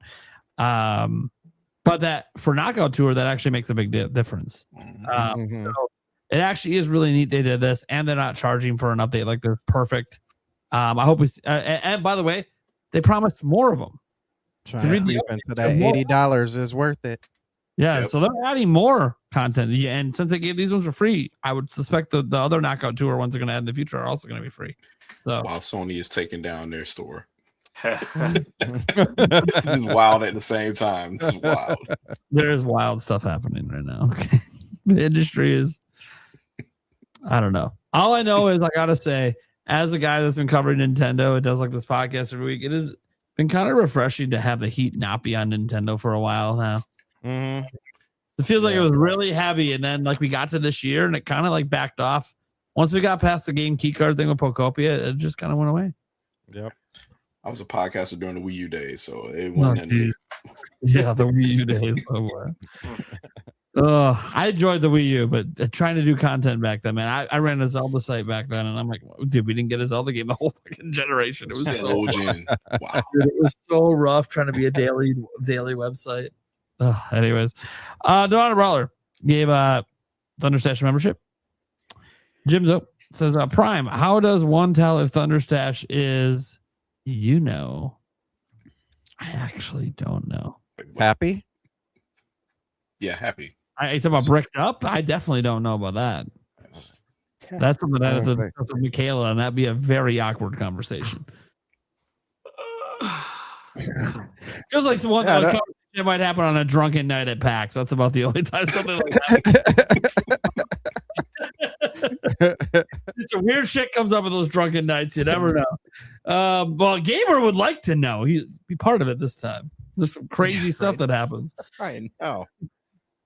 The Minor Brawler says, bring back NFL Blitz, NBA Jam, NHL hits, but also please include physical versions. Yes. Well, I think that pipe dream is probably gone, the physical part. But them coming back at all, hope's always alive. Mhm. Yeah, I don't think EA is going to deliver a physical No. version for us. It's not the one I if would they lean decide on. to make it. Yeah, I would lean Oh on that. gosh. Whack.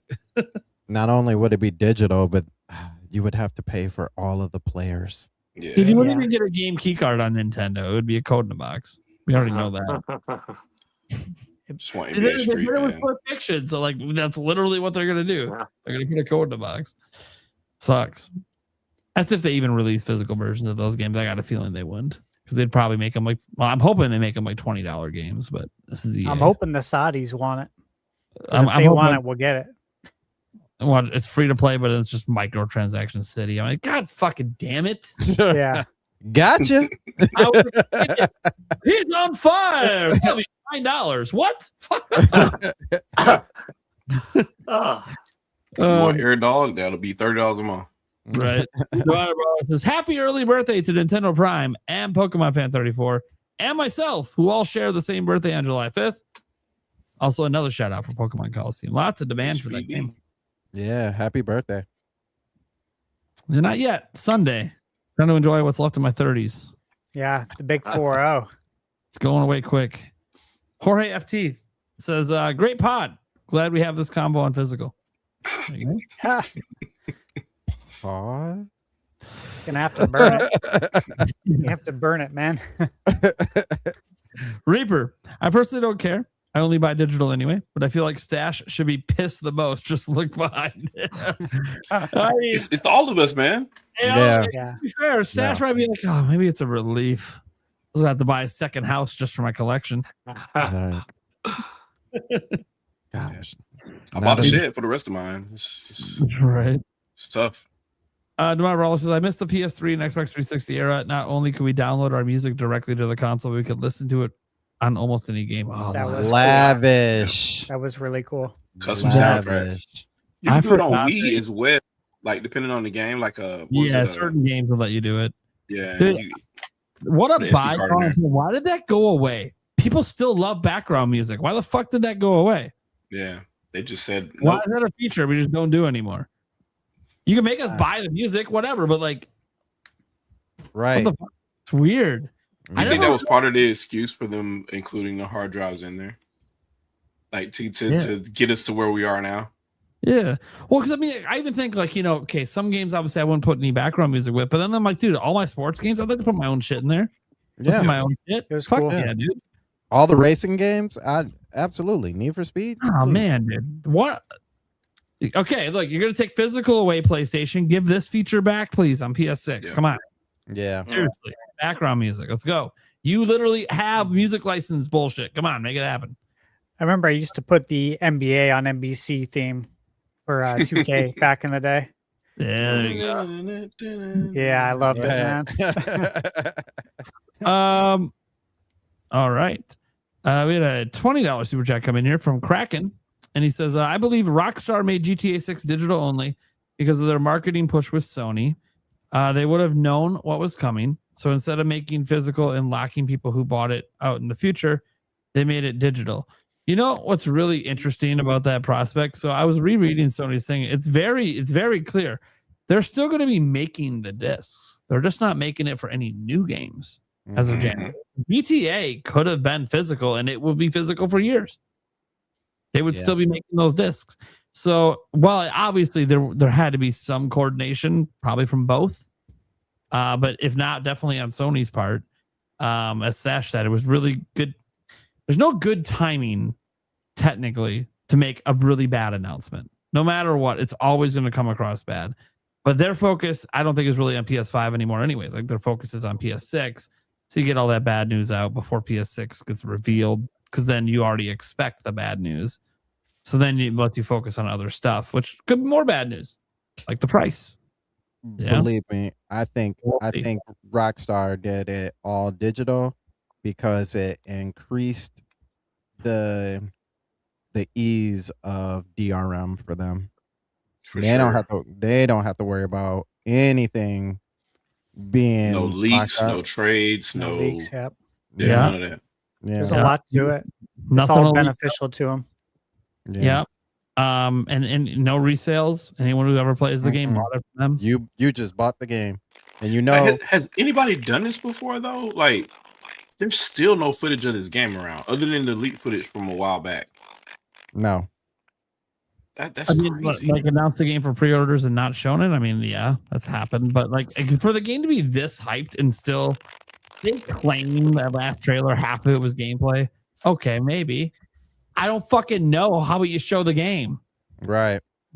Then I'll believe that it was half gameplay. What half was gameplay? Because the way you presented it was like a cutscene. Yeah. It was gameplay cutscene. Because they said it was half gameplay, half cutscene. I'm like, okay, well, if I can't tell the difference, which yeah, you can argue that's a really impressive visual feat that I can't tell the difference. That also means I can't see any gameplay happening. And that's what I actually do is the gameplay. So I want to see what I do in this game. As GTA, I got a good idea of what I'm going to do, but still, I want to see it. Right. I'm just going to say it. The frame rate is probably like 15 frames per second when you get 5 stars. I mean, that's just how those games are. They're not. For whatever reason, I don't know what to say. Like Angel Studios makes a really good engine. Like they're technical wizards and stuff like that, right? Yeah. But Rockstar North as developers, they don't really care. No. Their games are like, look, if you get 4+ star, I don't know what to tell you, but things are going to go haywire. So I expect the same for this game. So I don't know. People like PS5 Pro, and I'm like, you sure? I was not going to buy a GTA 6. And then my fiance today, I told everyone in my chat, you guys know, she finally found out the game exists today. Uh-oh. She finally saw an ad. And she's like, so you're getting me GTA 6, right? I'm like, oh, man. Fine. Yes, I'll get you GTA 6. God damn it. One team. Okay, so guys, I'll probably be trying GTA myself since it's in my house. I might as well try it. Might as well just load it up. I just so that I'm like, so whose account am I tying it to? Mine or yours? That's a discussion we have to have right now. That's the fight right there. On your account, but then you can only play it on your account on my Xbox that is primary. Don't feel bad. I was told I can't play Animal Crossing. It's her game. I can't play it. Oh shit.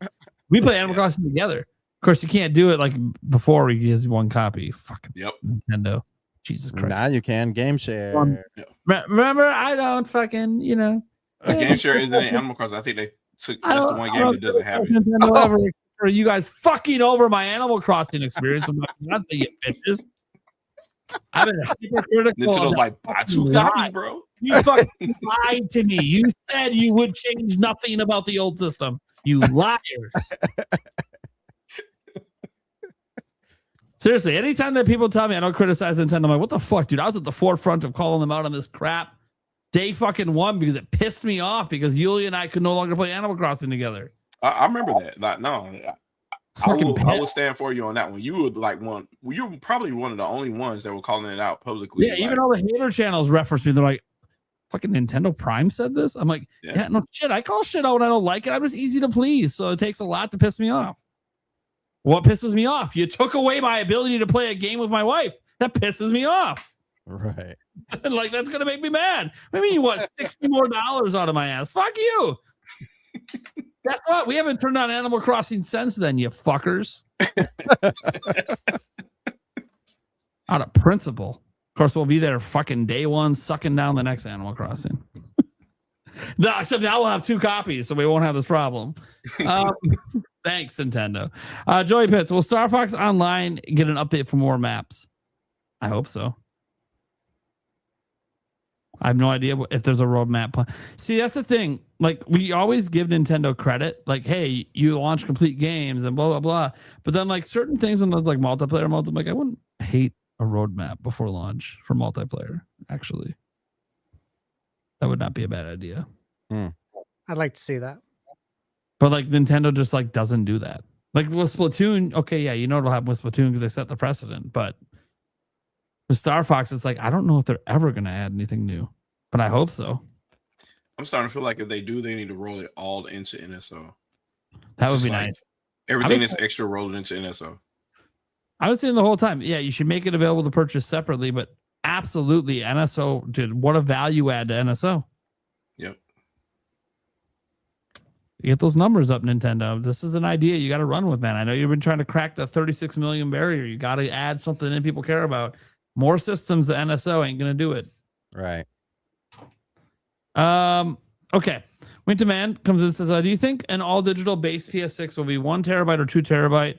An astronomical price? Could the Switch 3 or Switch 2 Pro, for that matter, go all digital? Okay, so loaded question. An all digital base PS5 will be 1 or 2 terabytes. Right now, today, I'd say 1. Yeah. They're trying to get the cost down as much as possible, even though 2 would be more appropriate. 2 years ago, I would say 4, but you can't do that now. So. No, that's the thing with that's so like, yeah, 4 would be great, but it's just, I think it'll be 1 just for cost. They're gonna do anything they can to get that cost down.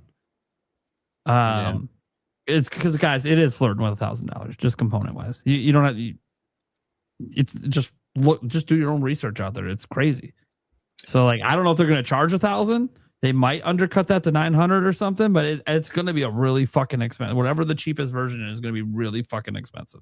Mm-hmm. I'm thinking at least PS5 Pro price, but we'll see. We'll see what happens. Obviously, also we're projecting out a year or two. Although it does sound like RAM prices ain't fucking going anywhere. They just locked that shit in for 5 years. So yeah. So it will delay the PS6 for what price change? There's not a price change coming. It's only going to stay the same or get worse. Yeah. All right. And then he says, could the Switch 3 or Switch 2 Pro, for that matter, go all digital? I mean, sure. I don't see a Switch 2 Pro. I don't know. Switch 2 Pro would. Yeah, Switch 2 Pro I don't think would, because then it's like, oh, you want to upgrade, but now all your physical games you can't play it. Nah. Yeah. They'll just sell an OLED again. Yeah. But a Switch 3. See, when Nintendo does go all digital, I do think it won't be sudden. I think it'll be like what Sony did, where like Switch 3 will launch with one with physical and without for cheaper. And then they'll try to push that cheaper one. And then by the time we get to Switch 4, that's when they finally go say, yeah, like they're doing with PlayStation. Like, so I still think we have physical for one more generation with Nintendo. So like a Switch 3 Lite would be all digital, maybe? Yeah, something like that. Yeah.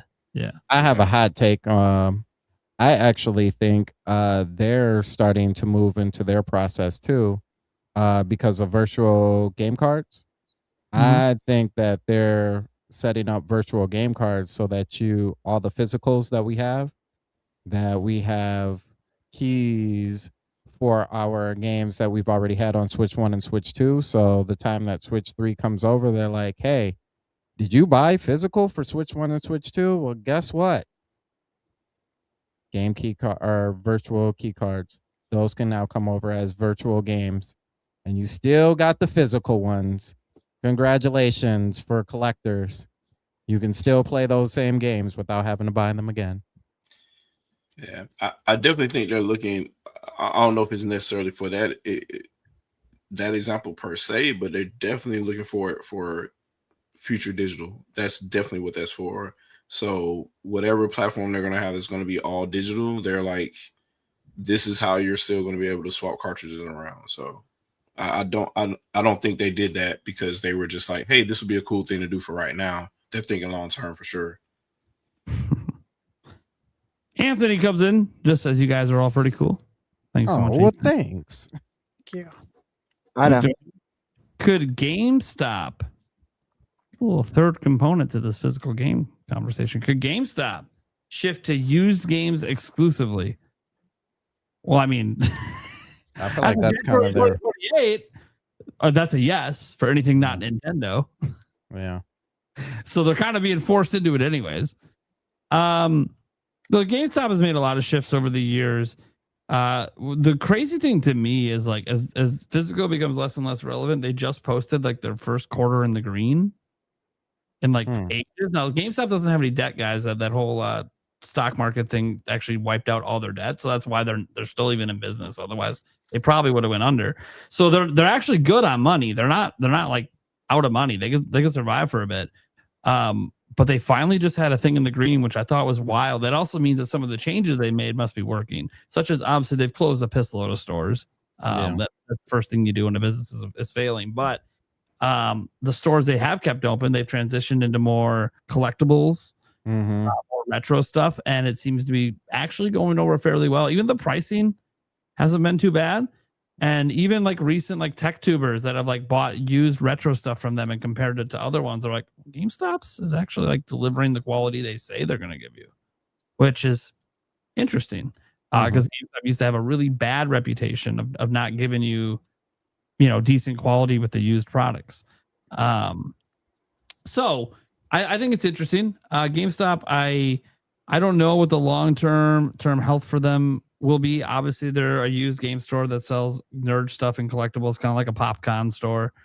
I don't really know what the long-term viability is for that. I think it was like a mom and pop, you're fine, but they're not a mom and pop. They still have hundreds of stores, so it's kind of like, I'm not really sure, because Nintendo alone is not going to be enough to keep. I think they'll kind of hold it down too with Pokemon cards. I Pokemon see cards that's like the big, huge at GameStop.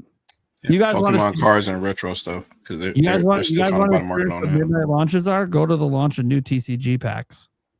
Oh Seen yeah, plenty of that on Dude, the X. lines at GameStop are fucking around the fucking block. You'd think a new system is launching. Nope, it's just a new trading card pack. Fighting for spots in line as And you well. get Yeah, I've seen the one. fights on X. You get one Entertaining. fucking pack. That's all you get. Just one. You're fighting in line for one pack. That's all they'll sell you. And then it probably won't even have what you want in it. And you literally physically fought someone 5 hours ago for that spot. yeah. So it was worth it. So yeah, you exclusively. I mean, they'll be forced into it, but they sell other merch, and that's probably where they're making more of their money from these days. But they still do a lot of retro stuff. They're even buying retro stuff. You got to bring in Dreamcast shit, they'll buy it.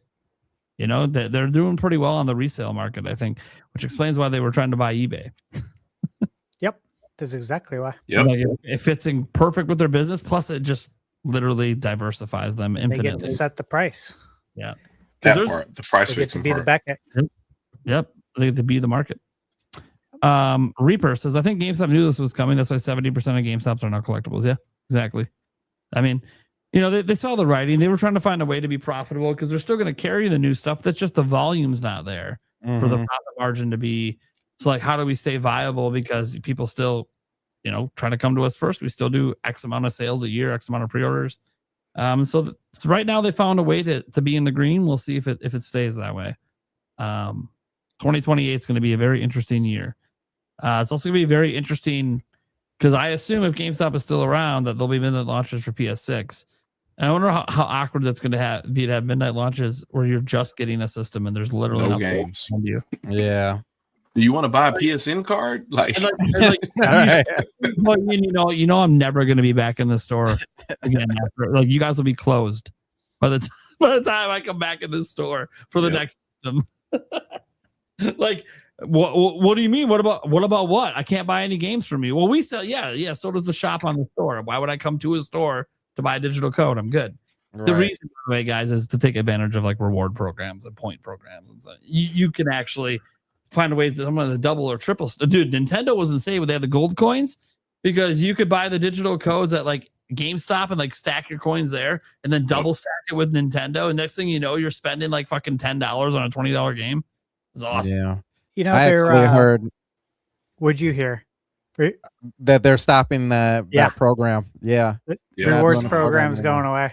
Yeah. I heard sunset. Yeah. Like, they haven't made it. I don't think they've made the official announcement yet, but no. Nah. I think, what is it? What did you hear, Stash? What month?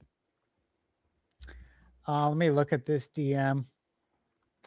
Because I think my person said, dang, I actually think it was the end of June. they said something out a while ago telling you to get ready, but Yeah, because you can grandfather yourself in. Mhm. And I really hope it wasn't it wasn't June. Anyone who signs up after July 15th for a new pro membership or renews after that date will no longer earn the 2% back in points. yeah. And then August 15th, so 6 weeks, Points accrual stops entirely across the board for all existing members. And then August 15th, 2027, you have a year to spend any of your remaining points. So you stop accruing in 6 weeks. Yeah. Now, to be clear, guys, the membership still exists and there's still other perks. But the primary perk that the most reason people used it was because they would stack. They would stack their points up and basically get free money. The other reasons, obviously, you get some discounts, little pro membership discounts. But for the most part, those discounts aren't anything to write home about. You can get those games just as cheap elsewhere. Yeah. It sucks. Times are changing. It says, despite getting rid of the point system, GameStop is keeping the pro membership priced at $25 a year. We're going to make our money. You're GameStop. You're going to give us our money. I don't know if they're still doing this, even though I'm a member, because I had never taken advantage of it. They used to give you like a free $5 you could spend every month. So if you actually took advantage of it, it would more than pay for the membership. Okay, so it says they're still doing that. The $5 monthly coupon. to Yeah, do the that? $5 coupon. Yeah. It says the $5 monthly coupon perk is staying for now, but there is a major catch. Corporate recently pushed an update to their store registers that removed the offers tab. This means store associates can no longer see your available coupons or apply your $5 monthly reward at the counter. It says you are now required to log into the GameStop app on your own phone and pull up the barcode yourself to use it. And I just had to do that. Yeah, you've always been able it's to do likely that, going to go away. It's the as crony well. capitalism Make for you me, sure to man. do it on their back end. Oh, that's shitty. So that used to be the thing that could justify the membership was like, yeah, but if you buy one used game a month, which is really easy to do when you love fucking video games, and you get $5. Yeah. But yeah, they're fucking it all up. Just like the Best Buy program got all fucked up and everything. Yeah, I know. Yeah, Best Buy rewards was on point for a while. Yeah, I stacked as many as I could. Costco discount on eShop card. That's the only thing that's been reliable in my life. Yeah. You do. And Newegg. Newegg has discounts on the eShop cards a lot too online. Oh, I didn't know that. I didn't know Newegg had it. Okay. Yeah, Newegg has a lot of discounts on the eShop cards. Sometimes you get crazy deals. I think they had the $100 one for like $70 the other day. I'm like, fuck yeah, dude. Oh, yeah, smooth. Really got to pay attention. Those are deals. Sometimes you can get like a crazy one for 75 for 100 at like Costco, but during the holidays. But dude, I saw 70 and I'm like, oh, Newegg, you ain't fucking around. All right. Jorge says it's funny how Stash brought up how businesses are led by business people. Nintendo's led by a businessman. But they have enough leaders below them who have done all the game production work, like Shiggy and Koizumi. I'd also say that like Nintendo is ran by a businessman right now. That's what people call them anyways. They're all businessmen, but he was in finance, right? He was an accountant. So obviously, very business oriented. But the thing is, he also has been at Nintendo for like 20 years. Like all these people at Nintendo has a certain way they want to run their company. And it honestly, if you look at like how it's ran now versus Iwata, they're really not running it that much differently. The biggest difference is not being personality forward. Like that was a marketing decision by Iwata to be like, I think this is good for our brand. And obviously, since he passed, what Nintendo, I think, realized when that happened is, well, people aren't loyal to the brand. They're loyal to the personality of the person. And that's a scary notion for us. We don't want loyalty to Reggie, loyalty to Iwata, loyalty to Miyamoto. We want loyalty to Mario, to Link, to Pikachu. And so that's when they really started pulling back. So it made a lot of business sense why they did that, because they want people to be tied to the IPs. And for the most part, they are. And it's working. Very different Nintendo, but in a lot of ways, very similar. It's kind of like they went back to the beginning, because Yamauchi he was a shrewd businessman. Oh, yes, he was. He didn't take any, the rest of the sentence, but he ain't compromising. I'll tell you that. You come into his office, you do what he says, or you get the fuck out. Yep. Yeah. That. By the way, that's why we lost some of those third parties at the time, because he would not budge at all on anything. No, we have the Nintendo seal. You want that seal? You want to drop your game on our platform? Get rid of the Do blood. what we Get say. rid of that. Chase them all the way to PlayStation. But everyone won in the end. Nintendo and PlayStation are technically the industry leaders today. So technically, you can argue they both won in the end. Will they win long haul? Who the hell knows? Nintendo will probably be around. Look, Nintendo will just leave video games one day if it doesn't work for them. They don't give a shit. Nintendo used to make playing cards. Like they'll just shift this to a different industry if they absolutely need to. But gaming makes them way too much money to worry about that right now. All right, Karkun, our resident Japanese resident, comes in and says the other day, wasted days looking for my physical copy of Split Fiction, only to remember it was a code in a box. Oh, no. Somebody needs to fix this. Like, I want to buy a copy of this game. It's such a good game too, but fuck, I have it, man, because I was like, I want one of every type of box for Switch 2. That so I'm all right. So I got to get at least one that's a game key code. I'm at least make it a game I want to play. But dude, it's so disappointing. Every time I look at the box, I'm like, oh, that's right, I own Split Fiction. Then I open, oh fuck, that's right, I own Split Fiction. It's fucking on my fucking, god damn it. It doesn't feel right. Why do I have a physical box for a thing I can't insert? Like, at least the key card, because of course I have a key card. Of course, at least I have to physically insert it. At least I get some of that satisfaction of the physical. Yep. Instead, I get the box and fucking nothing. I might as well just handmade that shit at home. Jesus Christ, I can print inserts. I can buy blank Switch 2 boxes, I'm sure. Mm-hmm. I know I can buy a blank Switch 1. Switch 2, I don't know if those are widely available yet, but someone will make them. All right. Anyways, it's really frustrating at times, that game, because it's such a fucking good game. Yep. Cody, any plans for the 4th? You guys got any plans? Oh, mines are so disappointing. Hopefully my wife doesn't hear me say that. We are going to this is not disappointing. We're going to go see her family. What is disappointing is her family is from Ohio. So yeah. Okay. Yeah. I'm a Michigander. You know how we And we're Wisconsin. We get it. That place. I can say it ain't my family. Oh, hey, real quick question. This is Michigan thing. I will show her this part. So we've had this debate back and forth because she's from Ohio. I don't know how it started, but basically the question was, who owns the Great Lakes? What state owns the Great Lakes? Ooh. That's a good question. Yeah, it's like 4 states, right? It's only one. I'm gonna baby. say It's only Canada. one. I'll just say Canada. Just avoid. Yeah. Canada. Dude, I'm staying out of this debate. I know how many times I've had this debate with Michigan people over one Great Lake. Now we're debating all of them. Fuck. Like, you don't even own Ontario. It's not even touching. Yeah, but it's like related. So It's a Great Lake, right? So it's just thrown in there. Don't worry about what it borders. It's fine. right. Even though that's the whole discussion. All right.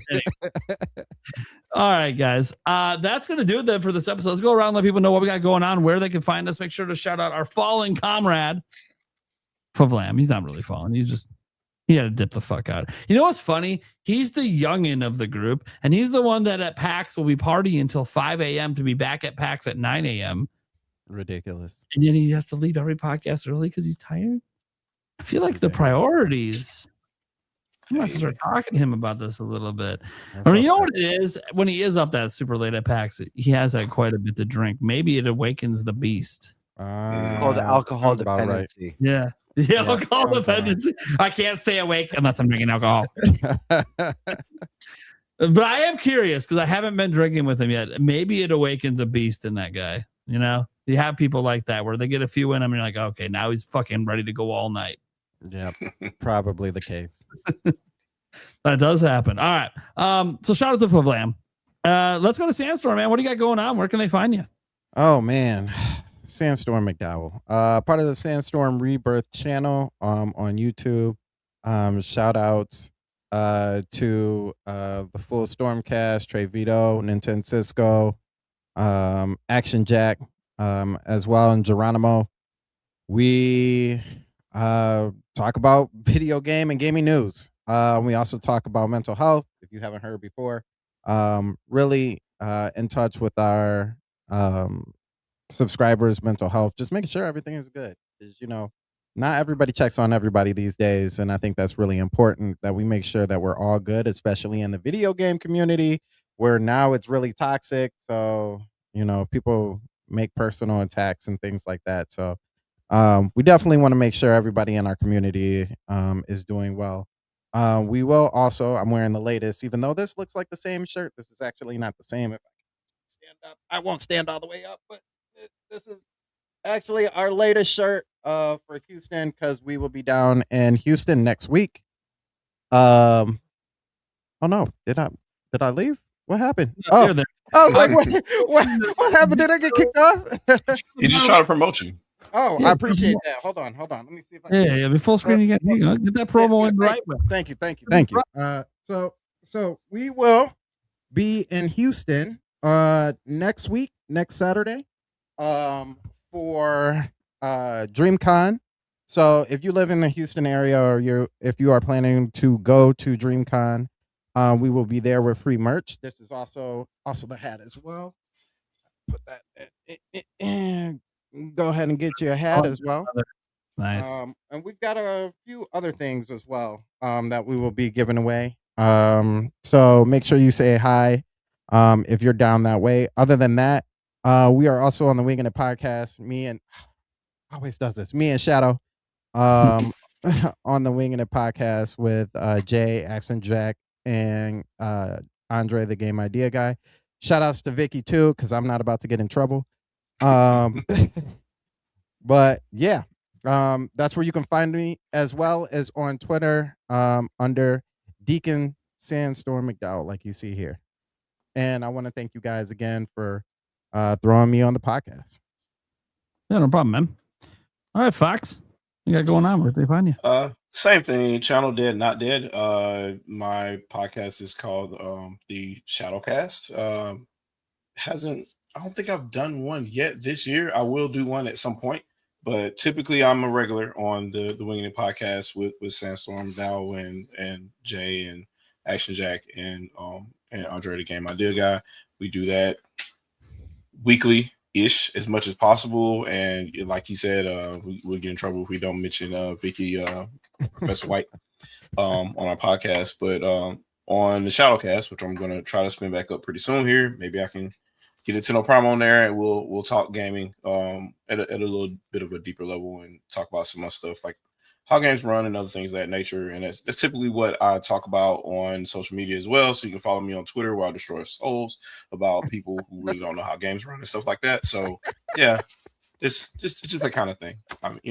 And there are associated acts in there. You'll see other people on social media and other YouTubers that I associate with here and there. But that's not a game. He wasn't kidding. Look, if you wanted to discover every single console warrior troll that exists on X, just follow Shadow Fox. Yeah, for whatever reason they gravitate to me. I don't know why. It usually doesn't end well for them, but yeah. So that's pretty much me. I have a slogan, kind of, I guess. Some people like it, some people don't. And I typically say, do you play games to have fun or to impress other people? And that's typically how I end that. But I don't know. That's good. I'm off kilter today, so you gotta spare me. Good. I used a line similar to that the other day when someone tried to check my gamer score on me. I'm like, dude, am I playing games for me or am I playing it for fucking you? I ain't here to impress you. What are we doing? I don't even know my gamer score. I don't even fucking ever look at it. What the fuck? Yeah. Fuck. By the way, we gotta make sure we also shout out our other fallen comrade, Mr. Paul Gale Network. His phone died. He's fine. He lives on. His phone died. He's here though. Yeah, likely story. Medium pace ways. He's always around. All right, let's go to everyone else. Eric, what you got going on? Where can they find you? Oh, not a whole lot going on. Just here on the podcast. And you can find me here on our Clips channel and the audio version. Well, you can find me. Where the fuck am I? Yeah, That's not what I wanted to say. You guys will find us in person at PAX West this year. If you guys are out there, I'm saying we got to start telling people know we're going to be out there. PAX West, that's a ride. Okay. Yeah. So people want to meet up with us. We're going to be out there the whole time, the whole crew, having a damn Less good than time. 2 months. The wives will be there. So wild, dude. Andres Restart might be coming. Wow. So he might is he going this year? That'd he be is cool. planning on joining the group. Yeah. You know what's funny?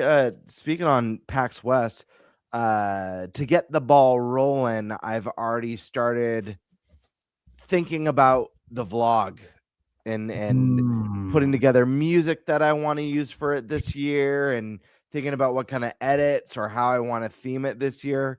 I really enjoyed last year's, so I want this year's to be even better. And I have some ideas, so I might have to float some ideas. We might have to create a few moments, but cool. All right. Well, Birdman. Yeah, I'll continue. Where can I find you? What's up, guys? Gamebird Classic here. You guys know where to find me on YouTube at Gamebird Classic or on Twitter at _Birdmaster. I recently dropped 2 reviews. I have another discussion video coming out very soon, followed by another review video. And I will right now. I have a lot of free time, so you'll probably be seeing more of me via live streams and videos in the very near future. But yeah, which means you might be seeing me send you guys over to the Birdman in the very near future. We'll see. Oh yeah, we'll see. All right. A man whose body was born ready. Stash. Super busy as always. You guys know where to find me, Thunderstash Gaming. So what I got going on, I mentioned earlier, I just finished doing all my edits for Summer Game Fest for the remaining videos, and I was just counting them again. So I got 15 videos already uploaded to YouTube that aren't public yet. They're scheduled on top of the ones I already did. So those are hitting soon. Look forward to that. You know, these are games that aren't out. A lot of them are coming out in 2027. And also, I haven't seen this gameplay anywhere else. I've looked up some of the games that I'm covering that don't have embargoes, but I covered them already and no one else has covered them. So it's kind of interesting. Star Fox review. Again, I've been playing that for the last week. Working on 100% in it. That's coming. Got my review code today for Rhythm Heaven. I'm going to review that one. Yeah. Nice. I already Thank you, Nintendo. Yeah. God, I got that. I got Devil May Cry 5, Sonic Frontiers, Elliot still. Just a handful of games, then a handful of games coming up. And then I'm going to be getting the Mod Retro Chromatic. They're sending me out the M64, if you guys are familiar with that. Mm-hmm. Yep. So they should be, I talked to them earlier today. They should be sending out the review package shortly here. And so that'll be fun. And that will give me an excuse to play some Nintendo 64, which I'm pretty excited about because my analog 3D is still sitting over there in its box. And I have not allowed myself to play it because I haven't literally had a moment to breathe. So, yeah, lots coming. Stay tuned, guys. Lots of reviews, lots of previews. And then before you know it, it's going to be time to pack the bags again and head out for PAX. Yeah, man. Dude, PAX is coming up so quick. Very quick, especially after just getting back from Summer Game Fest. I'm like, oh, God. Well, it hit me because, like, I was, paying bills and stuff, and I sat there, I'm like, holy shit. The money I make in July is the money I'm going to have for PAX. Oh, my fucking God. That's how close we are? Shit. like, shit. That's what I still have a few months. Shit. No, I'm really excited for it. Obviously, my big hope is Zelda's there, but we'll see what else they end up bringing there. And third parties and indies are going to be bringing the heat like they always do. So it'll be really interesting because it'll be our first PAX where there should be I would assume more than just Nintendo with like demo units of Switch 2 on the floor. Yeah, there will be. Like there should be some indie studios and others that can put demo units out of Switch 2. So that should be very interesting, especially if on my side where like Stash covers everything, so the platform isn't really that important. But I only do the Nintendo stuff. So like going hands-on with a demo on PlayStation for a game coming to Switch 2, it's really hard to do like impressions for you guys because like one of the number one things we want to know is like how does it run? And I literally can't talk about it because I don't know how it runs on Switch 2. So I'm really hoping that a lot of companies are putting their stuff on Switch 2 for demos this year. It'd be sick. That's one thing I'd like to do. Now, last year I understood. It's the first year Switch 2 was even out, so I didn't expect anyone else to have units. But I'm hoping it gets expanded, especially some of the bigger ones. Like if we're in with Bandai Namco again and stuff, like I really hope they got some Switch 2 demos. We'll be there. Yeah, I kind of figured. I know you're pretty chummy with them, and they were really friendly with me. I haven't bothered to reach out to them yet about PAX, but we'll be there with them. Capcom, a lot of people. It's gonna be a lot of fun, and we're way better connected as a group this year than last year. Especially a certain Stash man who maybe reviews games for a living. I don't know. It's gonna be fun, man. I'm really excited. Yeah, it's gonna be a lot of fun. Yeah, I just got to remind myself one of the days that I'm there to like, hey, just take it all in. Get out of your work brain for a moment and just like take like, dude, you used to dream as a kid to go to these conventions and you weren't dreaming of working. Right? That's all we did was work the whole time. Like, soak it in for a moment that like, dude, you're in a fucking gaming convention with fucking Nintendo, Capcom, and Bandai Namco around you. Like, soak it in, motherfucker. This is your E3. This is what you get now. So soak it in.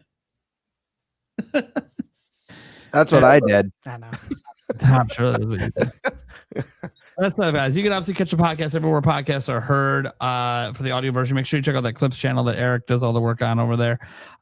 You guys can obviously check me out every day. I do daily Nintendo news. You throw some opinion content and discussion stuff in there sometimes as well, along with my live streams I do on a lot of nights just to kind of shoot the shit with the community. Because look, it's fun to play the games. It's also fun to talk about the games, and sometimes it's fun just to hang out, cross all the barriers there with the community and have a good time. More than that, though, obviously coming up, there's going to be a lot of coverage for Ocarina of Time. Zelda is a really big thing on my channel because it's my favorite IP. So there'll be a lot of Ocarina of Time videos. Even today, like Ocarina of Time kind of took over the thumbnail and the title because I knew it would get more views, even though the story in there only lasts like 30 seconds. But there is an actual story in there about Ocarina of Time. So I'm not lying to you, but like, yeah, most of the video is not going to be about that because there wasn't enough to make the whole video about that. But yeah, we focus a lot on Zelda because it's my favorite. That's my favorite franchise. So there'll be a lot more Ocarina of Time videos coming. But otherwise, yeah, we just cover all the news. I made a separate video today about if you guys want to see more thoughts I have on the PlayStation, pricing stuff, and removing the games, the physical games. You guys can go check out my video I made on that today. I usually don't cover news from other places, but I think, when it's that industry shifting, I think it's obvious why we should talk about that because kind of leaves Nintendo on an island. And you wonder, when is that island going to come to an end? And they're going to join the rest because Nintendo has slowly joined the rest with almost everything else. So it's, matter of time. But yeah, you can get some more thoughts I have on that. You can go check out that video. Otherwise, guys, look, I love this. This is my favorite thing I do every single week. We'll be back same time next week. Currently, we have 0 guests on the schedule for next week, but that could change because I have a few more messages I have to go through. And if you're wondering for anything else, I think Sandstorm's back on in a couple weeks. So you're going to see him right back here. Nintendo Land's coming on. Tubular Jonathan coming back. Zoo. Sure, Zoo probably wishes he was on this episode. But I know he's trying to organize a big show of his own tomorrow. So that should be fun if I can partake in some of that. Then we got Alyssa coming up, Tiger Time, even Fox coming back here, Dave, Mike Odyssey coming back for the first time in a while. We got Kat Bergeson coming back for the first time in forever. It might be his first time ever on the Nintenbyte. That's how long it's been. It's been a long time since Daniel has been on an episode. And we have a new Zelda game coming up, so we had to get him on. New.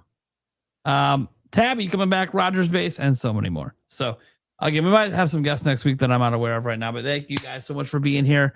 That was episode 60 of season 3 of the Nintenbyte Podcast. We'll catch you next week. Later.